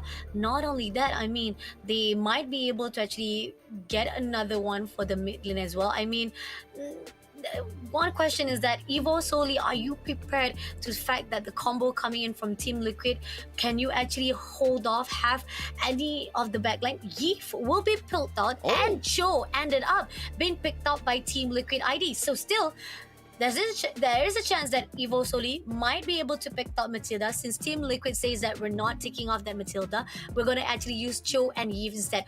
But it is going to be Nolan to be picked up by Evo Soli. Yeah, I think they're putting a lot more priority in the jungler since the Suyo has been picked up. And meanwhile, for Team Liquid ID, it's just very lucky that Evos Holy went for the Nolan instead of going for that Ruby, right? Ruby would have disrupted that Cho really well. And it seems to me like Team Liquid ID, their game style is set. They want to be that aggressor, and with that Cho pickup, it's definitely like witty on that Cho. He's gonna be in the jungle the first half of your game, and whether the Hilda is able to respond in time. Now with the ban from Evos Holy, they have to ban out possible EXP laners that can be in your face, which is one of them will be the Khalid. Whether they do take it out, that's gonna be huge. Matilda finally being taken out by Evos Holy. I mean, Cho as a possibility goes in the EXP lane, and they still go for that Matilda Suyo. Okay, and we know for a fact that Khalid been banned off by Team Liquid ID. I was expecting at least they're gonna actually try to ban off Ruby, but then now moving on to Evos Holy, they have another one to be thinking about. How they want to actually make sure that the mobilization that Team Liquid ID will portray onto the next two last heroes they're gonna pick up. Yeah, I mean, with the Matilda being taken out, right? One of the key factors that they need to worry about is something like a Gato-Kacha, something that can jump the back line. And that, yeah, they do take out the Gato-Kacha. Another one that they have to worry about, Tigreal, but Tigreal's not really a problem for Team Liquid ID. It's more on the disrupt. And Evos Holy, I mean, if they want to go for full disrupt, they can still go pound for pound. They can pick up a Kaja if they want to do so. We did see the Jawhead as well. Jawhead is very good in disrupting that Cho's mobility, and Ruby as well. So one of these three might be very good for Evos Holy, provided they know how to play it.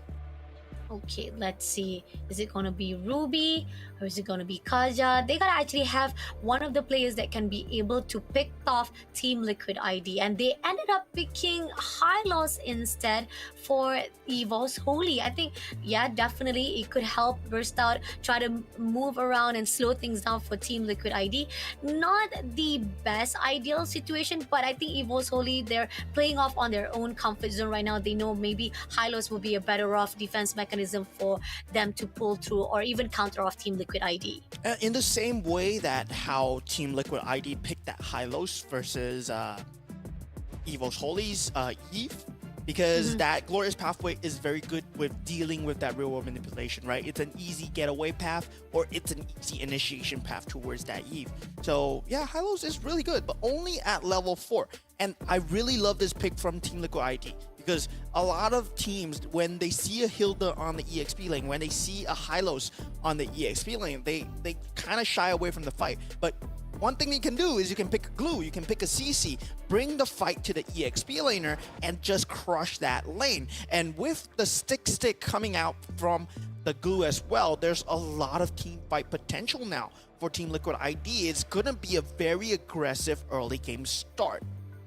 Okay, even with Nathan been picked up, and this is going to be a great composition coming in from Team Liquid ID. Evos Holy. Now the question is, you've already got all your front line already been covered up. You know how to actually slow things down for Team Liquid ID.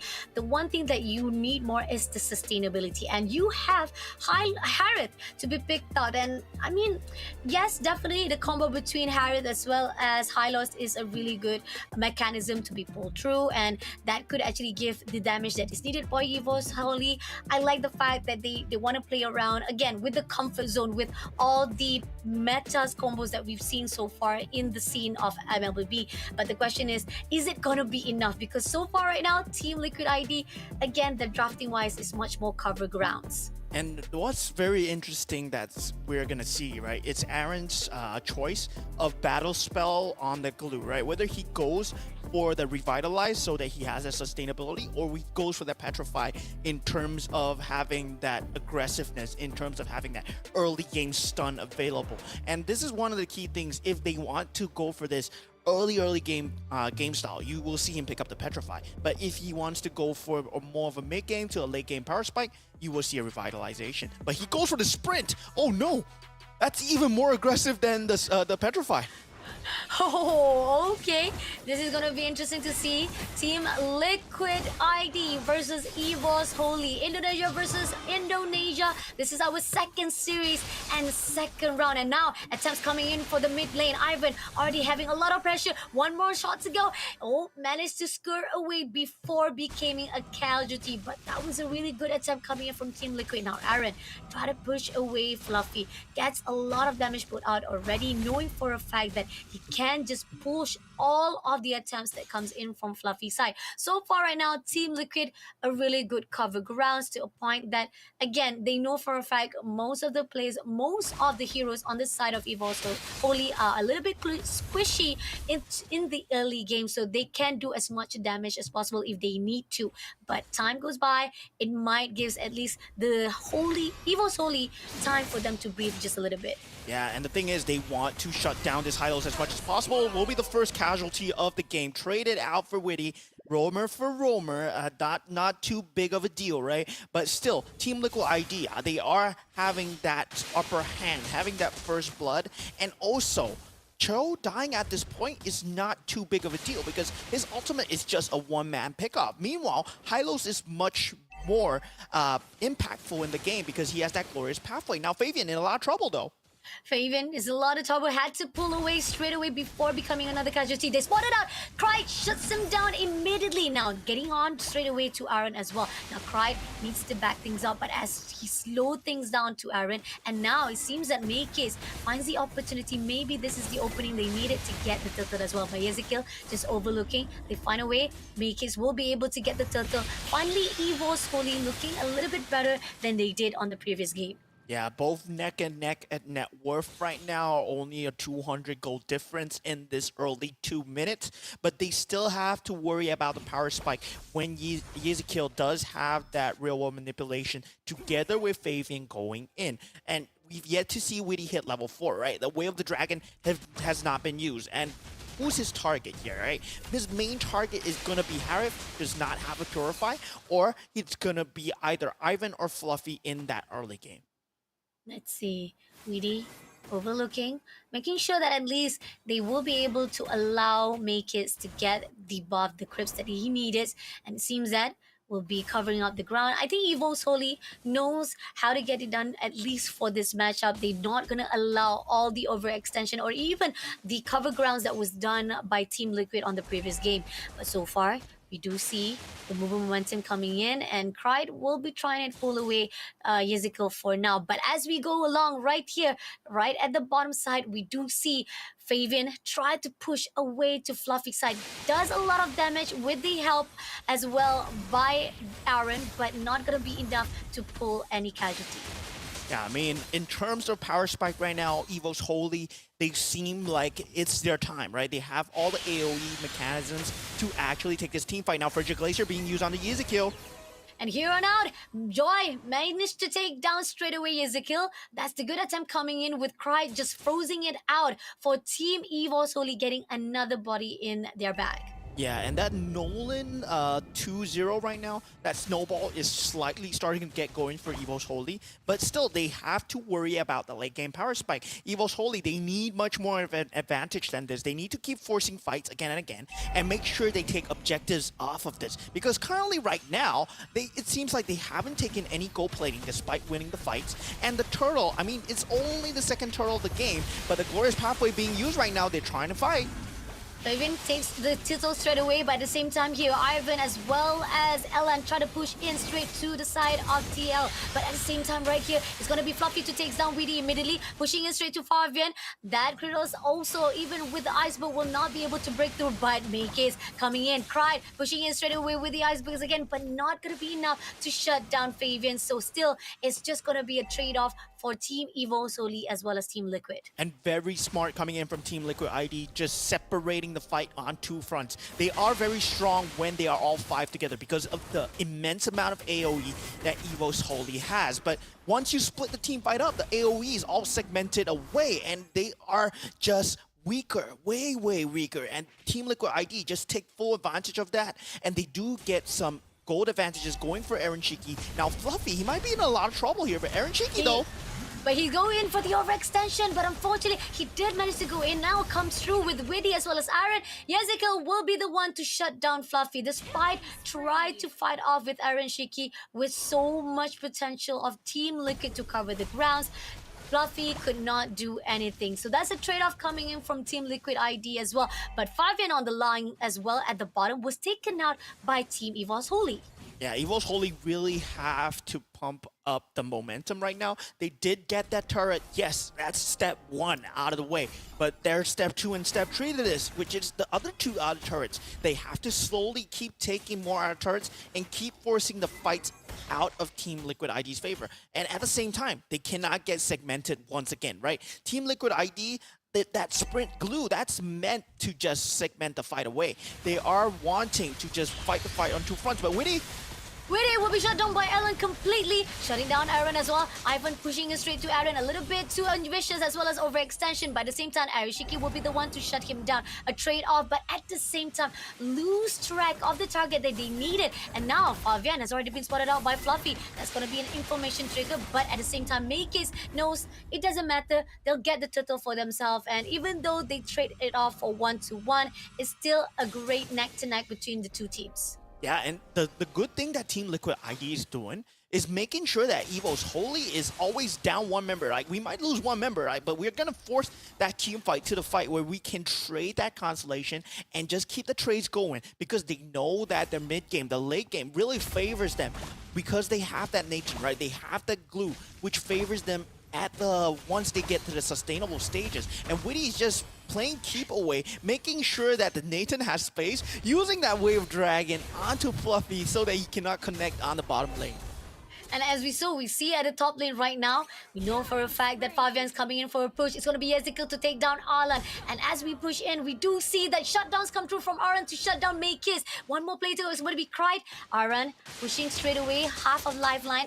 Cried did manage to actually slow down the tempo. At least he will be able to pull away before becoming a death body in the hands of Team Liquid. As we progress, Team Liquid managed to trade off 2 of the kills in their hands, and now they looking a little bit ahead compared to Team Evos Holy. And what TLID did right there was Aaron Shiki on that bottom, applying so much pressure with the help of Witty.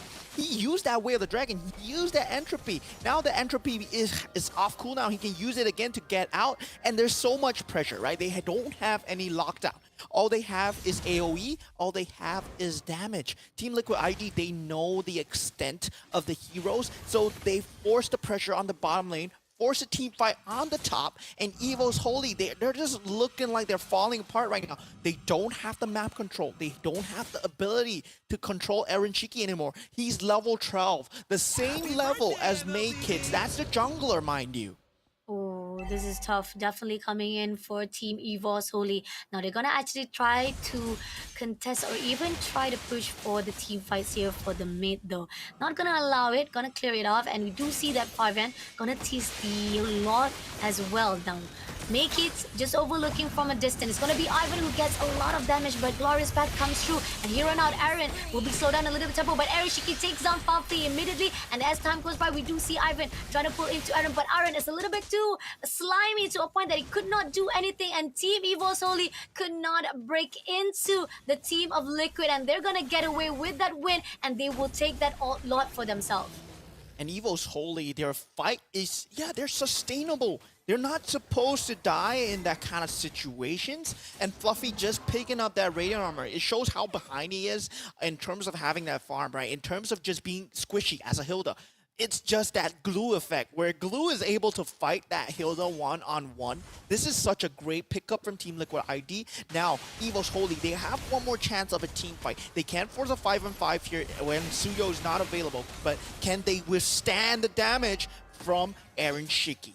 Ooh, almost try to close in, and Cried did manage to pull away, try to go in for that micro fights, but still not gonna be easy now. They're gonna push in straight away for the next turret at the moment. Now turret for the second layer has already been done on the top. Even bottom is gonna be cleared out as well, and now pushing in into the second layer of the mid lane here. They're gonna go in for a fight. Fluffy try to push into Aaron. It's not gonna be easy. They had to pull away, and now opportunity arise for Team Liquid to come through even more for those at the bottom lane as well. Now Team Evos Holy looking lost than ever, trying to find a defense or even try to break in. The only way they can try to do it, probably maybe try to pick off Yeezy first of all, or maybe even Fabian, but now it's not easy because with Aaron and now pushing in, even with that Glorious Path, Cried will be able to take down Aaron first of all, and now pushing in, Aaron Shiki managed to take down and was able to pull away before being taken out. Evos Holy at least getting that micro wins, but coming along right here, they're gonna have to clear out the lot as well. And Team Liquid doesn't really matter. They lost one player, but at the same time, they've already done the damage they wanted for Team Evos Holy. And that's where the prime Team Evos is, right? You want that meat grinder, but Cry already instantly being taken out by Aaron Shiki. That's a mega kill coming in from him. Evos Holy, they cannot answer. If they leave their base here, they are going to get shredded by Team Liquid.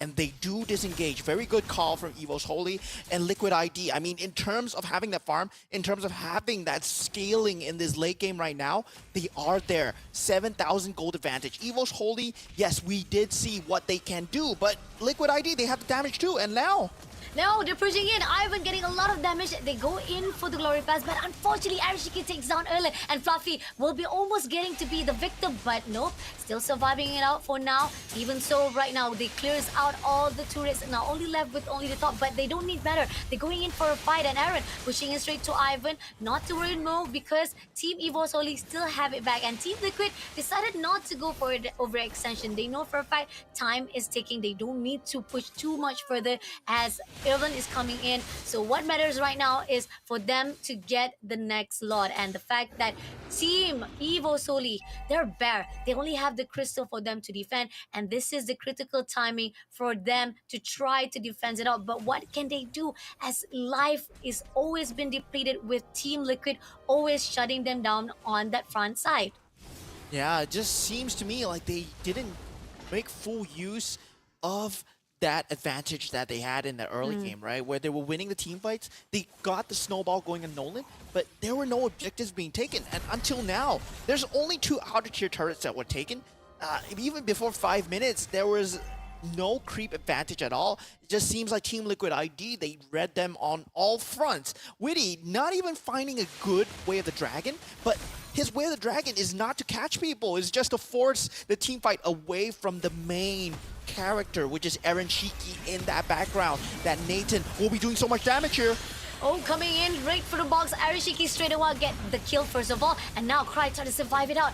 Fiven takes down Mikis immediately, but Cried unfortunately will not do anything as the lot already march in. Another win comes through into the hands of Team Liquid Indonesia, the next team to get the 2-0 here for our second series. A clean series sweep from TLID, 2-0. They will be advancing towards next bracket. For Evos Holy, it's not the last of them that you will see. They will be going into the 1-1 bracket together with Team Evil and Team Valhalla. So, I mean, for this game itself, right? We saw that Glue, he picked up that sprint so that he's able to join the team fight. He's able to segment the team fights as fast as possible. And that's just an extremely aggressive pick from Aaron. So because he did not have that revitalization, he did not have that vengeance, we saw the effects coming through when Evos did come together as 5. They were able to burst him down. But that's just a prime situation for Evos Holy. They had so many opportunities, but Team Liquid ID, they just kept shoving the fight away from Evos Holy. Witty, we saw him using the Whale of the Dragon on Fluffy just to keep him away from Aaron Shiki, and Aaron Shiki just doing Aaron Shiki things, getting all the macro in the world. 12,455 gold on this guy. Crazy. Definitely, we do see even Fabian getting a lot of the damage-wise for the side of Evos Holy. I mean, the fact that Evos Holy could not get the respawn they wanted, I mean, even from the early games itself, it started out really good. They had a really good trade, and I think that the cover ground that was done by Evos Holy was there. But then, as they've passed through times, this is where the fine line of Team Liquid was able to break into straight to the fight itself. Now, going into the MVP itself is going to be Aaron Shiki with the 6 kills. We got Fabian with 2 kills and Makis with 3 kills. I mean, the fact that at least Team Evos Holy tried their best. They did try to actually hold out all of the offensive side during the early games. Coming into the mid game, what can you do when Aaron Shiki was already buffed out and leveled up to a point that you can sustain and fight with Makis? Yeah, the funneling of farm, the way that they played that macro advantages, even when they were down, right? They went for the consolation prizes in the map. Their eye on the game is unmatched, especially in this series when it comes to Evos Hylos. Evos Holy, sorry. They did pick up the Hylos after all, but still, Aaron Shiki, I mean, the way that he played around the map, he did not die too many times at all. The way that he used the entropy, it's just the chef's kiss from TLID. They had the eye on the prize. They knew the objective that they were going for. It's not an empty team fight. Every utility was intentional for the next step of the game. Everything that they do is to layer the next step, building the foundation to winning the game. It's not an empty brawl meta. Agree, definitely. And the fact that no matter how much we do see that Team Evos Holy tried to back things up, maybe try to actually pick off anyone, and even try to actually at least get some of the damage that is needed for Team Evos Holy, Team Liquid was just too squishy, or not squishy, sorry, too slimy that can actually pull away, still survive most of those damage, and they still manage to be able to heal themselves up and not to be bothered at all with all the consequences that comes along when they Evos Holy try to pull into Team Liquid itself. And this is where the fine line, we do see Evos Holy did manage to shut down Weedy. First of all, there was also backline where we see Erlen was being pushed by Aaron Shiki, but as time goes by, we do see that the times it was critical for Team Liquid to even pull through, and the overextension by Fluffy here was unnecessary to a point that they punished for that mistake. Yeah, and we just see that Witty is just buying so much space, right? Def and the backside, I mean, he doesn't even need to use the Way of the Dragon. He's just providing the threat, providing the damage. If you do come in, I'm gonna kick you in. So it's always that deterrent factor for Team Liquid ID. Having the one layer on top of each other and just having that Cho, I expected a hyper aggressive Cho, but he was playing like a very defensive Cho, and a very, very good defensive Cho, because they had the Nathan, that was the win condition, and all they had to do is keep Aaron Shiki safe. Agree. They have to keep Aaron Shiki safe, and not only that, Yezikel on the front side as well was able to do so much damage. They were able to cover all the grounds of Evos Holy to a point nothing can be done. And this is the wrapped up of Evos Holy versus Team Liquid on our second series. Another Indonesia to be joining into our 2-0 matchup on day number 3. Congratulations to Team Liquid.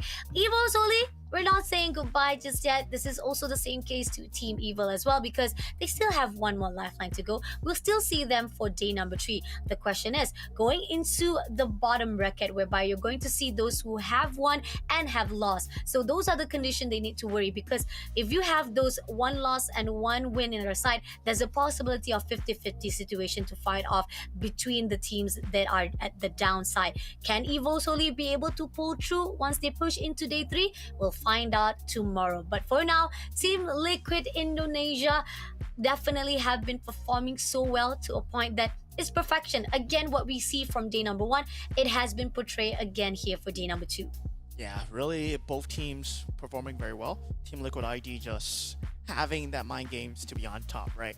But now that the ID, two ID teams, Indonesia teams, have made it into that 2-0, we will see the next matchup, which will be Omega, right? I believe Omega versus Team Liquid Academy Indonesia.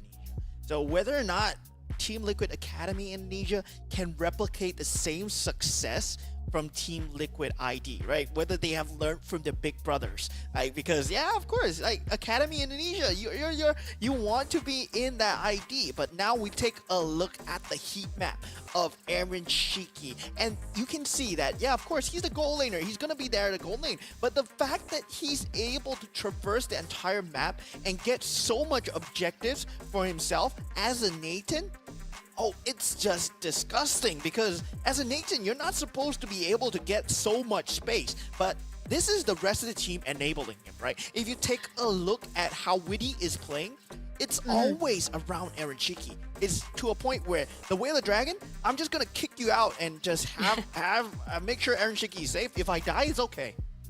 Yeah, definitely. I do agree on that, seriously, because so much of a control coming in from Aaron Shiki to a point that Evo Soli did not even expect that. If you give that leeway to the side of Aaron Shiki, and not only that, you have so much of the resources being taken out by the one and only Aaron Shiki, is going to give more buff on the side of Team Liquid itself. And this is where the fine line of Evo Soli, or even those who might meet off with Team Liquid on the next round on day number 3, are they going to allow this to continue on? This is where the fine line, they got to make sure to check out Aaron Shiki. What are the things that they need to counter also to deny the movement of Aaron Shiki moving into the next day or day number 3? Yeah, it is always great to see when another region faces off against each other, and it's whether you've done your homework, it's whether you did research on the opponents that you're playing against. But TLID is just looking like a team where you can do your research, you can ban their heroes, you can ban Angela, it's okay. They still have a lot more things in the belt, and this is one of the coolest way that I've seen how Cho was being played, how Glue was being played. It was all for one person, right? It was all for Aaron Shiki. Like, we can lose the team fight in the front with the Eve, it's fine, as long as Aaron is able to use that sprint, run behind and join Aaron Shiki and win that team fight for Aaron Shiki. As long as he has the farm, it's fine, everything is fine. Everything is fine here for Team Liquid, definitely. I mean, talking about how Yezikiel, he did go in for some of the overextension, even though it doesn't matter, because they want to make sure they connect the thought, they get the kills that is needed for Team Liquid, and that was the buff that was put out for Team Liquid. Now, coming into Smart Omega, we've already seen them yesterday. Can they continue their momentum, meeting off with Team Liquid Academy from Indonesia? We'll see you guys after this, because the next series will be right after the break.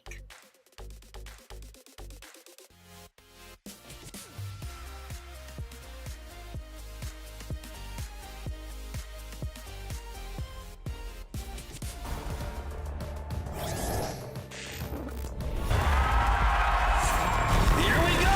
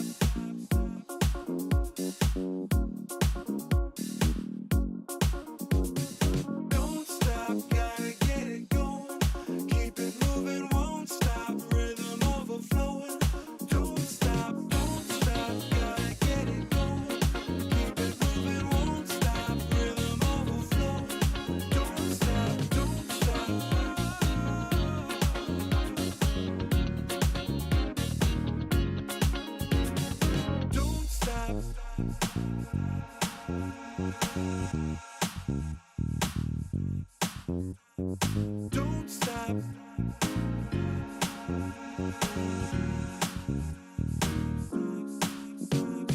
Don't stop, gotta get it going. Keep it moving, won't stop. Rhythm overflowing. Don't stop, gotta get it going.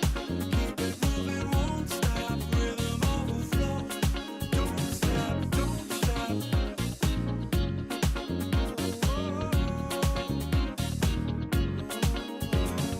Don't stop.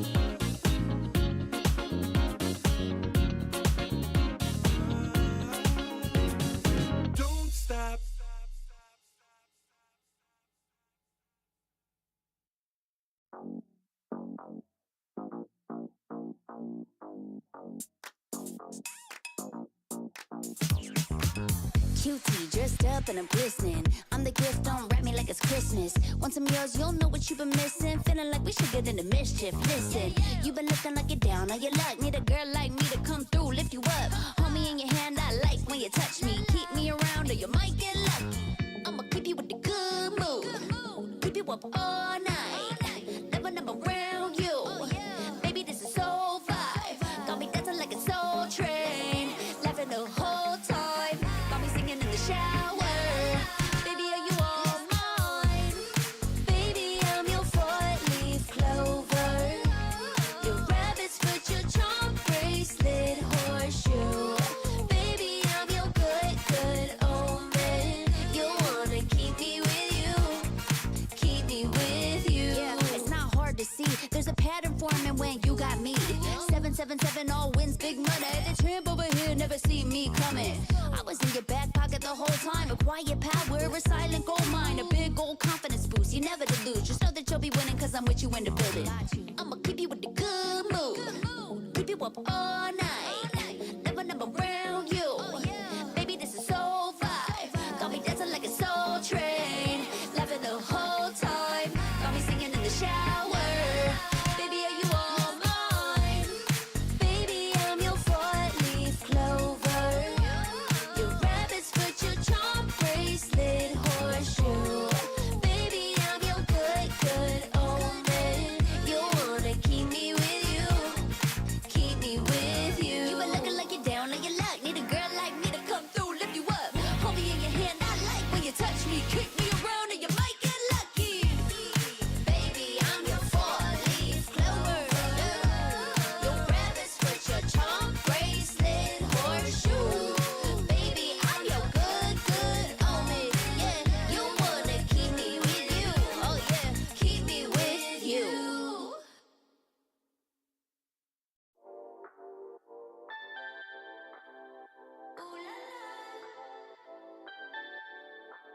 Let's go.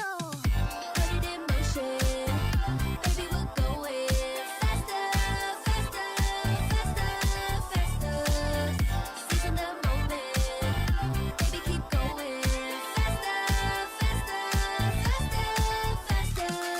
Speed up, make that thing rough. Foot on the gas so you got nothing left. Let's drive to the top of the mountain and see the view. Let's vibe, looking back on the journey, just me and you. Ain't nobody wanna go slow. Yeah, I was chilling in the past, I was solo. Now that I got you in my life, I'm like, go, go. I be living for the thrill of it, whoa, whoa.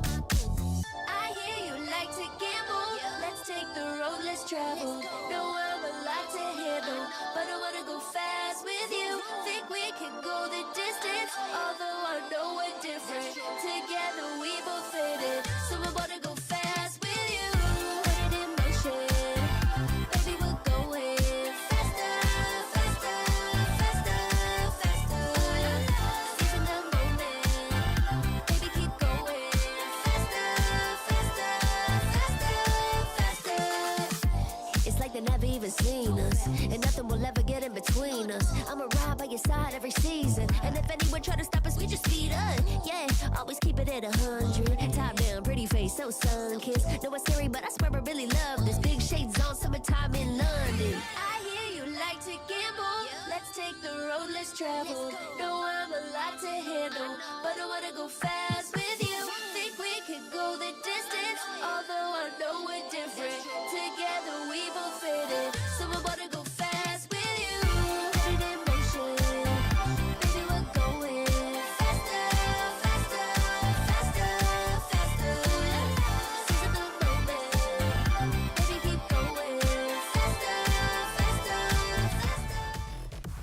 Well, welcome back, ladies and gentlemen. We are on to match 3, where we will have Smart Omega Esports going up against Team Liquid Academy Indonesia. How are you feeling today, Flash Bunny? I'm feeling great, super excited, definitely. I mean, we've already done with 2 series. Great job coming in for the side of both Indonesia teams. I mean, talking about RRQ Hushi on the first run, and then on the second round, Team Liquid ID taking down the Team Indonesia as well. And this is where the fine line we say, like, is it going to be the same case here for another Indonesia team, which is a brotherhood, or even the other side of Team Liquid, which is the Academy one, to fight off with Smart Omega. But here's the thing, Smart Omega, the Philippine teams, I mean, we saw them yesterday already and they were phenomenal. Let's take a look on the roster again, with Ryota as the EXP, Underryu as the jungler, we got Uker at the mid lane, Chakdu as the roamer, and Jom as the goal lane. And we know for a fact that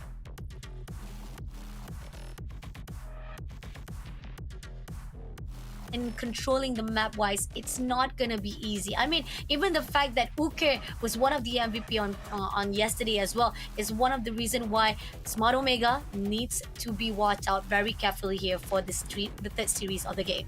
Yeah, they play a very, very clean game, and the way that they play is divided we stand, but together we stay, right? It's really, they're getting the map objectives differently, but at the same time, it's a common objective where they are playing separate units, and it's a very different way and technical way of playing. But on the other side, we are going to have Team Liquid Academy Indonesia. We're gonna have Super Gents on the EXP lane, Good For You in the jungle, Siren on that mid lane, Chizumi on the roam, and Kill on the gold lane here.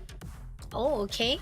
I mean, a little bit mysterious that we don't have the pictures of TL Academy ID, right? But nevertheless, they're not a mystery inside the scene of Indonesia itself, because we've known how they were. They have their own achievement on up their sleeve as well, and they are also rising off to be at the same length. Maybe not as close enough at the same level as Team Liquid ID, but at least Team Liquid Academy also have what it takes as well. I mean, talking about, even though during the matchup yesterday, I mean, they are coming off from the open qualifiers, and then on day number 1, they had a little bit difficulty with JP9ers. Started out really good, and this is where the front line that we were thinking of Team Liquid Academy. You have a really rough time with JP9ers. Are they going to be able to have a better composition when it comes to Smart Omega? It's not gonna be easy, I know for a fact, because Smart Omega, I mean, they are tough. This is also a perfect team to compare with Team Liquid ID as well. So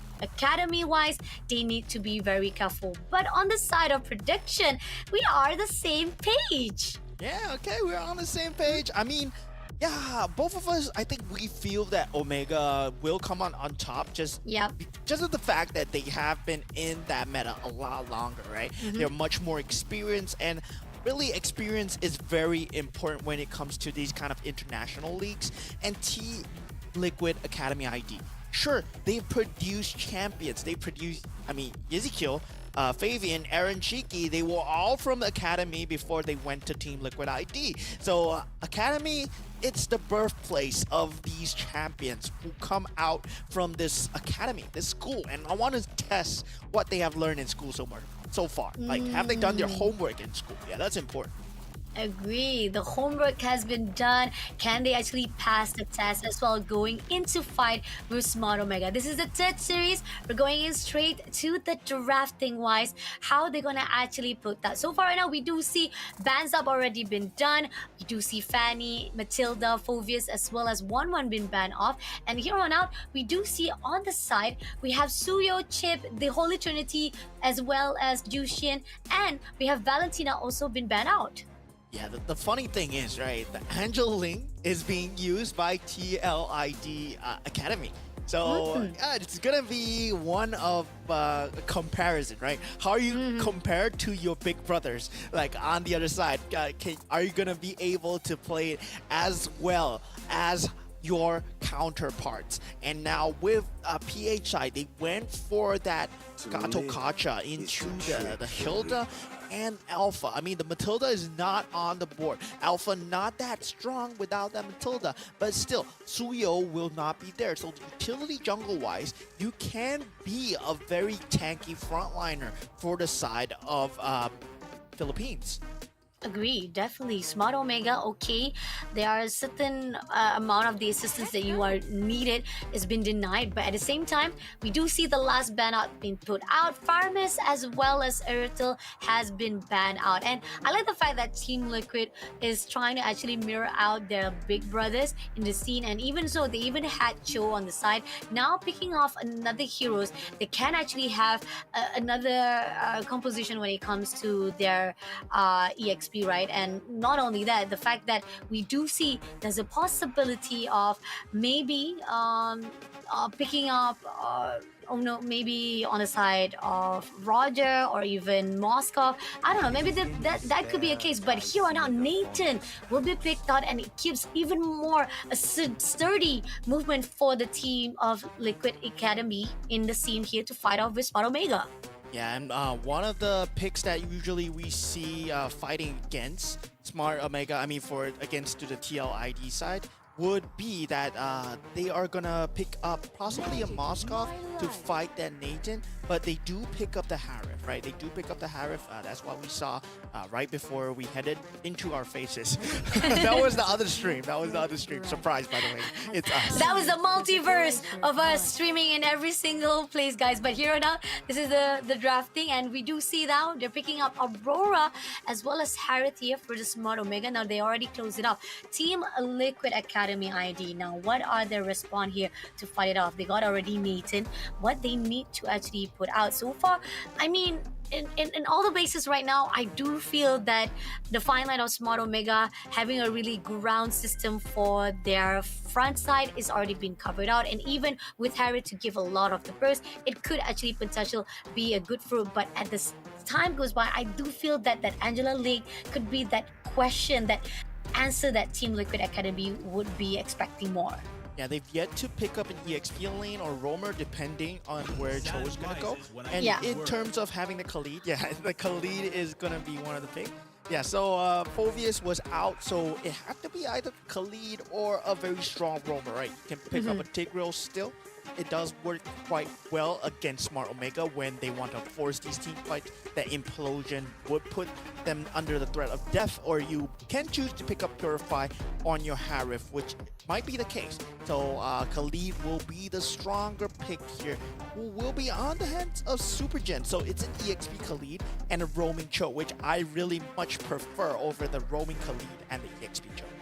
Okay, Team Liquid Academy has a better idea right here to fight it off. The question is it going to be enough to pull through? Because so far right now, I do feel in the drafting wise, it's even out for both teams. The respawn was perfect. It was needed on the side of Team Liquid Academy as well as from Smart Omega. But when it comes to the persecution wise or even on the positioning wise, I feel like once we do go in, we have Alpha, we'll be trying to actually pull in, and we need Hilda to help along the side as well. And going in right now, hopefully Smart Omega can outsmart again Team Liquid Academy, unless the boys, the little brothers of Team Liquid, will make a game changer here to fight off with our Philippine teams. Our third series of the days. This is our first round. Smart Omega Philippine versus TL Academy ID.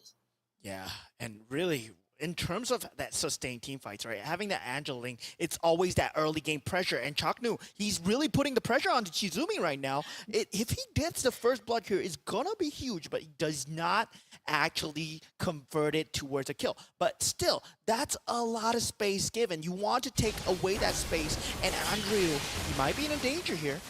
He might be in danger as well as Siren. Siren had to pull away. The fact that the cover ground's already been done by Smart Omega, TLID is giving that runaway for Team Smart Omega. I mean, they gave a lot of pressure to the side of Team Liquid Academy. Now they can cover a lot of the grounds as well. Now Ryota coming along to fight with Good For You, giving a lot of damage here. They will try to actually get the grips as well, but it seems that it's going to be in the favor of Good For You, despite the invasion that was done by Ryota. And Smart Omega, they are making moves slowly, but still, in terms of having that team fight, yeah, I feel that Omega, they have the burst to deal with this Angela early on, as long as they keep Angela's farm low, right? As long as Team Liquid Academy, they don't get this snowball going, Omega, they have the tools. They have the Zaman's Force, they have Ryota with the damage, and Andrea with the true damage from the Spear of Alpha and Beta as well. So there's a lot of damage coming out from Omega, and this first turtle fight, it might be the start of everything. Going into Andrew straight away, it's going to be Super Gens, but he had a lot of damage putting out. He had to go through it. Chizumi coming in for a fight, but as it go in, we do see Andrew manage to steal away the turtle, and Rico, okay, managed to actually stain off two other players as well. Team Liquid, no, make it a double kill coming in from Uke, with three of the players from Team Liquid Academy was traded off. That win rate is just giving more support coming in for Team Smart Omega. This is the first 2 minutes of the game paying off for Smart Omega here because they made that early game move to actually invade onto Siren. So he did not have that level 4. At 2 minutes, 30 seconds in, he was still level 3. And now he does have that hard guard, but it might be too late, right? Omega are playing off of this snowball momentum as long as they can control this Nathan. Now the name of the game here is whether you can consistently pick off kill, despite the fact that there might be a hard guard available. Looking at this as was just perfect. Getting the turtle, shutting down every movement, even despite the fact that that was the part. Even with the perfect last hit from Uke itself. And now coming in for the next game fight, we got Jom taking down Chirin. Now pushing in straight away, which Chizumi did manage to trade it off, but at the same time, Uke make the difference. Shuts down, good for you. Had to flicker away, but at the same time here, has been spotted out by Ryota. Ryota finishing the job, shutting down, good for you. And now Super Gens will try to get the trade, need to defend as well as punish Ryota for the overextension, session, but could not do anything, and Ryota managed to move away. But here, Super Gen doesn't spot it out, unfortunately, mixing the opportunity and giving more leeway to Smart Omega Philippine. Very good identification from Jom, right? That Harith onto Siren, right? You don't want that hard guard to be committed to anyone at all. And the fact that they managed to pick off Angela at the start of the fight, that's one of the ways to deal with this Angela Link. And Omega, they are really executing it very well. And Ryota, I mean, that jump into that mid lane is calculated madness. Knowing that the Link does not have the Tempest of Blades available, and him just shoving him forward. And now he's doing the same thing to make sure that the purple buff is not being able to be taken. Now the hard guard is forced onto Good For You.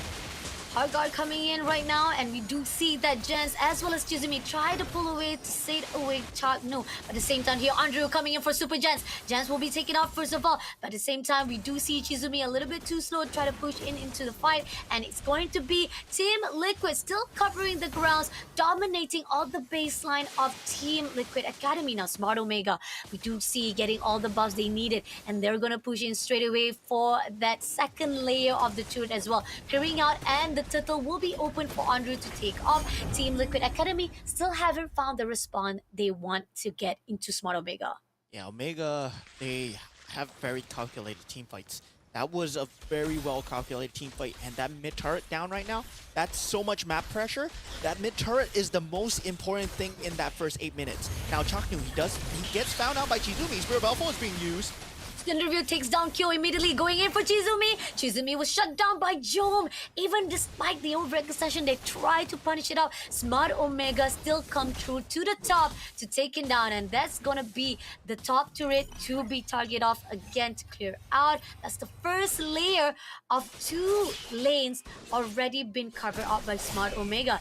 TL Academy doesn't look so good. Ryota coming in for a fight with Super Gens. Try to pull away, try to make sure that at least they will be able to cover the grounds of TL Academy. So far, Ryota all by himself, he's doing so much disturbance that TL Academy could not do anything. Yeah, and it feels like Siren does not have enough farm at all, because the hard guard, that timing is not able. Without that fleeting time, he cannot do anything. And Ryota, he's just being a crazy menace right now, is just because of the fact that he wants to force out the hard guard time and time again, right? you saw that Chizumi, he was in so much danger. Kyo was in so much danger. Why was the hard guard not used? Because Ryota has been forcing it out multiple times. Now, he's doing it again.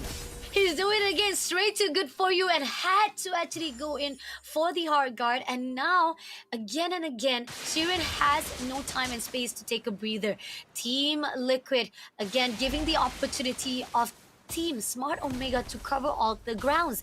And with all the turrets almost depleting into the last layer, we do see Team Liquid Academy still in the lost situation. Andre going in for the push. It's gonna be Super Jets try to pull in, try to make sure, but he has so much damage. Taunt comes in, and now they had to pull away Flickers straight to the side of safe because the fact that Smart Omega was doing so much damage, but at the same time, Discipline comes through, and they say that not to worry, they're not gonna go over extension. They did what they need to do all the damage they need to TL Academy. And the thing is, right, Omega, they are playing with intention. There is so much layers behind this. They are fighting team fights based off of the fact of the hard guard cooldown. Once the hard guard's on cooldown, yeah, we send Harif to take that bottom lane turret. Now they lose macro advantage, they lose map control, and now again, once again, they are finding these segmented team fight where they can force out the hard guard, and they will not fight the hard guard. They will disengage, then they will take an objective somewhere else on the map because they know it's on cooldown right now.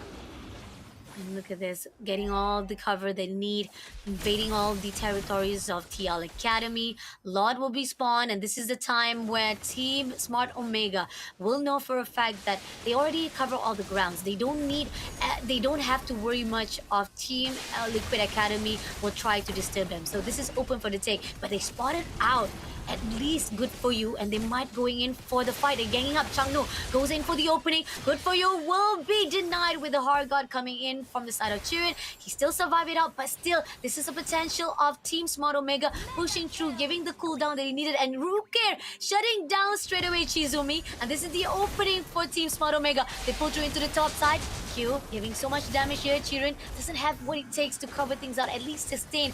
But the minion comes in. This is where the top turret, they will try to contest it out. They try to hold on. Q, the turret is done. And now they're pushing straight to Super Jets. Shutting down straight away by Jom. And now Chirin doesn't have any opportunity. Try to cover the grounds. Had to pull away from the fight by Jom. Shuts him down immediately. And as they come through, they shade down Qs as well. Now Shizumi has already been stunned. Good for you. Had to pull away from the stun. But the damage has already been done here with minion comes through. But we still have Chizumi still guarding the guards right now. The minion marching through. They want to finish it off. Is it going to be the end? It's going to be good for you. Who managed to be taken down as well. Now Chizumi will be in the seed. Chagno having a lot of potential, but unfortunately, it is the first win to be given to Smart Omega. Such a fast game on this third series. Omega just dismantling the lineup of Team Liquid Academy Indonesia right there.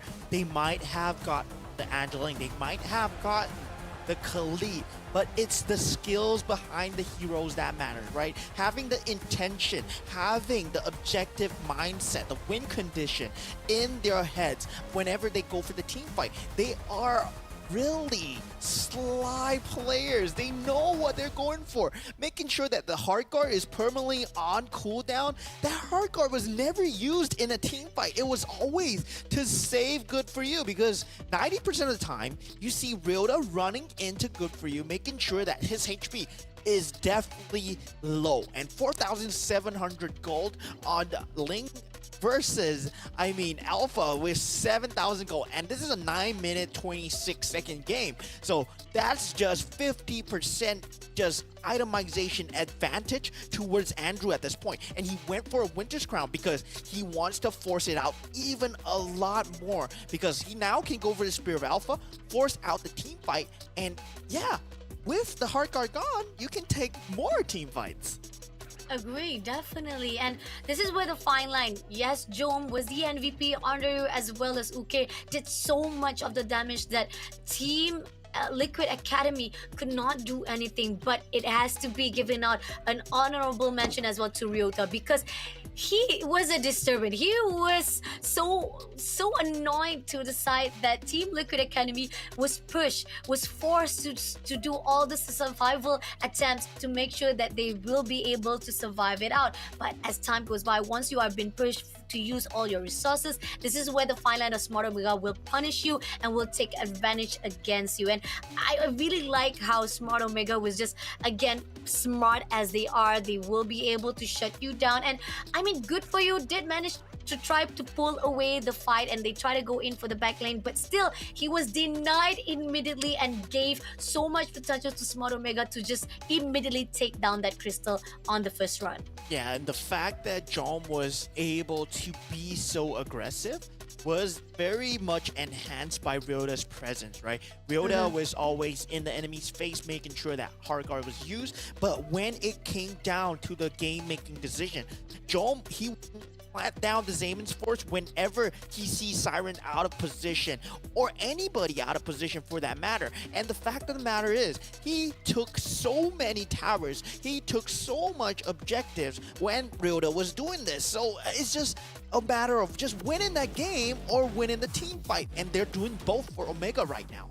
And this is coming off. This is where the fine line, they had the first solo in their hands, and they even managed to get 3 of the players, Team Liquid at Academy, straight down to be shut down, and they push in straight away. Shizumi did manage to take down Andrea, but as Uke comes along, the double kill, the trade-off comes true, and it was just not enough for Team Liquid Academy to do anything. And even Ryota going straight into the mid lane turret to get what is needed to be done.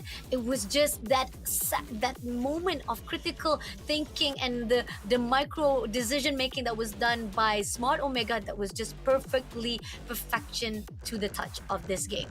Yeah, and just breaking down the highlights alone, you can see that Jom, he went for Siren when the hard guard was being committed onto the lane. So there was no hard guard available.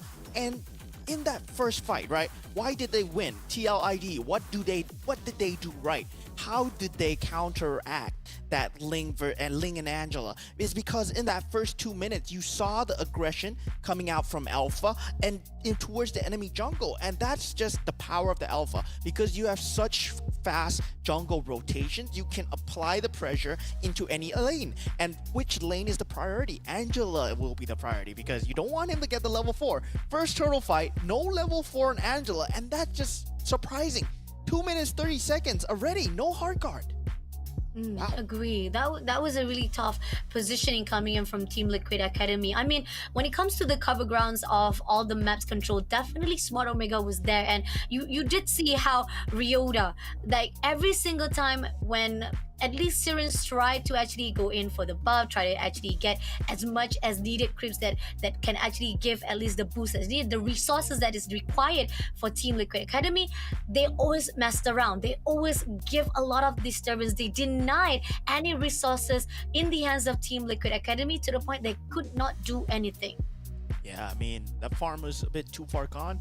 Ryota is not dying at that point. It's gonna be very scary, right? He was able to run amok, and 90% of the time, I just felt like they had the answer. They had the Cho. So I felt that the Cho had to be present instead of just protecting Angela. He had to protect Good For You as well. But of course, we'll have to find out what they do in game 2 as we're heading on for a short break. So don't go anywhere, guys. Stay tuned, and we'll catch you guys shortly.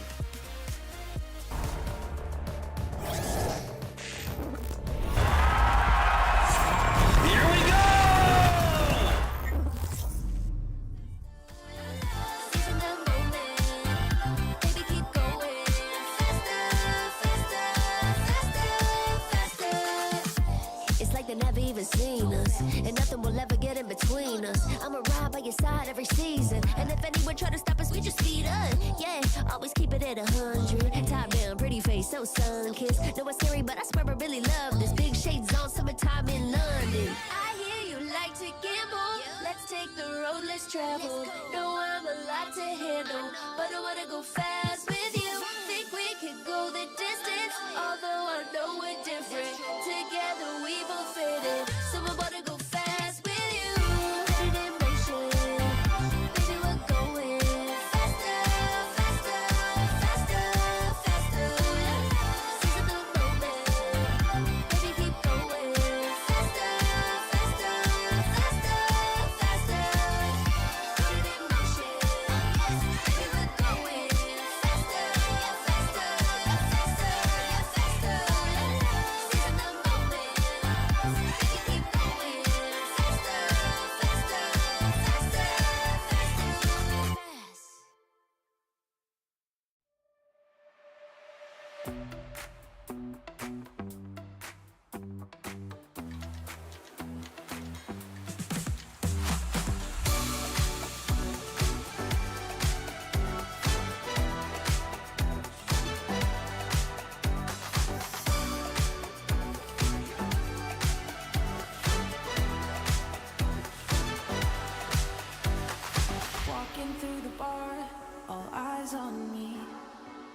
people picking up my energy.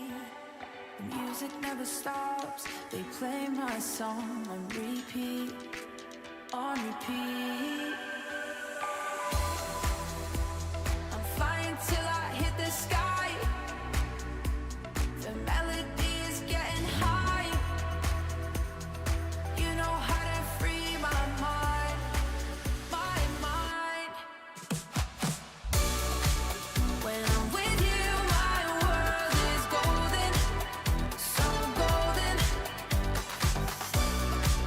Baby, you make my heart shine golden, so golden. Feeling so alive, let's dance through the night. Come on, raise a glass, we're electrified. When I'm with you, my world is golden, so golden.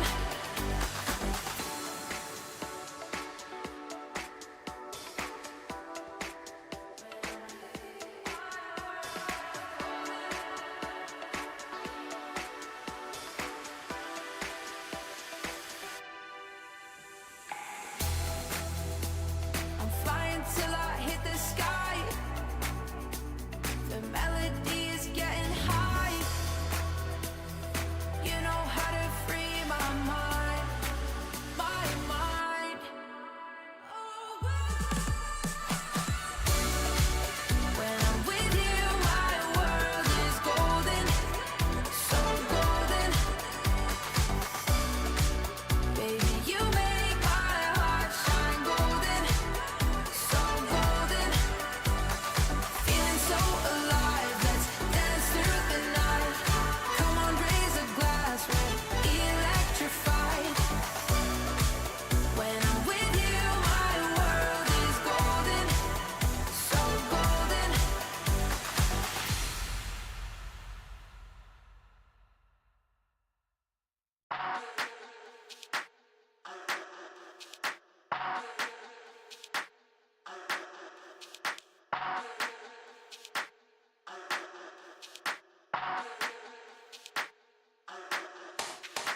Let's get waved, let's get lit, let's get high, let's come have it. Let's get burst, let's get mash, let's buy a bottle and splash that cash. Guess what? It's time for action. You're feeling fine, main attraction. Pure vibes, not satisfaction. Welcome back, ladies and gentlemen. We just wrapped up the first game of Smart Omega Esports versus Team Liquid Academy Indonesia, where Omega took a decisive victory against Team Liquid Academy Indonesia. And now it's back to the drawing board for Team Liquid boys, right? They have to think about what they're going in for the next series. And yeah, we saw the Angeling. Didn't really work out. So might be a new perspective this time. Maybe go for something else. What do you Maybe. think? I hope so, because again, the idea was already there. The problem is that why weren't they able to actually control what was happening throughout the map wise? Because the fact is, you talked about this, they were focusing on the wrong objectives, and it's giving a lot of the opportunity for Smart Omega to punish that for mistakes, like Ryota coming along to disturbs and giving a lot of pressure to good for you. And this is where the fine line, not just good for you, there was even fine line that even Siren had to actually be all over the place to cover up or to give help to the side of every single players inside the Team Liquid Academy. And hopefully they think through about it and they won't make the same mistakes, not to be too ambitious or even too over extending themselves and worry enough to go in for the team fight. But coming through right now, the drafting for the banning phase is done, where we got 3 of the normal popular choices. We got Jushin, Matilda, Alpha been taken out, and on the side of Smart Omega, Fanny as well as Chip also been banned out. Yeah, I mean, Team Liquid Academy ID, I think it's not just one facet that they have. They do have other playstyles. They might not be too familiar with that playstyle. I'm not too sure. Because that Angeling, I think, yeah, did get shut down, but they did win with it, right, yesterday. But now it's just being tested by Omega Esports right now. But they have that Suyo available, so they will pick up that Suyo. Omega Esports, though, they don't have that to Sin, but usually they respond with an Alpha, and that's also being taken out. So Omega Esports, do they go for the Assassin instead of the Utility Fighter? right? Don't go head to head versus that Suyo. Maybe pick up that Hayabusa. Maybe still you can go for the Angeling yourselves if you want to. Yeah, agree, definitely. I mean, oh, but instead they pick up Yves instead. Okay, there's a possibility they might actually go. Oh, I was probably thinking of Gacha Gacha, but ended up they picking up Phoveus instead. So still, so far right now, the response-wise coming up from Smart Omega, they're prioritizing much on the damage. They're feeling more on the offensive side when they respond to Suyo. Now the question is, Team Liquid Academy. You got Suyo. They need at least someone on the front line, so they put out Gato Kacha. One side that they need to actually right now, can they actually have Aurora? Do they actually put out maybe Vexana to cover things out, to help along the line, to get that crowd control they needed along the side where they push in when it comes when they put out and fight with Smart Omega. So they ended up picking up Aurora instead here to fight off for Team Liquid Academy. Yeah, if Omega, they do opt to go for the Nolan instead. But yeah, one of the heroes that just completely leaked that pool is gonna be Khalid, right? Both teams not opting to go for the Khalid, instead going for that team fight. And yeah, securing that jungler for themselves right now. Yeah, they didn't want their potential pool of junglers being banned out. I mean, Omega, they know and play to their strengths, right? Right now, they want to take out the Tigreal so that it does not disrupt the RWM from Eve, but still there's a lot of potential to disrupt that RWM. They can go for the Khalid still with the Raging Sandstorm. They can also go for the glorious pathway of that Hylos. So Tigreal might not be priority here. Okay, let's see. On the side of Team Liquid Academy, so far we know for a fact they need something to guard off for the side of Team Liquid Academy. And somehow, I feel like more to the side of Team Liquid, they will prioritize more on the safe zone. Are they going to allow Hylos to be picked up for now, or they're gonna actually deny even more further or Smart Omega? So now Nathan been banned off, so Smart Omega, they have another choice, Hylos, for them to be given a little bit of insurance and security for Eve to be surviving it out. And yeah, But they ended up picking up Hilda. yeah, they banned out the Hilda, right? They banned out the Hilda. It's really strong against Nolan because, yeah, Nolan, you also require some sort of space to keep going. And if you are able to defend your jungle where Nolan gets that snowball, Nolan gets that level 4, the fracture is available, that's a lot of damage. But meanwhile, TLID, they have to take out the goal laners, right? They're already on that route. Do they take out the Harif here? Because it will be a very strong takeaway from Jom. Because Smart Omega right now, they can double down by picking that Harif with the Nolan. That's gonna be a very strong mid-game power spike if they don't ban it out. So let's see, can they actually portray it off, not deny it? But they actually picked out Harvard, which kind of counters back what they supposed to do. Actually, pretty much Hylos should be given the opportunity for them, but I guess at the same time, that could also be potential on the side of Smart Omega. If they have Hylos in their hands, it might give them all the necessity, the movement of them to be shut down, the mobility wise of them to be honed out a little bit more Smart Omega. Not the necessary move, but sure, why not? But at the same time here, it gives the opportunity of Smart Omega to pick up the Harith. Yeah, I mean, Harif was just, if you don't pick it, TL Academy ID, they're gonna pick it, right? So right now, it's much more of whether you want to go with the Nathan to have that late game assurance. It did get destroyed, right? Kill, he got destroyed the last game, but does he it's much more of a different game. Now you have the Gatokacha. You have the Aurora to defend you way better. And Suyo has a better power spike timing when you compare it to the Angel Ling, because Ling is still a very farm heavy hero. Meanwhile, the utility-wise for Suyo would be much more on his utilities instead. Now they do go for that Lunox and that Glue. Yeah, I really like this from TLID to just take the fight to Smart Omega. Yeah, we picked the counter to Harif. It's gonna be a Lunox versus Harif gold lane. Then we have that Glue to combat against the Phoveus. Meanwhile, Omega go for the Grok as the final pick.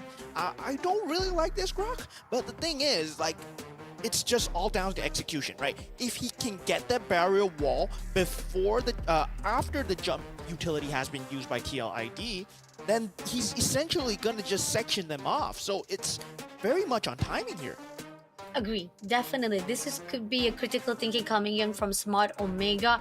Then again, I do feel like they also might use Grok to potentially to try to separate it out because so far right now we do see some of the tactics coming in from Smart Omega. They like to at least make confusion wise to TL Academy wise, right? Because this is where the fine line of can they actually confuse TLDD, focus on the objective? Will they be able to actually pull through? And that's where Grok comes along into the picture. And maybe Smart Omega knows this, and this is where they will try to pick even more further the weakness of TL Academy Indonesia. We're done with the first round. We're pushing it into second round of a third series. Will Smart Omega also come clean with 2-0, or will TL Academy Indonesia make a change here for their brothers as well? Here on out, second round. Yeah, I mean, Omega, they have a very scary lineup in that mid-game power spike. Academy ID, they will have to push the issue early on with Suyo to make sure Nolan doesn't get the snowball going. At the same time, right, they cannot give up too many lives, right? And Glue should be on Phoveus duty, like 100%. You want that Glue to be on that Phoveus. And I'm curious about what did Glue pick up. He went for that Flicker, which is kind of just surprising to me. It feels very defensive, even though, yeah, you can flicker in, but it's not really what you want to do as a Glue. Okay, let's see. I know for a fact that maybe there's a possible way that Glue will be a little bit slimy on the side of Team Liquid Academy, and that's what they need right now, at least mobility-wise, so that they can move away as quickly as possible. This is what they need. But then again, it's not the orthodox way that we would expect it. But here on out, coming in for the top, we do see Team Liquid Academy be a little bit aggressive, but to the side of Jom, it's not going to be in their favor because no matter how much of potential they try to pull in, it's still not enough, and they had to back away. Just a little bit of tease, just a little bit of attempts, which not going in their favor for now.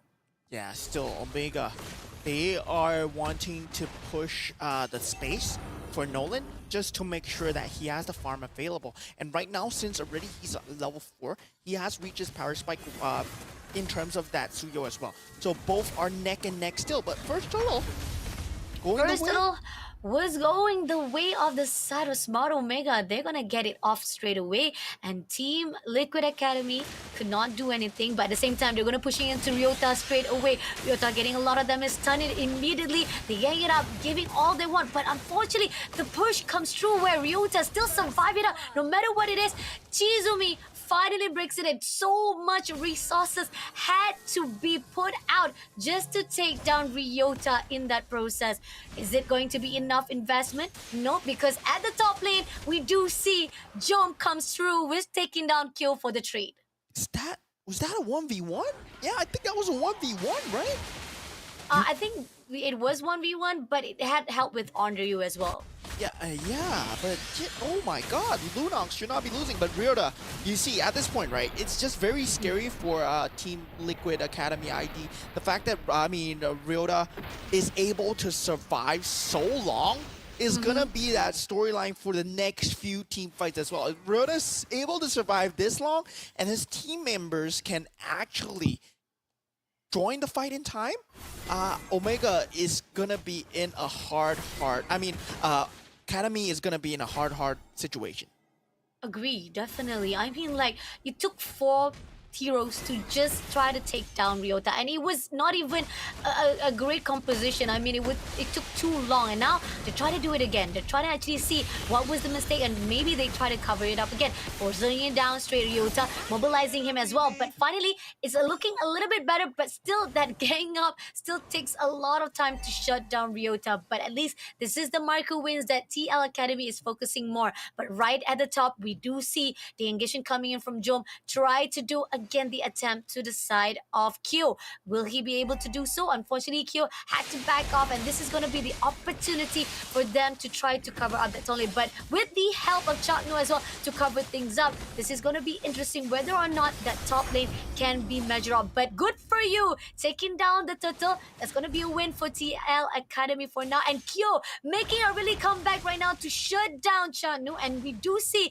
now it's going to be a critical thinking whereby Lunos finally making making a little bit of difference to fight off with Smart Omega. The thing is, right, TLID, they have been getting this fights going where they take down Ryota. He's 0-2 right now, yes, but they lost so much gold turret plating. And in terms of macro, in terms of just net worth alone, they are up by still 760 gold. And Omega, they've been doing this time and time again where the lane priority is much more in their favor. The creeps are in their favor. If TL Academy, they want to take these fights, they have to make sure that the lane priority is in their favor first, but then the timing is just slightly off for them. So getting harder and harder to manage Smart Omega. And now they will be facing that power spike where Jome will be joining that team fight, right? That Zamon's Force is another issue that you have to deal with, especially once Harif joins the team fight. But Jome, he can't play that macro game as well. He can't take that top tier turret. Can clear off already the top turret for themselves. That's already one level up for the side of Smart Omega, but now pushing in right into the mid lane. It's going to be Chatnu again as the one to be giving a lot of pressure, but it's not going to be enough though. It's just a little bit of attempts coming in from TL Academy, but Ryota comes through straight to Toronto, and nope, not going to be able to connect the dot even more further. But Onryu, on the other note, 1v1 situation with good for you, but they back off, and here on out, most of the Smart Omega gets the input, and they try to go in. They close off Toretto, but Toretto managed to pull away from those fight, and still, the team of TLU looking a really good composure, try to create some space so that they can breathe a bit, but it's still risky as Onryu managed to take down that first turret of the bottom lane as well. I mean, that turret is just a consolation prize for Smart Omega. They are just doing so well in terms of that macro game, right? Having the two outer turrets being taken out, the turtle is just free of charge because this is the map control that they got while Ryota was dying. While Ryota was taking all these team fights, they were slowly getting the map advantages towards their direction. And yeah, the kills might be in TL Academy ID's favor, but the map advantage isn't TL Academy ID right now. They have to play as 5, and Toretto, he has to start leading the charge, but there is no initiation, no prime initiation for TL Academy ID's lineup. There's no catch. There's no catch, no initiator, so that they can actually try to pull away Smart Omega. Even despite that, they had so much of the engagement recognition coming into Ryota's side, but still not enough. Spotted out Chizume.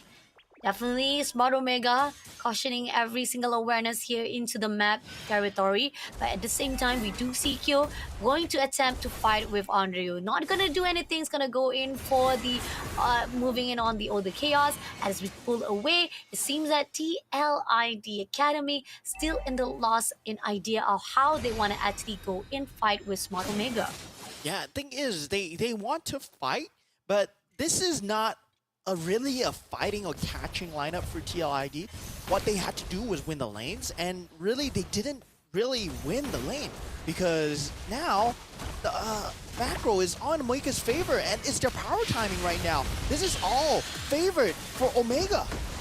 Oh, coming in to fight with Ryota, we do see some of the damage is already done, but at the same time, right here, the pressure comes through as Ryota pushing in straight. Toretto had to be stunned off, and he did manage to have the help for the side of Good For You to take down the kills, but at the same time, the trade comes through, and he also had to be sacrificed to Chizumi. But at the same time, right here, we do see Smart Omega pulling a better off stunt to the side of TLI Academy, and even though with them taking down Ryota, it was a lot of resources, a lot of things that they had to done to shut them down, and Smart Omega looking even better when it comes to those team fights. Yeah, it's the team fight really not in the favor of Omega. They did lose their EXP laner, but that amount of map space that they got, right? Behind that, Andrew was just farming. He joined the team fight late, and he could take his time because Ryota survived for so long. If they had a 5-on-5, I think Omega, they are currently just way ahead of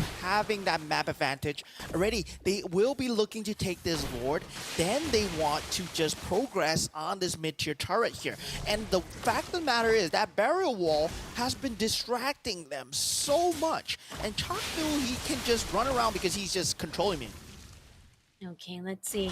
We do see now the potential of them going into the lot. They tease it off, but nope, it's not gonna go in their favor. Somehow, even TL Academy separating all the players wise, they're not trying to actually center it out. And this is the point of time where TLID, at least they're better off to separate things. They try to pick off the players, not allowing, denying any movement coming in from Smart Omega to pick off one from the side. And now it seems that Chizume was almost been inside the territory, into the fight of Smart Omega, pulls away, and good move coming in to TLID, but it was a little bit too risky. At least it was just in the right timing for them just to retreat for a while.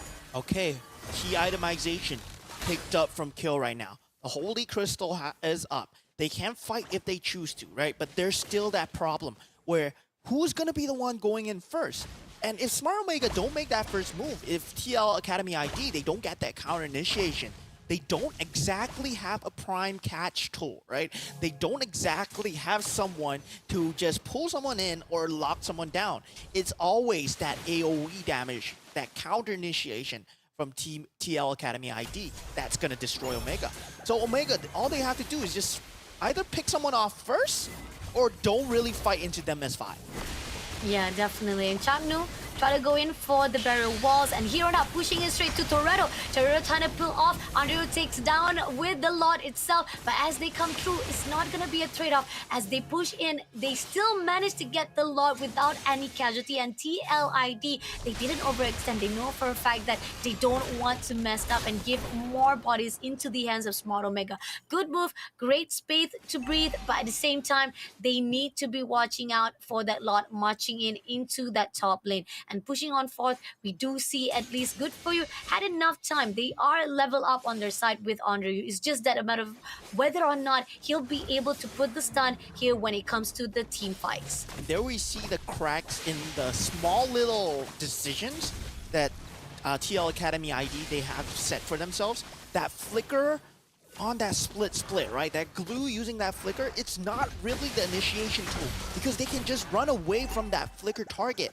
And Smart Omega, they have done a very good job of disengaging away from that split, making sure that their team members are not pulled in. And now with the Lord already up, Omega, they can potentially end this if they choose to use the Zamon's Force. But Andrew, with the solo pickup on the Suyo here, Oh, coming in straight away with the barrier pulling through. And it seems that Chizumi unfortunately didn't manage to actually pull out them. And with the fact that the turret has already been destroyed, this is another opening coming in from the top lane. Overextension that was needed, and it to a point that TLID Academy could not do anything. yeah, it seems to me like it's very hard unless Omega makes a mistake right now. It's Omega's game to lose, and Academy ID, all they can do right now is wait for a mistake, right? Play this high ground defense, just defend for days and wait for a mistake. They do have that late game just by a slight bit still. Q had to pull away with the Order of Chaos. Almost managed to be taken down, but it's okay. Still surviving it out so far. Yes, it might be in the lead of Smart Omega, right? But I like the tenacity, the persistency that coming in from TLID. It's a little bit risky, yes, they are, but on the defense-wise, they're doing. But Chizumi has already been tagged out. Ryota will be the one to take him down, and now it's going to be opening as Toretto coming in for a fight. The Zaman Force has been pulled out by him, but at least Toretto managed to pull through with the glue, and at the moment right now, they're pulling in straight into the bottom lane turret as well. And now they are bare on both sides of top and bottom. This is going to be giving a little bit more struggle for TLID Academy to even defend their base. And this is really just Omega just playing so well, right? They take these calculated fights. It's not exactly throwing 5 members in, but they know when TL Academy ID are weak. And now with the Zamon's Force up, they don't have creeps to push in that mid tower. They are going to disengage, wait for the next Lord, play it smart once again. Don't push their luck here because TL Academy ID, they still have that very strong team fight mechanics. Let's see. They know for a fact that they don't want to be very aggressive or even engaging too early on. And it seems that TLID is also on the watch. They have their eyes with Toretto on the sideline. If anything happens, at least they got the call out they need. And somehow, it's not gonna be easy, but if they can pull this off, at least try to make sure that they can steal away with the lot. It could be Smart Omega as the win it off, but somehow here, gonna tease off the lot. Schroeder gets the info, but still denials coming with a barrier as well as coming through. This is where the fine line of Smart Omega will get away with the lot, and TLID Academy could not do anything to push through. Smart Omega getting better and better, and TLID Academy, can they actually do the second layer of defense? First layer, it was already pushing to a point that the bottom and top lane had to be bare. Now they only have to hold on to the mid lane to rid. It's very hard, right? It's all on this glue. Toretto, he hasn't been finding that space. Sure, he hasn't died, but he hasn't killed anyone either. So now they are jumping in for the first turret. Jome already making moves with that Zayman's Force. There's nothing to catch him. And TL Academy's ID's just lineup here is really meant for the team fight, yes, but there is no way to pick off Omega if they're out of position, if they're playing aggressive. They can easily jump back, and nothing will be done by TL Academy ID. Right now, Omega, it's just barring them jumping in there and just making the mistake, the worst mistake of their lives, to fight into that Frigid Glacier, to fight into the Avatar of the Guardian. There's nothing that TL Academy ID can do unless Omega makes a mistake here. Okay, let's see. Okay, they got the AoE done. Let's see how they can actually pull out here for the team fight. Coming in straight away, this is going to be Kyo's win attempt. Tried to be taken out, but unfortunately, with so much damage been put out by the Crystal, despite they were contesting for that team fight, it ended up giving the objective in the hands of Smart Omega. So again, another series to be clean swept by the team of Smart Omega with 2-0. TL Academy ID, unfortunately, even with such a really good persistent defense, is still not enough to break off Smart Omega. And yeah, you can see, all right, the kill count. It's just 4-4. 16-minute game, 4-4. There were no kills going the way of each team, right? But it's all about the objectives. It's all about the macro control. It's all about the map control as well. And Omega Esports, they show how big of a map advantage they have, how big of a grasp of the game that they have. This is winning without killing. And it's so amazing to watch them just destroy the map control of TL Academy ID, just slowly but surely, just taking away one step at a time. They might be losing Rilda, but it's not for nothing, because Riku at that mid lane, he was taking that gold turret. Jome, he was getting that farm up, and at the same time, if you take that last team fight into consideration, Andrew was not dealing damage towards the enemy heroes. He was just straight up aiming for that crystal, knowing that they do not want to take a 5-on-5 team fight. And looking on the side of the goals, right, even despite the fact that Team Liquid Academy, they did try their best to at least guard off their ground, try to actually cover up the map's control for themselves, but it's still not enough, because as Smart Omega, always focusing on the objective, and despite that, TL Academy thought that maybe by winning all those team fights they can actually turn things around, it was just still not enough. Andrew as the MVP here with 25% of kill participation, but more on the side of Jome with 75%, but the kill wise is going in for Andrew. I mean, it's not much. I mean, you talked about it. It's 4-4. When it comes to the team fights, kill wise, it was not much to be seen, because prioritization of Smart Omega for now is pretty much focusing on the objective, and this is what TL Academy is lacking of. They didn't realize it. They were pretty much more on the defense side, to a point when they try to go to the offensive, there was no one to lock on as much as they did to Ryota on the previous, or even the first early game state of this round 2. But then again, Andrew will be the MVP with 1 kill and 824 GPM. Yeah, I mean, this is a game where it's not really about the kills. It's not really about the GPM. It's not about itemization at all. This is bare fundamentals of pro gameplay, right? This is bare fundamentals where your creep management is very important. Lane priority is very important. Why are you taking these team fights? Whether you capitalize, get the objectives off of the kills, this is the cleanest playstyle that I've seen, and this is the purest form of this mobile playstyle, where gold is the winning factor. Whether you have the itemization or not, whether you fight into S5 or not, they were up ahead by a lot in that net worth. But yet again, Omega Esports, Smart Omega, they are smart. They don't take that 5-on-5 knowing that they are going to die. And look at this early game, right? Ryoda was doing this. He was doing this time and time again. But what was going on in that mid lane? You see that Eve was taking that goal lane turret over here. And yes, this is Ryoda dying, but 1-for-1 trade, yes. And we saw that Andrew on that bottom lane, he already took that gold advantage for themselves. And slowly but surely, they just rack it up, take away all that inhibitors. If you take a look at Andrew, he's not even going for the team fight. Just go for the crystal, right?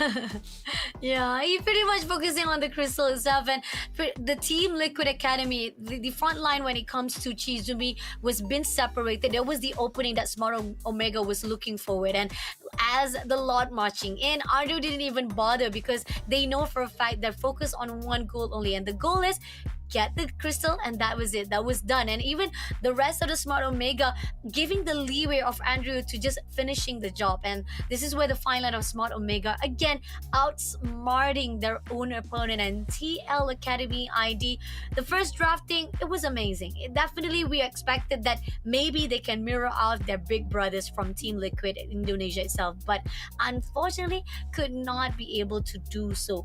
But then we got another result also to be pulled out. We're done with Smart Omega with Team Liquid Academy as well. But on the other streams, Team Vamos is making a game changer here for the Malaysian fans, and they managed to shut down RRQ Kaito with 2-0. Wow.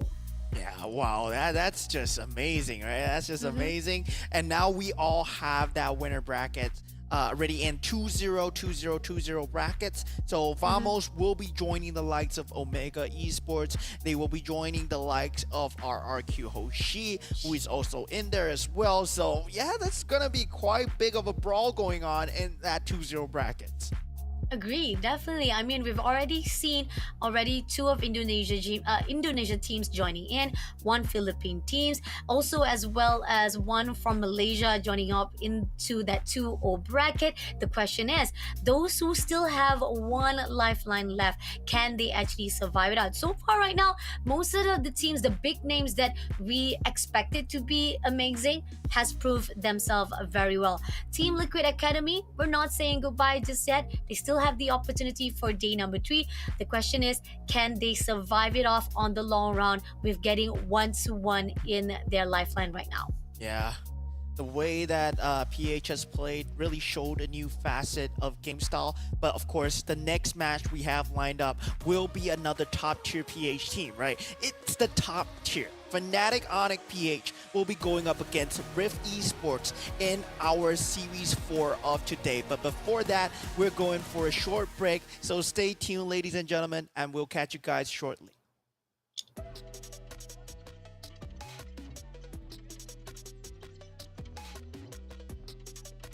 The Snapdragon Pro Series is brought to you by Snapdragon Elite Gaming, Monster Energy, and DHL.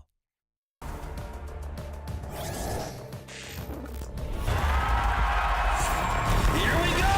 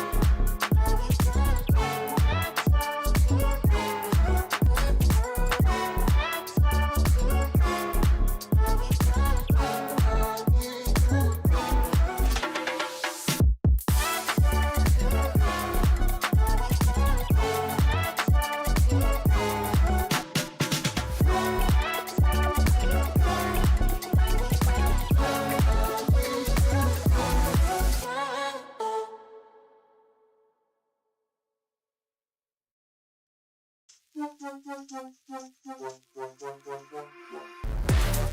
more, give it more, give it more right now, right now. Give it more, give it more, give it way more, way more. Yeah, we give it all that we got. Measuring what's in our pockets, then we give it a lot. Cause we've been hustling for years, now we up at the top. And no, it's still not enough, so we ain't gonna stop. Cause that's full throttle, zoom, zoom, hop, skip, jump. Gotta eat it up, but the goal is lunch. I'm the big goose, so I never duck, duck. Just keep my head up and yeah, we going up, up, but don't call it good luck, luck.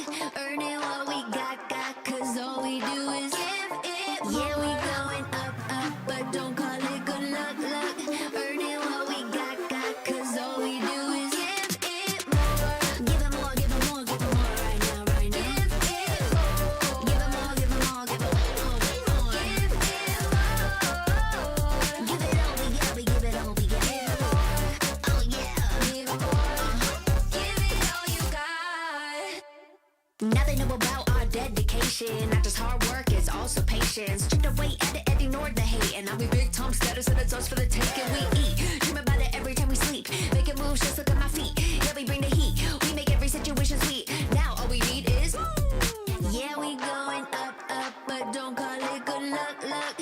Earning what we got, cause all we do is give it more. Yeah, we going up, up, but don't call it good luck, luck. Earning what we got, cause all we do is give it more. Give it more, give it more, give it more right now, right now. Give it more. Give it more, give it more, give it way more, way more. Give it more. Give it all we got, we give it all we got. Give it more. Oh yeah. Give it more. Give it all you got. Give it more, give it more, give it more right now, right now. Give it more, give it more, give it way more, way more.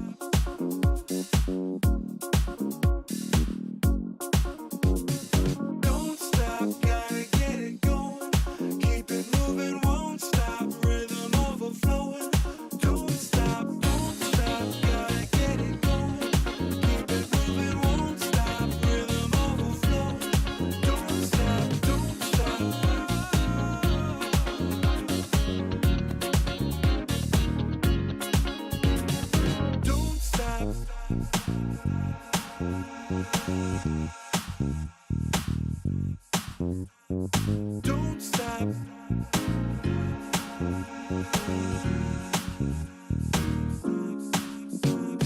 Don't stop, gotta get it going.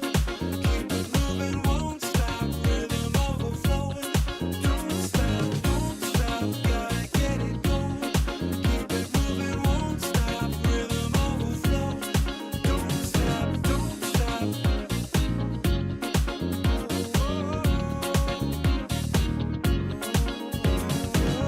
stop.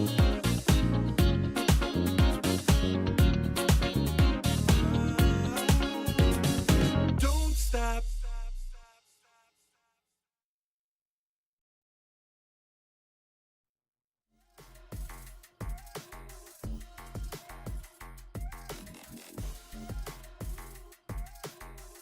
Welcome back, ladies and gentlemen, to the last series of the day. Fnatic Onic, Philippines, going up against Rift Esports from Singapore, the champions of the Philippine region, the first seed against Rift Esports, all the way from Singapore. My heart, I can't take it, man. I can't take it. Oh my God, buddy, just take over, man. I can't. It hurts. It hurts because, I mean, Fnatic Onic PH, this is one Giants that is gonna be tough to deal with. I mean, yes, Reef Esport had a really good run yesterday. It was beautiful. I mean, at the start of the day, we didn't even expect that Reef Esport was gonna be able to shut down immediately on the first day series itself, whereby we saw how Reef Esport managed to get 2-0 straight away to Team SV, but then coming into day number 2, this is the fine line.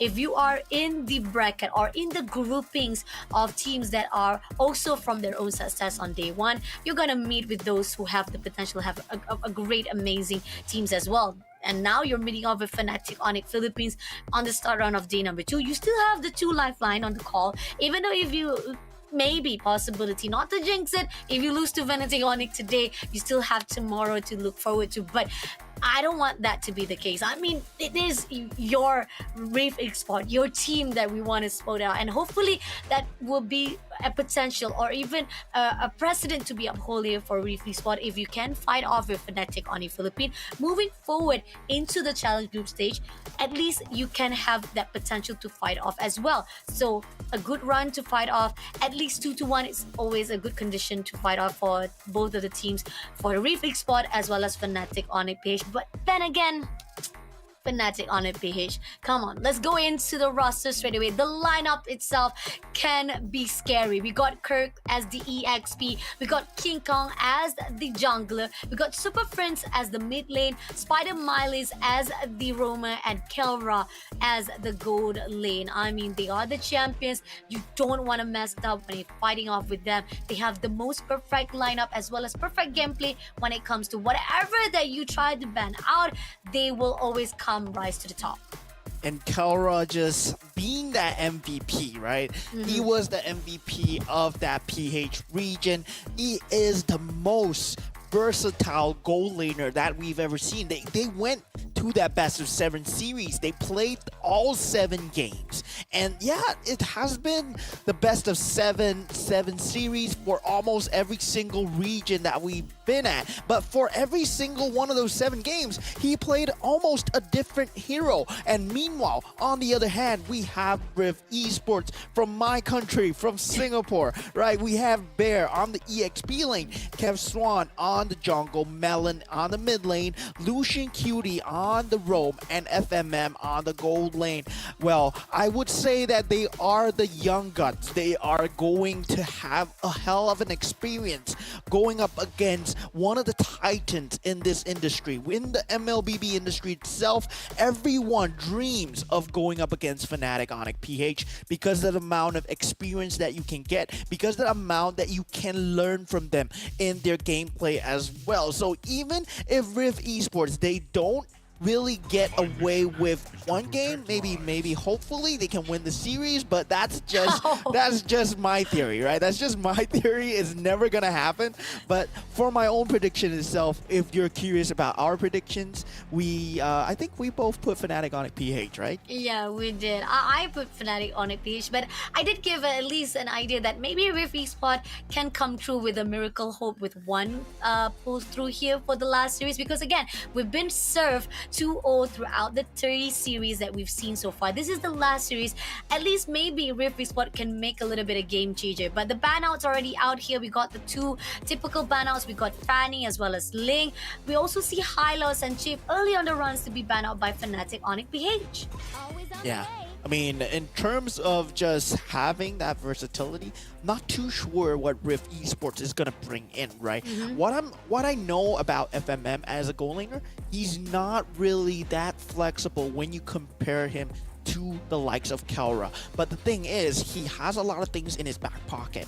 In terms of being one of the gold laners of MPLSG, he is still, I think, I would put him at second best, just below Vanix. And right now for Fnatic Onic PH, well, that's a stat for the entire world. They are the best. They are one of the best in the entire world. So it's just not a country alone. They are really experienced on that international stage. So they're going with the knowledge and leaving both the Zusin and Suyo open in that banning and drafting part. Two of the Holy Trinity is open up, and Rift Esports, this is the timeline. Are you going to actually take up the bait? Are you going to actually pick it up? Because at the end of it all, if you don't pick up either side of it, there's going to give it a potential to the side of Fnatic Onic. So now they picked up the Suyo. What will Fnatic Onic PH will actually try to respond? Are they going to actually deny it with taking out the Juicin, or will they actually, nope, they will pick up the Juicin. This is a typical banter or even the response that we already spotted out. But as Juicin been picked up, who will they prioritize to actually hold it up? Is it going to be Gato Gacha or is it going to be Hilda? It is going to be Hilda for them to pull through here for Fnatic Onic PH. Yeah, Fnatic Onic PH with that Hilda in preparation for what Rift Esports might bring, right? Already knowing that the Suyo needs some kind of early game momentum to go in, I would compare him to an Alpha. I would compare him to Julian in terms of that play style, right? Where you want to be hiding in that bush, or you can go for that fighter utility play style as well. He's sort of a pseudo assassin fighter, very similar to what the Alpha brings. But now with the Matilda out of contention, they have to deal with the Zusin. This Zusin, you don't really want to fight on one front, right? Many teams like to fight top to back and back to front. And this is a situation where, yeah, having something to jump in the backline will be nice. Raging Sandstorm, perhaps Kev Swan can steal away not really much here from Valentina, actually. Which is a surprising pick, yeah. Yeah, very surprising pick coming in from Rift Esports. But again, this is them try to play on their comfort zone, and we do see Fnatic Onic also picking up Alpha as well. So this is giving them more long-range security for themselves. I mean, they already got Jushin, and now Alpha is on the lead as well. So more to the side of Fnatic Onic, I'm liking their drafting already. They know what they need to be done. But again, on the Rift Esports wise, they covered the entire back line, and they cover up also in the mobility wise. The question is, what can they bring out with the Valentina? The question is if this is going to be enough to pull through to take down Fnatic Onic. Yeah, both teams yet to pick up their goal lane right now. I mean, in terms of how Fnatic Onic PH want to play the goal laner, they can just ban out every single goal laner and just put Kelra on anything, right? You can put it on Lunox, you can put it on Beatrix, you can put him on 1-1, and he will still perform. Meanwhile, FMM, he is known for that Harif. He is known for a very good Lunox as well. So you can actually ban out both of them from what he has taken out. But the Cho already taken out from Lucian Cutie. So Fnatic Onic PH, they're not going in blind, right? They're not arrogant to the point where, yeah, we're not even gonna study the other team. And this is from a top team, mind you. So even a top team, you have to do your homework. You have to research on your opponents and know what their tendencies are, what their play style is when you're going into this banning and drafting phase. Agree, definitely. So at least maybe possibility of the ban out coming in from Reeve Esport. They already see that okay, Tyrus is out of the deal, so FMM. He has to be smart with this. And we do see coming rise on the top as well. This is a possibility of maybe they want to actually have more defense on the side. Moskov will be banned off. Possibility of they want to make sure that no much of the mobility more coming in from Fnatic on it, because they know for a fact that if you give more of seclusion of backside or even the front line to be given out for Fnatic, you are giving all the open space for Fnatic Onic to punish you. And they picked up the Gacha finally, and now Rift Esport, what can you do? I mean, it depends on what Lucian QD wants to play, right? Whether he will pick up that Khalid or do they require another roamer? So if they want another roamer, actually against the Gato Kacha, there's a lot of responses. You can actually go for the Tigreal here if you wish to do so, to fight the fight very early with the implosion and try and force out these early game team fights, and also threaten the Zeus'in at the back. But of course, Rift Esports, I feel that their Khalid will be on the EXP lane, then Lucian QD might... Oh no! Okay, they switched things up. Yeah, it's a new Rift Esports. The new Reef Esport picking up not only the Benedetta, they picked up the Nathan as well. So this is really interesting on the side of Reef Esport. Okay, so now it seems that they had a fine line, and we got Fnatic Onic picking up Erythil as well as the last option. Yeah, so Erythil really strong in dealing with this kind of high mobility lineup, right? Because she has way more mobility than any one of these gold laners, any one of these team members combined. So Rift Esports, the worrying thing about them is the same problem with Team Liquid Academy ID in the previous game, where they don't have any catch to begin with. The way that they want to start the team fights, it's really unknown to how they want to initiate a team fight. They don't really have a set someone to fights.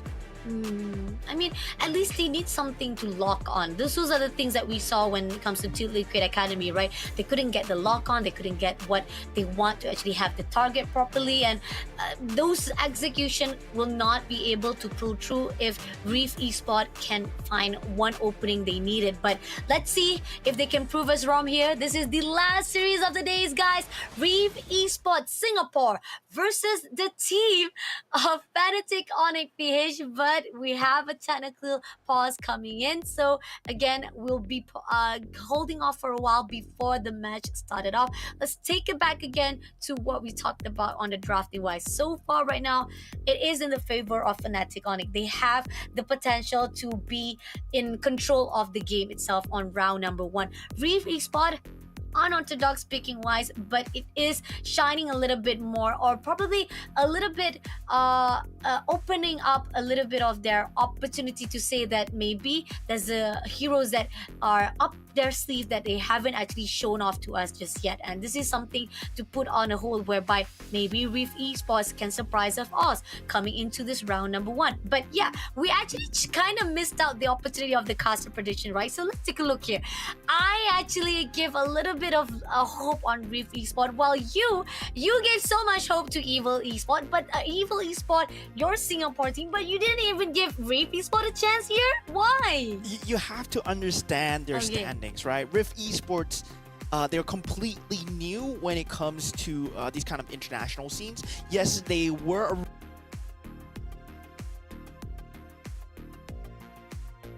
don't have as much experience when you compare that to Team Evil, Team NIP Flash, and yeah, within my region itself, I really feel that there is a very big disparity between the top and the rest. Meanwhile, I feel that other leagues is much closer, and Rift Esports, yeah, they need all the experience that they can get. They need to grow as much before they can take down this top titan, right? This is the final boss that we're talking about, Fnatic Onic PH. It's not an easy opponent, and with already the lineup with the drafts and bans, I feel that it's not really in their favor, where they have a lot of damage, right? They have the Lecto Final Blow, the coming in from Bandetta. They have the Entropy, yes, Raging Sandstorm, a lot of skills available. But who is the one who will start it all? Who will be the one to start the team fight? Do you go in with a Raging Sandstorm? Do you go in with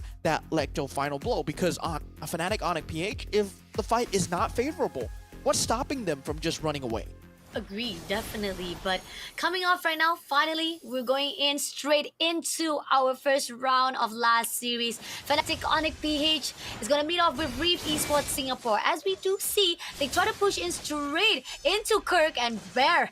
Really aggression all the start, but it's not going to be easy as Kirk making his way all the way to the bottom lane, still surviving it out. But as we see here, it seems that Bear still not giving up, gonna try to pull away Kirk as a process. And we do see here, Capswan will be making a really good movement to actually invade into the space of Fnatic Onic, get the crabs, but at the same time, he has to be aware of the positioning as well. We do see that Spider Miley's do has the eyes on the side, but on the side of top here, we do see King Kong going in for the first blood, taking down Lucy Cutie, and FFM could not do anything to back things up, and King Kong will come in for the fight. FFM's flicker away, just barely making it alive, but this is only the great win opening for the side of Fnatic Onic PH. And that's just so much macro advantage, right? Kelra is going to get at least half this gold turret, and that's at least half a small item that he is going to secure. So with that, their macro advantage will be going towards Kelra by a long shot, because once he reaches his level 4, he's going to be able to destroy FMM in terms of having that mobility, and the flicker has already been burnt. So Fnatic Onic PH, with that small little move, they won so much of the lane and so much of the game for themselves. Now, they don't need to worry about the top lane. They can just focus their sights on the turtle here. But Kurt going in. Melon will be taken out by Super Prince immediately, and Super Prince try to pull away another one, but managed to bear away. And we do see that we're gonna go in again into another technical pause, unfortunately, but that was a really good move coming in from Fnatic Onic. You got the macro wins already on the top lane, and now they left it all behind and they move into the mid lane where they managed to shut down another player of Reef Esports. Barely coming alive, Bear had to pull away, but if it wasn't for the opportunity, Rise It Out, a really good backup coming in for Reef Esports, could have been another kill and triple in the side of the account bank of Team Fnatic Onic PH. So Reef Esports looking a little bit more messier right now as Fnatic Onic giving so much of the aggression that Reef Esports could not do anything to shut them down. Yeah, and this is very worrying, right? When there is a lot of momentum going towards the way of Fnatic Onic PH, you know that for sure they're not gonna let that momentum go, and now it becomes a movement on Rift Esports. What's the decision making going into that next few stages of that game? And for them, there's not a lot of options. Meanwhile, Fnatic Onic PH, they know that there's not a lot of options, so they can prepare for what's coming on next. So in that kind of moves, you already secure yourself that early game, you secure yourself that mid game, and now with Lucian Cutie not being able to get that level 4 even before 3 minutes, you know that there's no Raging Sandstorm. So you can secure so much of the map for yourselves and don't need to worry about that huge AoE ultimate coming your way. Agree, definitely. And now, pushing in, they already got invasion into the territory of Reef Esports. And as they pull through, we do see the testament coming in from the side of Fnatic on the top lane. They got a lot of pressure there. Lucian QT as well as FFM is on the hole right now. And FFM is had to let go of that turret. The fact that having a lot of struggle. But at the same time, we do see at least Kev Swan coming in for the backup. They know for a fact they're not going to allow it. Kelra was trying to pull in into the bush side, but still at least FFM will be able to move away safely. And somehow the respawn was coming in from Respawn. Even though it has been a little bit of struggle, they still make it alive so far. But King Kong coming in to see what can be found into the bushes of Team Rift Esports. Spotted out FFM. trying to actually pull away. Super Prince is just trying to find a way to pull off anyone from the stun of Re-Esport. We do see Melon. Melon had to pull away as fast as possible and trying to actually make sure that they can farm it up without the disturbance of Fnatic Onic. And as we progressed it off, at least they did manage to actually farm off properly. And Fnatic Onic is just giving a lot of disturbance, and pretty much Re-Esport is just at least at a struggle at the moment right now. I mean, you can see that they forced that team fight on the top lane, right? Kev Swan is going to be denied this space right now. It's because Fnatic Onic, they are doing such a great job of taking this lane priority. And now, Irito gets a solo kill, and King Kong with the follow-up on to Kev Swan. And Raging Sandstorm is being forced to use defensively here by Lucian Cutie because of the fact of so much pressure coming through from Fnatic Onic PH. The fact that all 5 members were at the top lane and still there was no macro play that could have been done because the lane priority was so good. They cleared out the entire creep waves. They proxied the wave together with the Hilda. Kirk was playing proxy, making sure that Bear cannot be on these rotations. Oh, Lucian Cutie also pulling through right now, trying to have a lot of damage, but at the same time, right here, we do see Kevson coming, pulling in. Super Sprints still looking on the eyes, trying to actually pick up anyone, but somehow that was too close. Definitely overextension to the side of Lucian Cutie, but it's okay. Still barely making it a good combo coming in, but at the same time, we do see here where Hilda try to pull in and pushing on straight away, and this is where the fine line, Lucian Cutie having a lot of pressure. Prince try to pick him off straight on the off guard, but at the same time right here, overextension coming in from the side of Kurt, and Team Re-Esport had to pull through, and FFM finally makes it way, taking down Kurt immediately.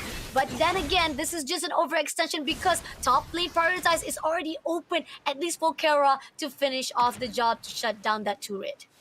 Yeah, and this is really the lack of macro advantage coming in from Rift Esports, right? The fact that he is able to proxy the waves as a Hilda, and I just don't like the fact that Bear is unable to proxy that wave because he's scared of the threat coming from that alpha, that spirit.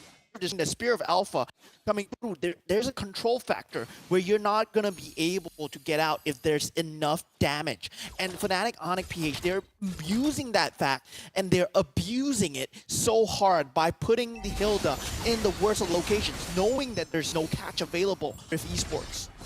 Oh, Bear going to be picked up, but it's okay. I pretty much see a lot of the potential coming in from the side of Fnatic Onic, try to split things up. And this is where the fine line of Re-Esport, they're a little bit too cautious and they're a little bit too emotion, but they did manage to take down Kurt again. This is the confusion-wise, because again, you're giving the leeway to the side of Iritel and Kurt to actually have the potential to just disturb every motion. And Team Fnatic Onic, they had that confusion side of Team Re-Esport to a point that they're getting away with that objective they need. And this is a calculated move, right? Kirk on that top lane. Why was he on the top lane? Because Turtle was spawning on that bottom lane. And if they respawn, Rift Esports, they kill Kirk, yes, but at the cost of a turret, at the cost of a turtle. They measure out the opportunity cost before even fighting. Now Kev Swan dragged in a bad situation here. But here on out, we do see Bear comes in straight away, try to go in for the airborne side, but not gonna be enough. But as we do see Super Prince a little bit too low, had to pull away, but King Kong coming in to push in. We do see Kellar gonna actually insert himself into the equation as well. Lucian getting a lot of damage. Melon had to pull away in the situation, but indeed, we do see Rift Esports still making the way. Kelra overlooking to decide whether they want to actually pull into Lucian Kitty or they want to actually pick up Melon as well. But as time progresses, we do see Team, after coming into that close fight, we have Kelra just messing things up, always putting on objective, shutting down every single turret in the scene. Yeah, I mean, it's very different from Rift Esports. I mean, they have a lot of damage, a lot of AoE damage, yes. But they're going to be able to dive your towers because you don't have the control. Once the ring, that's it. That's the only control that you have, and there's nothing else you can do, barring that FMM jumps behind the enemy lines and just disrupts everyone. which in no way a Nathan is going to do that, even with a flicker, because you value your life so much as your Nathan, right? But already, just the gold advantage, 7,000 gold advantage at 8 minutes in, and it's a slow roll coming in from Fnatic, Onic, PH. Death by 1,000 cuts here because they have so much map advantage. They're able to take away the purple buff. The next Lord is spawning already, and now Lucian Cutie is going to be in a lot of danger. Lucian Cutie will be taken out by King Kong immediately. Now looking for Capswan, but Capswan managed to flicker away, going off straight into the movement of trying to actually hold off the position. This is where the fine line of if Rift Esport will be able to contest it off or even try to defend it off because of the fact that Lucian Cutie was been stuck or been pressurized by Fnatic Onic. But at the same time, Lot already spawned out, and we know how Kurt can be a trouble, can be a menace, will try to pull away that focus into the scene. But as time goes by, they're going in straight into the team fight. We do see Spider going in for the overextension. We do see Melon also pulling in. Bear try to actually pull it out, but seems that Fnatic Onic, the overextension, just pull away some of the defense, all the resources they needed into the Rift Esport hands. And now most of those utilities was already put out, but FMM right in the open, nobody saw it, nobody was trying to defend it wise, and Kiara takes him down. And as time goes by, they even managed to do so much damage to the rest of the Rift Esport players, and now they give so much pressure, they might be able to crumble into the fact that this is it, Rift Esport right in the open. They can take away all the cover up of the map itself. Yeah, this is very, very much a very big disparity coming in from Fnatic Onic PH, right? 10,000 gold lead at 10 minutes already, and super fresh, just solo kills. I mean, with the team, of course, gets the kill on Lucian Cutie. This is a Khalid, and Khalid supposed to have that high mobility, that high sustainability, survivability. Well, but I mean, if your highest survivable hero is dying like this, then yeah, it's not a good look for you at all. Fnatic Onic PH, they fully taking advantage of the fact that once again, they don't have any form of control. Multiple times, they're able to jump your towers because you got nothing to keep them in the tower. They can jump in and out and just spread the damage out and keep taking that space away from you. And what are you gonna do, Rift Esports? Because I feel that you had that Valentina, yes, but there's nothing. Only a stolen Spear of Alpha, maybe? That's a possibility of that, but then again, with all the defense lines are down to the last bar line, this is not going to be easy now. Lot already marching in into the mid lane is already open for the take. Now right at the top, it's going to be Bear as well as Melon trying to survive it out, but Kirk comes in. That's another turret to be destroyed as well. And as they progress it all out, they come down to the team fight as well. Now Lot will be denied immediately, but as the time goes by, we do see Fnatic Onic not going in for the overextension when they could have, but they are very disciplined. They're trying to figure out how they try to move into Rift to utilize all the utilities, all the resources they put out. But it seems that Rift also being disciplined with all the triggers they needed, but somehow that's the last turret they needed. Now King Kong trying to find a way, trying to break it off. It seems that Bad did manage to go away into the scene. Now they go in for the backline. It seems like they have the opportunity to try to steal away the confusion or even the focus wise. And I'm not sure what Rift is what idea right now. They did manage to do some damage to Prince though, and now pulling in. Spider managed to take down Cap as well as FMM. Lucian Cutie was taken out. Now the moment where Bear was out of the scene, this is where Fnatic Onic just damage as well as punish the teams of Rift Esport, and they get the win for the last series of the day. Yeah, this is where you are a Benedetta and you are going for that proxy play, and it was the correct play, right? It was not Bear's mistake. He was trying to proxy that wave. But the thing is, Fnatic Onic, they're not stupid. They're Fnatic Onic PH, they're not stupid. They know that the Bear is not in a team fight. Then they're gonna force the team fight again. You're lacking a member. So now it's just scissors, rock, paper, scissors. Once again, you already show your hand, and Fnatic Onic, of course, they're gonna show the better hand once you show your weakness. And it really falls down to a very confusing draft from Rift Esports, because I feel that yeah, you have a lot of damage. You have a lot of answers. It felt very reactive to me, where you are reacting to what Fnatic, Onic, PH are playing, but you don't have a synergistic playstyle. You don't have a set playstyle where we're gonna do this, then step 2 will be this. Because it seems to me like, yeah, we pick Valentina because we expect them to go for a big team fight, but when they don't go for a big team fight, you suddenly, the Valentina pick becomes extremely null and void. I'm looking on the gold side, right? That's the fine line. Even during the 5 minutes already, we saw how Fnatic Onic was much more superior. They were conquering most of the GPM on themselves. And then moving along to the side of the MVP wise, King Kong was such a menace. He was already covering a lot of the grounds that Team Rift Esports could not do anything. You try to go in for defense wise, it's not in the favor of Team Rift Esports, because Fnatic Onic, every single time we do see Kirk always try to make a confusion, try to take away all the focus of Team Rift Esports, to a point that it allows Kara so much mobility, so much movement to just focus on those OBJs. Yeah, and the thing is, it's much more easier on the Alpha to really initiate, because he has that Spear of Alpha, right? There's a control factor there. There's an initiation factor there. And the fact that FNOP, they can run towards you. It's very scary. And King Kong just thriving off of that lack of control, because he doesn't need a Matilda to save him. If there's nothing to be saved from.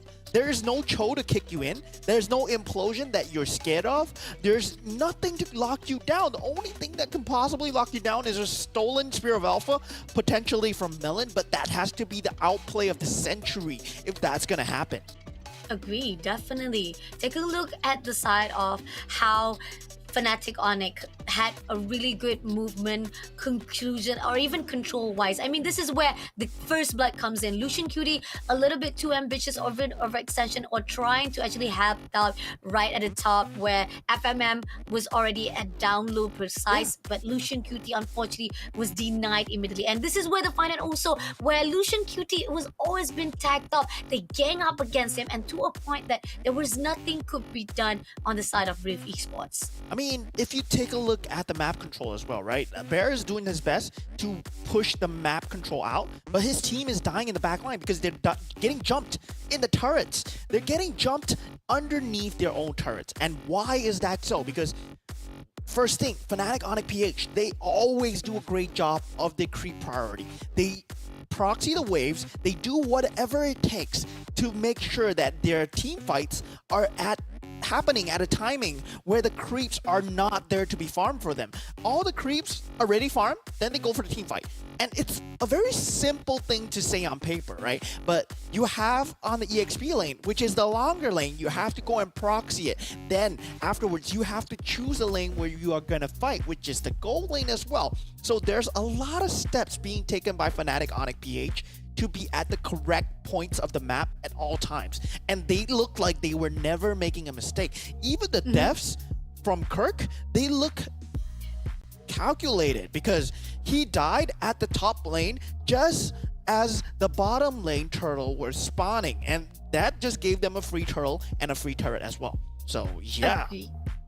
I feel like pretty much all the decision making that was done by Fnatic Onic was not read properly by Rift Esports. They kind of fall into all the traps that was put out by Fnatic Onic Philippine. And coming into the next matchup, this is where Rift Esports, how can you actually better out? How can you actually execute, or not only execute, try to actually pinpoint, can we actually figure out, is this a trap? Is this a bait that been put out by Fnatic Onic, or will we be able to actually distinguish what was the decision making, not to actually go overextending themselves, just to play around with the timing that Fnatic Onic was pulled out? Because so far, again, we don't see much of them going too much aggression, just pretty much them just finding a way, just pulling all the focus of Rift Esports to the wrong side of the map. And this is where the fine line of Rift Esports, they gotta be better going into the second match itself. Yeah, I mean, in terms of drafting itself, it just felt very reactive to me. So they have to change their mentality going into the game. So it's going to be very hard for them. Of course, they have to disregard the name tags and yeah, just play their play style, right? Play Rift Esports, play what you're known for. And now we're going to head for a short break while these players, they do need to take things out. So right now, we'll see you guys shortly after the break.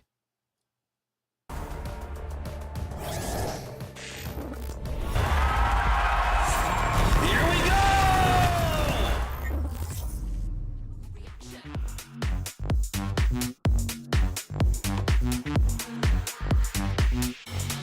Chemical reaction.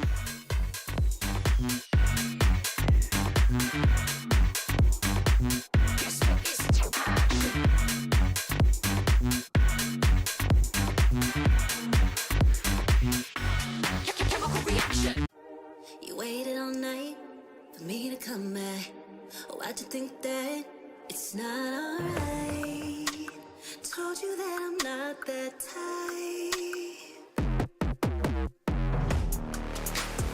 Didn't mean to get you so excited. Tried to tell you not to fall in love. Why you always hit me uninvited? Was hoping you would get the picture. I've had enough. Now it's time for me to turn around. Thought you knew what this was. Yeah, I am superstar. You were never the one for me. Never should have fell for me. Take back your heart. Why don't you take it back? You never had a chance. I'm gonna take back your heart. Call it a savage love, just till I had enough of us. I'm good, babe. I'm on my own. This ain't a phase. Just let me go. Told you that I'm not that type. Don't bother wasting breath. Begging for one more chance. Yeah, know you got carried away. Ooh, you made me to say you've been messing with greatness. Spaces, stay in your place. I was looking to play, then you got in the way. All the love that we made got me stuck on your brain. Got no time to stay here and say goodbye. Yeah, I am superstar. You were never the one for me. Never should have fell for me. Take back your heart. Why don't you take it back? You never had a chance. I'm gonna take back the one heart. Call it a savage love, just till I had enough of us.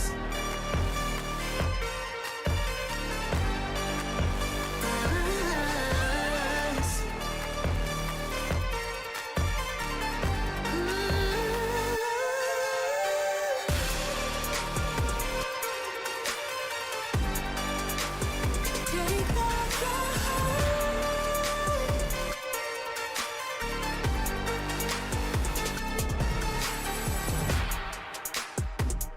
Yeah, yeah.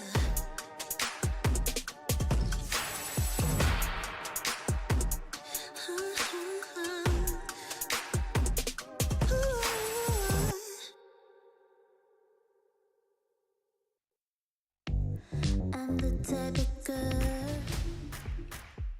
Welcome back, ladies and gentlemen. We just had a clean match from the Philippine champions Fnatic Onic PH against Rift Esports. And it just feels to me, right, really like the draft, there was already so many small little mistakes where Rift Esports didn't look like themselves. It felt like they placed too much respect onto Fnatic Onic PH. And at one point, I feel that they gotta disregard the name tags, right? We were just saying that they gotta disregard the name tags, go into the game, play your game. If you lose, so be it. But now you know at least how your playstyle matches up.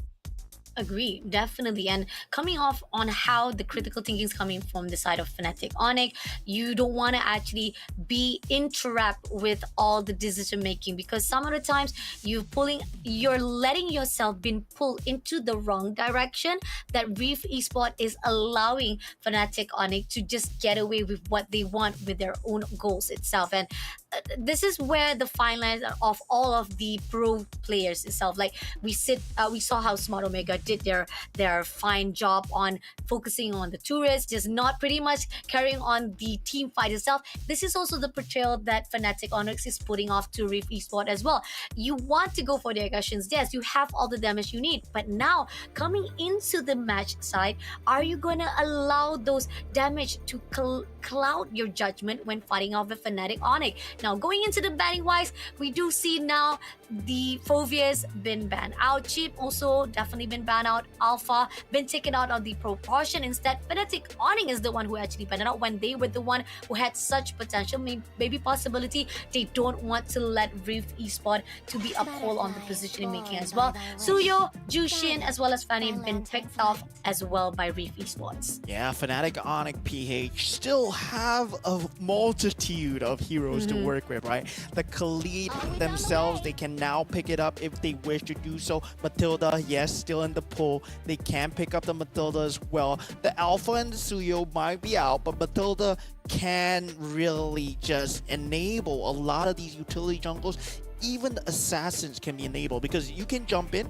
no need to worry, and guiding win out. But Rift Esports, let's just see how they respond, right? Usually the normal way of responding against Matilda is to have that solid singular CC where we see either the Cho, where we see either the Kaja, but definitely Rift Esports going for the bigger gameplay here. They go straight for the Eve and the Hylos. Okay, they prefer on. I think this is pretty much the setup that we see so far, the comfort zone of Reef Esports. So yeah, definitely better off, because we did saw how the control wise of Team Esport when it comes to high low. So okay, I liked it. It's on their comfort zone, but again, the response wise coming on Fnatic Onic Philippines. Now, what are they gonna actually prioritize? They got already the Matilda pushing on for forward of Fnatic Onic. Can they actually have a good response to Reef Esports? Yeah, I mean, Rift Esports, they have a lot of AoE right now. Fnatic Onic PH, I mean, if they want to disrupt this playstyle, they can go for even more AoE, right? They can go for that Vexana, they can go for the Tigreal, but instead, they go for the Gato Kacha, and a very surprising pick, right? That's Joy here. Joy, I would say, in a normal situation, I don't really prefer it, but now that you have that Matilda, that Joy can be in the worst situations. You can run into 4 or 5 enemies and try and burst someone down, and if you don't do it properly, it's okay. There's always that secondary factor. And it seems that Reef Esport responded really well, and I was expecting actually Hayabusa, and now we do see they picked up Hayabusa. The mobility wise, they can actually pick up at least going in from one angle to another angle, getting the shadow slash. And I think this is a really good composition coming in from Reef Esport itself, because they know for a fact they need to find a way where their junglers can pull away from the fight or come into the fight and shut down most of the damage into Fnatic Onic PH. Yeah, I mean, in terms of that damage as well, very nice way of segmenting through the damage, but still, they don't have really much of a synergy, right? Hayabusa is really much more of a kind of an individualistic gameplay, and there's nothing much to enhance that mobility. I mean, Glorious Pathway is there, yes, but I mean, it doesn't really go too well with the Eve and the Hylos. So it's very surprising to me that they have yet to pick up the Roamer and still go for the Hayabusa. Very high priority on the side of Rift Esports. And now, very good ban now. That Tigreal ban is very strong with that Eve, because you want to keep everybody in that box, right? That RWM, once you set up that real world manipulation, that's just a lot of magic damage. Now, Rift Esports, they can take out the gold laners if they choose to do so. Let's see. They ended up actually picking up Aurora instead. There's a possibility maybe the fact that they don't want Aurora to actually step on the toes will try to actually push on into Yve's way. So this is also another Rift Esports attempt to try to make sure that Fnatic Onic will not try to actually disperse any of their attempts to be more sustainable. But then again, it's not the best option, but it's okay. But pushing on to the ban side, we have Fnatic Onic banning off Hilda immediately. Yeah, banning off Hilda, very strong if with dealing against the Joy, right? Joy needs that level 4 to get going. So if you have that Hilda to play Disrupt, it's going to be very strong. With esports right now, though, they have yet to pick up the gold laner. They have yet to pick up either the Roam or the EXP laner. But most likely, right, I've been seeing Bear play a lot of that high-lows EXP lane, so it might be a Roam and gold laner. And for that side, they are able to pick up the Harif if they choose to do so, and it will be quite good. But instead, they go for the Edith. Okay, they put out Edith instead into their priorities here, and Fnatic Onic Philippine. They already got Matilda, Gado Gacha, they got Joy. Now for the gold laner, I mean, pretty much they know for a fact that they picked up Benedetta for their own and Claude as their own team. So this is partly saying that Fnatic Onic, they already got the picture, they got the gameplay already. It's not the typical type, but it's still gonna be beneficial on their own game plans. Yeah, I mean, Rift Esports right now, they're left with the choice at gold laner, right? I mean, in terms of picking that late game assurance, you can go for the Nathan right now if you want to go for the Nathan. It's very strong in dealing with the Claude as well because you deal magical damage instead of physical damage. So there's a lot of shred coming through, especially in the mid to late stages of the game. And there's a lot of objective priority. But whether or not they choose to do it, I mean, they already have that shred coming in from Eden. So, yeah, they're going to have to pick either a Harif or a Nathan, which is Harif. Yep, Harris will be one to fight off for Reef Esport. I think, yeah, it is again not the unorthodox picked off coming in from Reef Esport yet again, but still it has the potential to cover the grounds that is needed. Somehow, from the side of drafting, I do feel Fnatic Onic has already the big picture that they wanted. So the question is, how will Reef Esport respond well? Because so far, again, most of the individual fights that we put out from Reef Esport, it can be trampled from the side of Reef, from the side of Fnatic of Onic itself. So Reef Esport, they gotta be careful. Most of the team fights they want to actually portray it off, they gotta be careful with it. Yeah, I mean, Rift Esports, they look like they have a better lineup than Game 1, definitely, in terms of just having that lockdown available. It seems to me like right now, they have at least the RWM and the Shatter coming in from Edith. But let's just head on into Game 2 in the Land of Dawn. Fnatic Onic PH versus Rift Esports, the champions of Philippines, going up against SG representatives. Let's see. Is it gonna be a full set of series of 2-0, or will Reef Esport makes a difference? Now, the question is whether or not Lucian Cutie will find a way to break it off. And we do see an overextension coming in from the side of Kirk. So they are denying some of the farms comes through.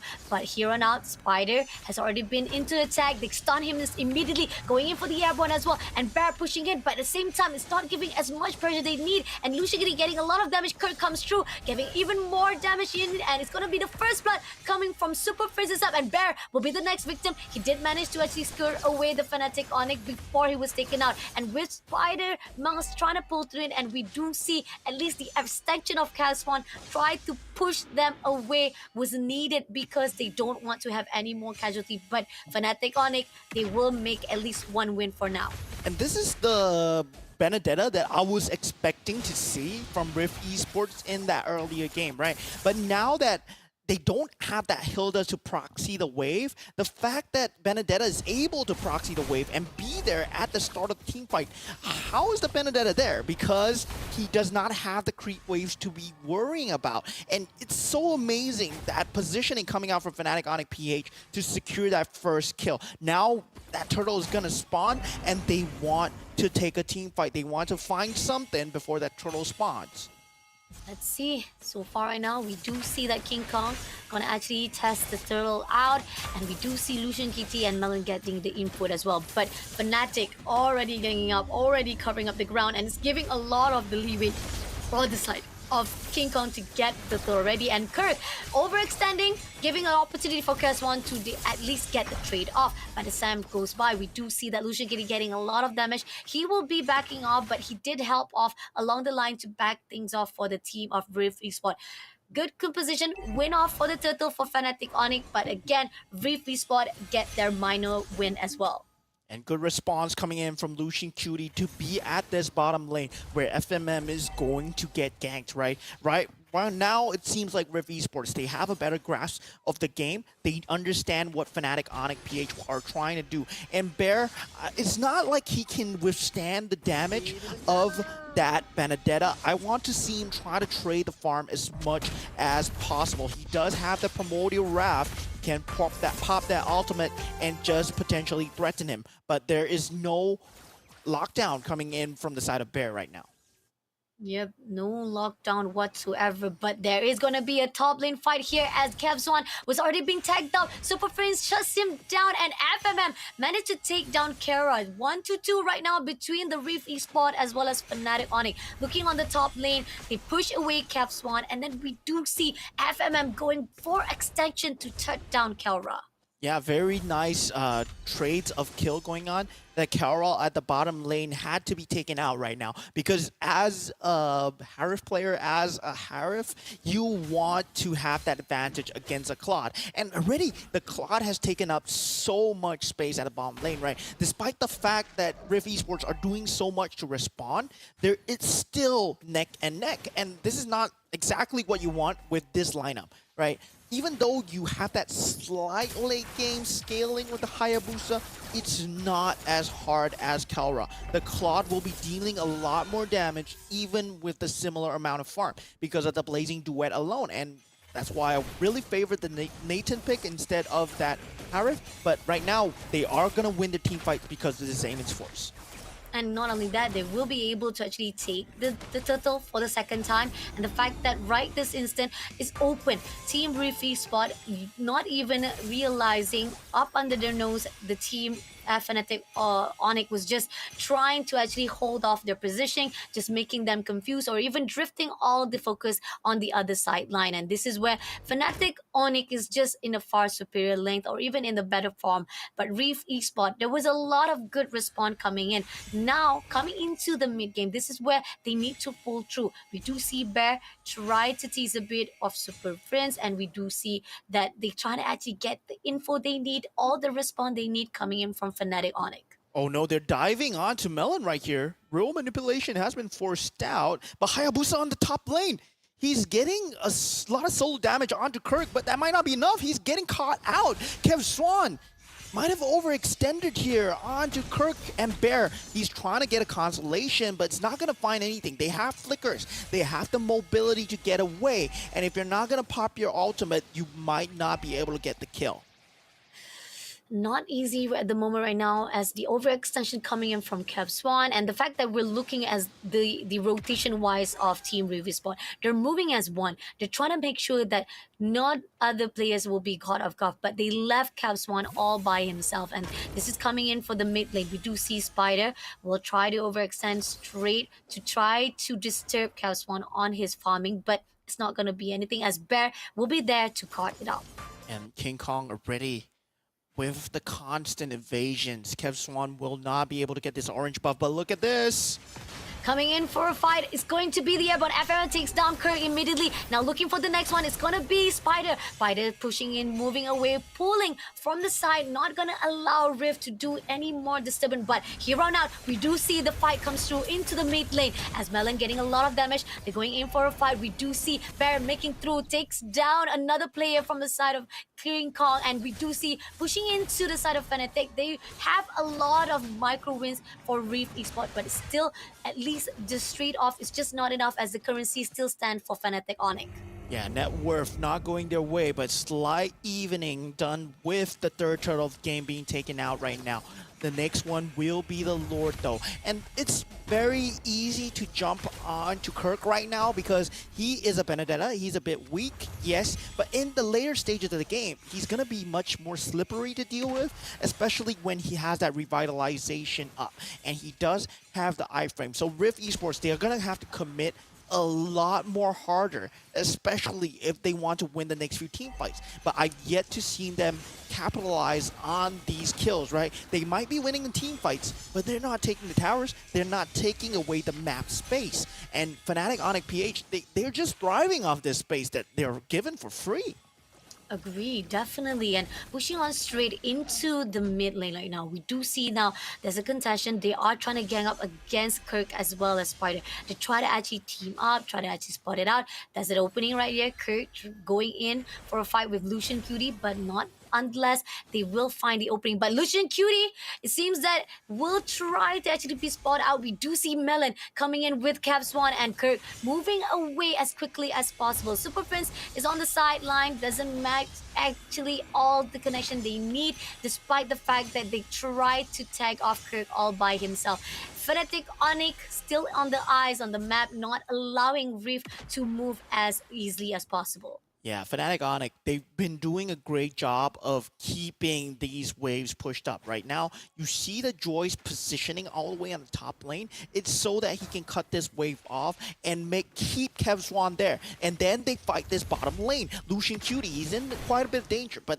with this, even if they lose, they know that the Hayabusa is on top lane. Now, if Joy can rotate towards his bottom lane, it's a 5v4. But coming in right now, it's going to be Bear to pick up Super Prince first. Melon, right in the open, is going to be at a tough time. But at the same time, right here, Bear getting a lot of damage. And Fnatic had to pull away, even though they had the potential, but they don't go for the obsession for the display. But here on out, we do see Capzon finally gets into the seat. And they know the timing was just the critical thinking. And Fnatic Onic, great discipline, great choice making, despite the fact that they know that they could have actually gone in for that kill. Yeah, very good discipline right there. And now with the top lane slightly not in their favor, right? They will have the lane priority to work with. But if you take a look at how Joy is playing with the map right now, he just took away the orange buff once again. And now the team fight is going on. Team fight is going on. Stun comes through. Bear is really airborne. He cannot move. Will be denied by Spider Mouse. And pushing in right now, it seems that Kirk having a little bit of damage here is going to be helped by Cap Swan. Cap Swan takes down Kirk. FMM shuts down Kelra as well as they're pushing in. King Kong going to actually take down FMM, but he doesn't manage to actually connect the thought. He managed to actually pull out, at least going away before Fnatic Onic will try to trade it off. But still, it is a good win coming in from Rift Esports to get that 2 kills. Yeah, small wins coming in from Rift Esports. They need to keep it up, right? The moment that they see the Joy doing this kind of macro plays, they have to punish it. And the fact that Rift Esports has not been punishing it enough, Fnatic Onic PH, they are still taking that advantage in the map control. That's why you see their gold advantage is still shooting up, despite the fact that Rift Esports, they're winning these team fights. Now with this Lord fight though, Shadow Kill onto Super Friends. Shadow Kill over to Super Prince, taking him down as well. And now coming in right now, they know for a fact this is the opening that is needed for Reef Esports. Fnatic Onic, Kirk seems like going into the backline, looking for a way to break into Cap Swan. But as he progresses, it seems that we do see Lucian Cutie going in all out to Spider Mouse and Bear almost closing in, but Cap Swan on this Lord. And now Kirk pushing into Melon. Melon is almost close enough to be shut down. He had to pull away, but Kirk is not giving up. He ended up pushing out to King Kong, taking down FMM. We do see Lucian Cutie. Overextension will be denied by Spider Mouse, and Bear taking down Kirk as well. But Kara pushing in right this instant to shut down with the help of the fact that teams from Reef Esport did manage to get the lot, but at the cost of 3-2 from Fnatic Onic themselves. A very good trade coming out from Fnatic Onic PH, right? Despite the fact that they lost the Lord, they got that outer turret because of that lane pressure that they have set up. This is the precedent, that the lane pressure that they keep setting up on the top lane with King Kong. And now that the Lord is being taken, yeah, never mind. We are still going to take the fight because we know that Kev Swan, he's unable to join this fight. He had to recall back to base to get his HP back up to par. And now with that Lord, you suddenly feels like you don't have a Lord, right? It suddenly just feels like, yeah, you're playing the game in status quo. I mean, pretty much it's just stalemate right now for Riff Esport. Those little wins that expected to actually boost them up is still not in their favor because Fnatic Onic still have a really good cover. And the fact that no matter how much we do see, at least Bear did manage to utilize or even try to neutralize the situation, it was still not in their favor. And much of the utilities that's put out, the resources, was not putting into Riff Esport lane. And now coming in right now into the mid, we do see clears out all the waves. Top lane is going to be much more breeze. They've already put out, and we do see bottom lane also will be cleared out by King Kong as well. So cover of the map itself still in the hands of Fnatic Onic PH. Yeah, Fnatic Onic PH, if they wish to go in that team fight, they still can, right? They have that double revitalization from Kirk and Spider Miles, but still, if Rift Esports itemize properly, they buy the correct items, they can stop this regeneration coming out from this revitalization so they can take a head-on team fight. That would be the Necklace of Durance timing, possibly coming out from Melon, or if FMM chooses to get it, but I'm not too sure, right? Harif usually doesn't itemize towards that item. Maybe somebody can buy a Sea Halberd. Like, I'm hoping Kev Swan, he just itemizes towards that Sea Halberd to just make sure that this healing is stopped. Agree, definitely. And they did manage to try to actually give a lot of pressure to Kawa, but at the same time, right here, Super Friends and going in for the Evos, we do see Bear giving a lot of pressure. FMM, a little bit overextended, had to pull away, but we do see Kevzon coming into inserting himself, stun off straight away Spider Mouse, but at the same time, it was not in their favor. Bear had to pull away, but this is where the fine line that King Kong pushing into Bear straight away and taking him down. And that's the opening that Team Fnatic Onic is looking for, despite the fact Rift was the one to instigate, but here Capswan pulling in, but no, he didn't manage to pull anyone from Fnatic Onic. It's still a loss, and King Kong comes through to punish for his mistake and putting off 2 of the kill points in the hands of Fnatic Onic. Yeah, I mean, if you're gonna go and shadow kill my Matilda, you're not gonna get away alive because Joy is one of the most mobile heroes that can hunt you down. And the fact of the matter is, Fnatic Onic PH, they played them like a fiddle. Right, Rift Esports, they were trying to take the team fight, and they had the damage to take the team fight. But the way that they dance around that team fight, Fnatic Onic PH, they disengage when the Primordial Form was up. And once that Primordial Form was used, the Real World Manipulation was used, Glorious Pathway was used, those are big ultimates. Once they're gone, then we re-engage. And it's just so beautiful to watch. They were playing them just as on the edge. Yeah, definitely.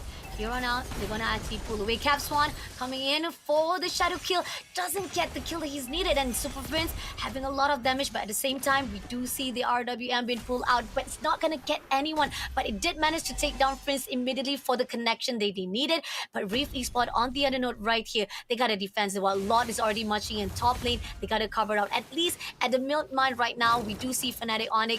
They cannot push on. They cannot overextend themselves. So Rift Esport still have a really good defense hold on themselves. Yeah, the good thing is they have this siege lineup, right? Harif really good at clearing creep waves, Melon good at clearing creep waves as well, but still they will wait for Super Friends, and they have the initiation tools to take out Melon, right? This is the primary target for Fnatic Onic PH if they want to win the team fight. And yeah, definitely the Eve is going to be prime priority, but it's more on Kev Swan and how he responds. Does he go for the macro play? Does he answer? Is anybody on Kirk duty here? Because this man, he has been pushing creep waves time and time again. He might have died 4 times, but he's buying so much space on this Benedetta. Agree, definitely. The cover coming in from the map itself. But Caps One, overextension will be denied. But at the same time, oh, that was just too close for Reef Esport. I think Caps One was just ambitious and overconfident to a point that you do see King Kong was able to punish it off. But at the end, they are in a tie right now. They're still in the lead for the kills, but somehow here on out, Fnatic Onic, they're getting it even more serious. 50 seconds on the clock. Lord is about to be spawned. The question is, can Reef Esport hold out all the waves that have been put out by Fnatic Onic? Yeah, they might have been dealing a lot of damage, but still, that revitalization, that healing factor coming out from Fnatic Onic PH, it's something that they will eventually have to fight. And given their lineup, they can't just cruise into that late game. They have to force a team fight and win the team fight before they take the objectives, because they're working with a Harif, they're working with the Eve. It's not as simple as just taking turrets. It's not going to be that easy of an execution. Meanwhile, the only macro factor that they have, the mobility that they have, it's all on Kev Swan, right? He has that quad shadows, that slight bit of mobility to just play safe, play sustainable, play as an individual. But currently, there's two members of Fnatic Onic doing the same playstyle. You see Kirk on one end, you see King Kong on the other end. And King Kong, he has damage to take these objectives. And coming in right now with a lot will be in the hands. Even with Reef comes through, he will be able to take this lane now. Glorious Path comes through from the side of Reef Esport, try to make a break. But at the same time here, Vonatu coming in. Bear will be the first victim inside of Kelra, and they're pushing in straight to Lucian Cutie as well. Lucian Cutie barely coming in out alive, but Salmon Frost comes through. And this is where the team line comes in, but it's not going to be in the favor, because as time goes by, FMM, a lot of damage coming from Kelra, and he will be the next victim. Even Lucian Cutie tried to back things up. It was not enough, and Melon is going to be the one to be shut down as well. 45 seconds on Melon. Right now, the Lord is being spawned up. This will be the super creeps that will be pushing into your turrets. You are definitely going to lose one of these inhibitor turrets, but it's on how good Kev Swan can respond to this defense here. And it's going to be, yeah, he did pick up the Sea Halberd, but it might be slightly too late. That the team fight is already over, and he's already getting shut down. He immediately been shut down by King Kong. That overextension, it was just superb. King Kong right now is just too much to bear. And now Bear try to actually defend that melee with Lucian Cutie, but now coming in to progress, we do see Lot already munching in. King Kong clears out the last turret, and now they're moving into the Crystal Wise. Bear holding on for dear life and knowing for a fact that at least Melon has already been spawned out. They're gonna pull away, try to push out the team of Fnatic Onic away from this crystal. But at the same time, Lot is in the mission of FMM, but now King Kong already spotted up FMM, is going in for the Zaman Force, but at the same time, G's going to be pulled away because of that, and King Kong had to pull away. But at the same time right here, FMM also managed to give a lot of pressure to Kerr, but RWM was open up, and this is where Fnatic Onic, so much damage been put out, they had to be pulled out from the baseline of Rift Esports. The fact that they all survived, despite the fact that they were so deep in the enemy's base, it just shows how much mobility Fnatic Onic PH had for this team fight. And just taking a look at this instant replay, right? You see that the Avatar Guardian being used, but if you take a look at Kelra's positioning, he has not used that Blazing Duet yet. He placed that BMI there,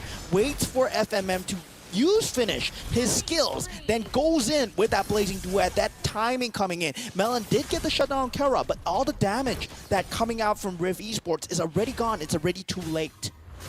Agree, definitely. And this is where the fine line of how they're gonna actually put out, because so far right now, Reef Esport, yes, it was a good defense. There was a really good positioning where they managed to pull away or push away Fnatic Onic away from their base. But within 80 seconds, the Lord will be spawned out. And that's going to be for the team of Fnatic Onic to pick it up. And they're doing their best to clear out all of the wave, but it's still not going to be enough, as if the Lord will be pushed out by the team of Fnatic Onic.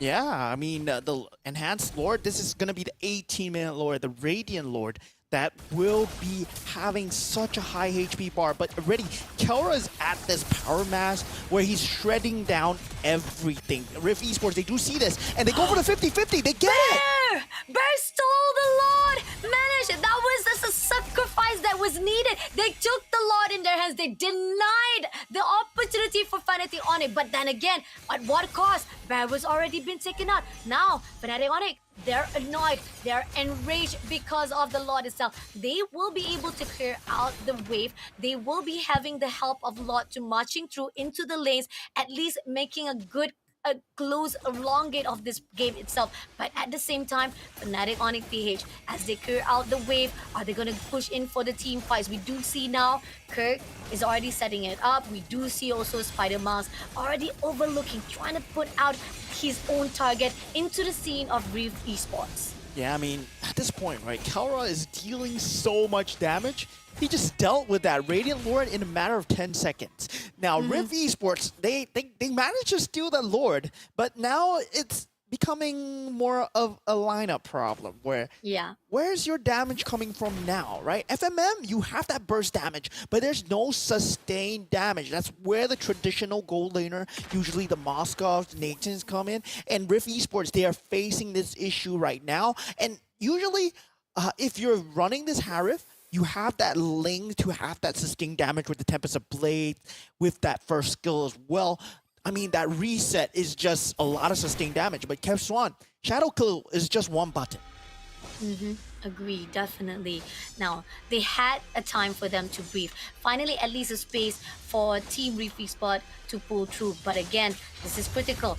80 seconds on the clock, that would be the enhanced lot that is looking forward to be even more sustainable into the scene if they march through.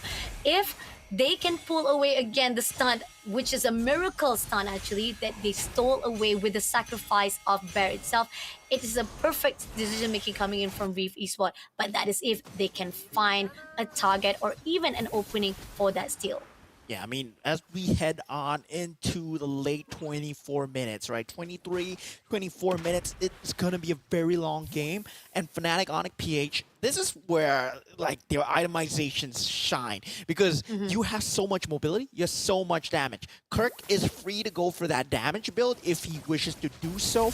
And Joy is just going to be a menace to deal with. But the fact of the matter is, there's always one person that they have to worry about, which is Kelra in that back line. He's going to be able to deal so much damage, and if he chooses to go in the Blazing Duet, he might potentially shred your entire team. Okay, since that Reef Esports spotted out Fnatic in their territory, are they going to actually try to push this team fight, or are they not? Because they know within 6 seconds, they're going to actually try to go in for the lot. And Spider-Mouse is just going to overlook, will give that call out they need. And even so, right here, Super Prince is alongside. Now they tease first the lot. And we do see Lucian Cutie looking for a way to make the path for Team Reef Esport. Kevzon is just on the back line, just waiting off, clearing out the wave as well. But as they tease it off, we do see that Lucian, Cutie, and Pear pulling in, and Spider will be overlooking. Super Rings push in straight to Lucian Cutie first of all, but switch it off to Bear instead, and Bear will be the victim of King Kongs. And now Kim Swen try to actually pull through with the Shadow Kill, but didn't make it through. And now Fnatic Onic finds the opening, goes in back to FMM. FMM right in the open. Zaman first had to be pulled out. He had to move away for the defense-wise, but Kirk is in the scene, and now Super Prince also will pull out. They're gonna actually get the slate, and they pull into Melon as well, but King Kong overextension will be needed as they go in for Capswan, almost damaging into the utilization of the side of Reef Esport. This is where Team Fnatic Onic is just on top. Yeah, two members of SG already down. Make that 3 as they have the damage to pull through for the Crystal. Fnatic Onic PH, they take a clean 2-0 series. They did it up, but still, they force their fight to their advantage, right? The way that Kirk was playing, he had that mid lane priority. He kept FMM in the base to clear out the creep waves. They had the inhibitors turrets already down, so they knew for a fact that they had to play behind. Rift Esports, I mean, you can steal the Lord once, but you're not gonna be able to take it the second time. Yeah, definitely. That's a miracle play. Definitely, that was a miracle play. And I like the fact that they went to Lucian QD. That was the disturbance that was done by Fnatic on it. But then they ended up switching their target straight away to Bear, where he knows for a fact that that was the opportunity for the opening. Bear was immediately shut down. Front side already been closed in, and they push in straight to Cap Swan as well as FMM, and FMM had to be forced to use that Zaman Force as the defense mechanism, but it was still not enough because every separation that was done by Fnatic Onic ended up in the favor of them, and Rift Esports was just faltering into the pieces that Fnatic Onic wanted to be. Yeah, I felt that Kirk was doing so much of the dirty work Yeah. from the early game all the way to the late game. It just felt like his Benedetta was, just the man that was setting things up, right? In the early stages of the game where King Kong was able to get that invasion for Kev Swan, and he kept that invasion going, it's all based off of Kirk's rotations alone. He was there in that team fight, in that 4v4 team fight, where Bear, he had to come late. Yes, but Bear, you're an Edith. Without that Primordial Rav, you're not going to be able to deal as much damage as a Benedetta. And this is just Kirk just styling on Bear, just showing that, you give me the Benedetta now, I'll play it slightly better than you. No, I'll play way better than you. And just showing what the limits of this Benedetta is. Yeah, definitely. I mean, it was so flexible how they played off, and coming into the MVP wise, King Kong with 616 KDA. I mean, talking about how he mobilized every movement when it comes to clearing out the wave. They actually had off such a good golf. No matter how much Cap Swan tried to pull in, King Kong was just so tanky. He was just so powerful that even Calzone cannot do anything. There was not enough damage to shut down King Kong on his own path. Yeah, I mean, this few team fights, right? King Kong, he was doing so well. And I don't think this is the match that we want to see because it looks like two different teams. I'm pretty sure this is Smart Omega versus Team Liquid Academy ID because I didn't see a Phobias at all, but now. Okay, this is the right one, but this is actually the first game though. So still the wrong highlights for our first game. Our second highlights was pretty much how the movement of Team Fnatic on it was just super. I mean, the defense wise. Oh, finally, this is the highlight that we're looking for on the second round. Yeah, I mean, this is where Rift Esports, they should be winning these team fights, but it is already to a point where they're segmenting these team fights, and if you take a look at the top lane, the waves are crashing down, and Bear, he did steal this Lord here, but that was the only highlight for Rift Esports, I feel, because once that Lord was stolen, I mean, they couldn't even take advantage of that Lord. True. Agree, definitely, because coming into the defense mechanism wise, they clear out the lot. They managed to they actually clear out the wave with the lot. But moving into the team fight itself, those are the successful storylines that was pulled off by Reef Esports because they put out the RWM, even with the Zaman Force tried to lock on to either one of the Fnatic Onyx players, it was still not enough because they managed to freely move away, pulling away themselves from those team fights, and in the end they survive it all out. And this is where the predicament of Reef Esports is still not in their favor even into that late game, and it actually put a toll whether or not if you can't even do anything after stealing that lot, what can you do once Fnatic Onic in that late game already having all the items, all the resources they need to fight off with that team fight? Yeah, I mean, this is going to show how much of a level these teams are on, right? All the professional teams that we've seen today coming from PH, the way that they played, and even Team Liquid Indonesia themselves, right? They are on a different level. They are basically in their own playing by themselves. They understand the game way better than most teams. And it's a matter of fact where you got the Radiant Lord, but you're wondering why. What are you doing wrong to the point where you're unable to push out from the base? And it's just a layer of foundations that they've been setting along the way. They have a lot of steps to reach there in the first place. That choke heavy game style that they are used to playing, and why are your resources not there? Why is your farm suddenly so low? It's because they've been denying it from the get-go, from the 0-second mark. They have already set their eyes on what they want to do. Agree, definitely. The invasion wise coming on from Fnatic Onic, that was the reason why there was so much cover grounds of map control was in the favor of them instead of Reef Esport. But this is it. This is the wrapping of our last series. So let's take a look again. Recap of what has been. If you guys missed out the action, first of all, from our first series to our fourth series is that started out with the team of RRQ Hoshi meeting off with Team Evil from Singapore.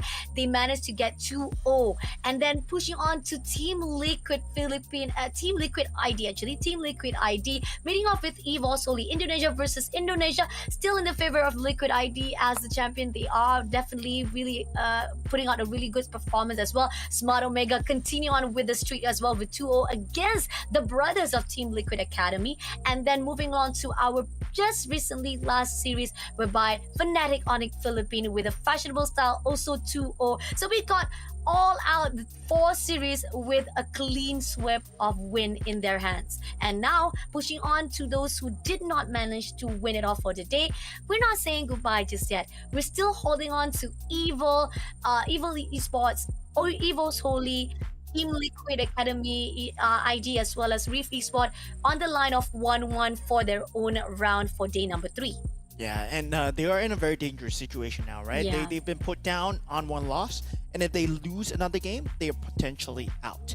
And now we have the other stream where I think Rebellion versus Valhalla. Rebellion, they did manage to come on top. Team Vamos, congratulations to them for beating RRQ Kaido. And Aurora, of course, taking a 2-1 victory against Duck Rice Esports. And Alter Ego X and AI Esports, they've yet to be played. So if you are interested to catch that stream, you can just hop on into that other stream, which is, I believe, is going on right now. Yep, you guys can definitely check out the social medias of all of the SBS MLBB because they're just about to start right now. So you can still catch the game fight between Alter Ego X versus AI Esport. So for right now, for English streams, we are done. We're good to go already, but you can still catch up with the rest of the streams to see all of your favorite teams. Are they able to actually have a really good, clean win streak from day 1 to day 2? Pushing into day 3, or will they be pulled off and having that lifeline depleted into one more chance of elimination here inside the SPS Open Finals? Yeah, and I'm wondering, right? I'm really wondering how this 2-0 bracket team is gonna be because it looks like a complete bloodbath in there, right? It feels like a mini M6 that's gonna go on over there because you have RRQ over there, TLID over there, I mean Omega Esports over there as well, and Fnatic Onic PH just joining them. And for tomorrow itself, we will have Perta Legends going up against OD, right? Am I not wrong? These are OD? Yep. Yeah, this is OD. Yeah, and Monster Vicious will be going up against GMPA, and we will have, I believe this is JP Niners going up against Alter Ego Esports, and of course we have Lazy Esports. I think this is YAD, right? Yacht Esports. Yeah, Yes. and Dangerous. Yeah. So this is, I believe, it's going to be the low brackets, right? Definitely, because they were the one who was taken off from the 0-1 bracket, and Monster Vicious also lost today. So this is something to see how they're gonna actually head off, manage to get that 1-1 on their side, but they still have one lifeline. So at least they still survive on day number 2 to push into day number 3. But again, it's still a long journey for them. So there's another streams that you can also catch up for tomorrow because again, we have a lot of games. I mean, taking on a note right now, we're not saying goodbye just yet. There's still 32 teams to be put out. We got Team STV meeting off with Pro Esports. Yeah, Pro Esports. Yeah, and we got also teams from Vampire X as well meeting off with the team of GMYA. Yeah, this is GMYA. I think. Yeah, that's GMYA. game Games against Malaysia MY Ace. Ace. Yeah, Games Malaysia Ace. And we got CFU Gaming meeting off with IQ Phoenix. And then we got Mythic Seal versus the team of Game Pack. Pack Chiefs. Yeah. Gamer Pack? Gamer Pack. Gamer Pack Chiefs. And these are all teams that are already in the lower brackets. So this is where they are fighting for tournament life here, right? If they lose tomorrow, they will be eliminated from this competition altogether. Yeah, definitely. So again, those are the two the 8 teams or even 8 matches that need to be watched out, because day number 3, this is where we say goodbye to them if they don't sustain their one lifeline left for the elimination. So far right now, 32 teams still surviving here for the SPS Open Finals. But then again, congratulations again to those who managed to have a really good win streak. 2-0 in their side, and they still just need two more on the win for them to secure that slot into the top 4 to qualify into the challenge group stage. On the other note, for the rest of the teams, they have a long journey up ahead again for them to survive here for the Open Finals. Yes, well, as I was saying, right, 2-0 bracket really looking like a mini M6 already, and we're gonna even be going into that 3-0 bracket, right? 3-0 will be that best of the best, so there's a lot to look forward to as the days progress, and you get to see whether these teams make it out from these lower brackets as well, because it's a very hard fight. Everybody is going to pull out their best strategies, especially if they're down 1, because you can't lose another series. If you do lose another series, you're completely out, and there is no more chance for you to make it to the challenge season. And when you go to the challenge season, there are better teams waiting for you there. So it's a never-ending journey, but already these games are of the highest caliber here. Agree, definitely. And it's already potentially putting out all the ideas or the expectation, the prediction wise moving into the challenge season itself, because so far right now, those big names, the big giants, have portrayed themselves the reason why they are the invited teams, why they are in the best of the NPL's rankings themselves, because the fact is, in their own regions, they are their giants. They have from prominent success achievements on their sideline, and when they push in with those who are from the rookies and who are rising off, even though yes, they have the potential from the open qualifiers as well, but still there's a lot of things they need to learn here from those who are experienced inside the SPS Open Finals. Yeah, just taking a look at the 2-0 bracket alone, right? RQ Hoshi, Team Liquid Indonesia, at Fnatic Onic PH, Omega Esports, Rebellion Esports, Vamos, and Aurora. Wow, that's just a very stacked roster, right? You don't get to see these games anywhere but like possibly an international series, and right now you will be able to see them as we head on into the next few days of the Snapdragon Pro Series. But this is it from us at the English stream. I hope you have enjoyed the games. I'm your caster Moment, and join with me is Bunny. Do you have any closing words for the stream? Tomorrow is gonna be even more exciting. The last day to say goodbye to those who have the last chance. So don't miss out. SPS will be continuing on day number 3. See you guys tomorrow.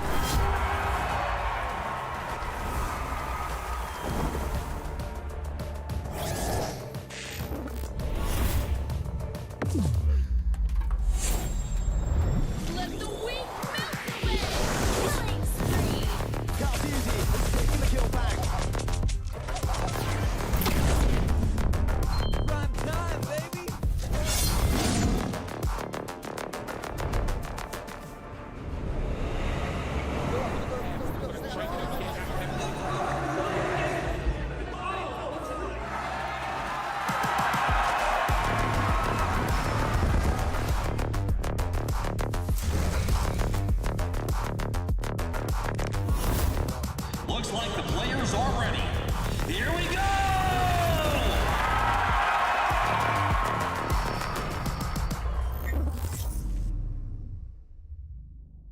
The Snapdragon Pro Series is brought to you by Snapdragon Elite Gaming, Monster Energy, and DHL.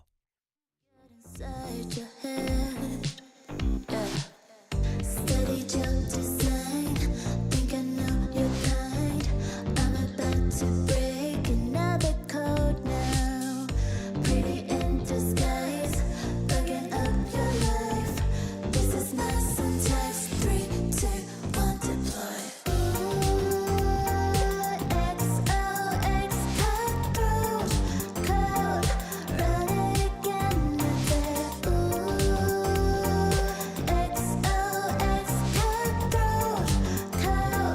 run it again. Steady jump design. Think I know your kind.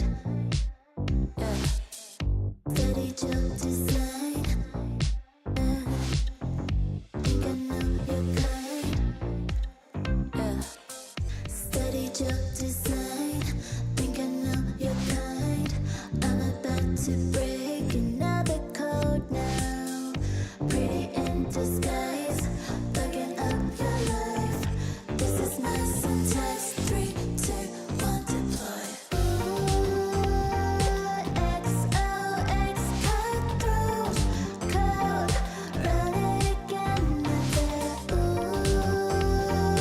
XOX code,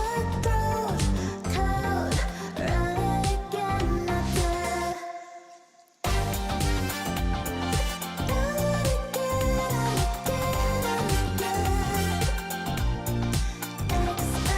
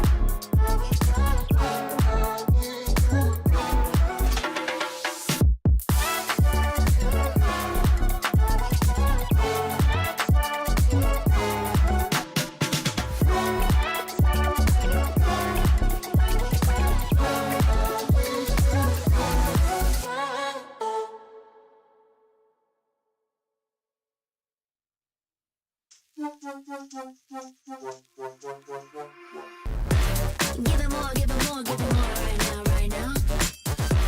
Give it more, give it more, give it way more, way more.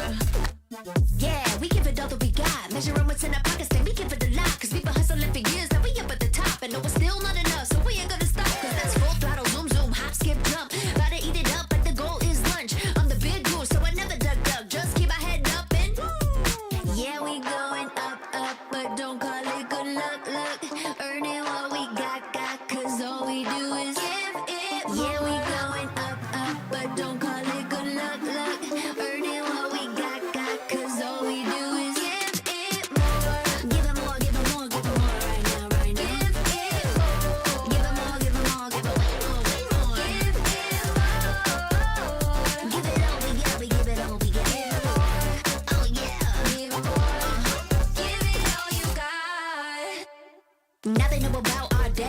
dedication. Not just hard work, it's also patience. Chipped away at it and ignored the hate. And now we big Tom status and it's us for the taking. We eat, dream about it every time we sleep. Making moves, just look at my feet.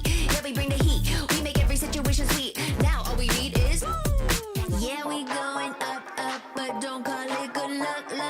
Earning what we got, cause all we do is give it more. Yeah, we going up, but don't call it good luck. Earning what we got, cause all we do is give it more. Give it more, give it more, give it more right now. Give it more, give it more, give it more, give it more.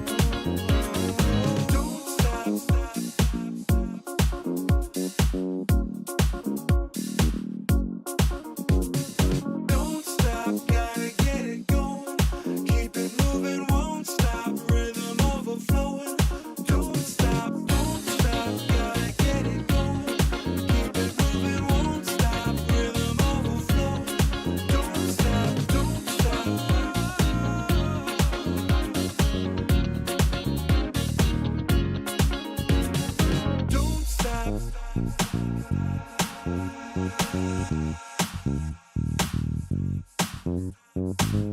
stop.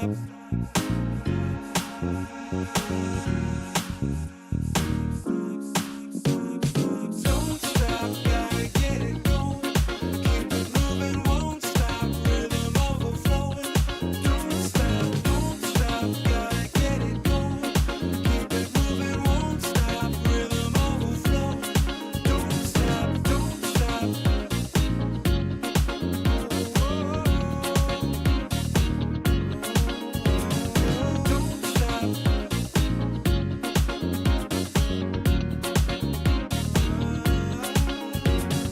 Don't stop. Don't stop.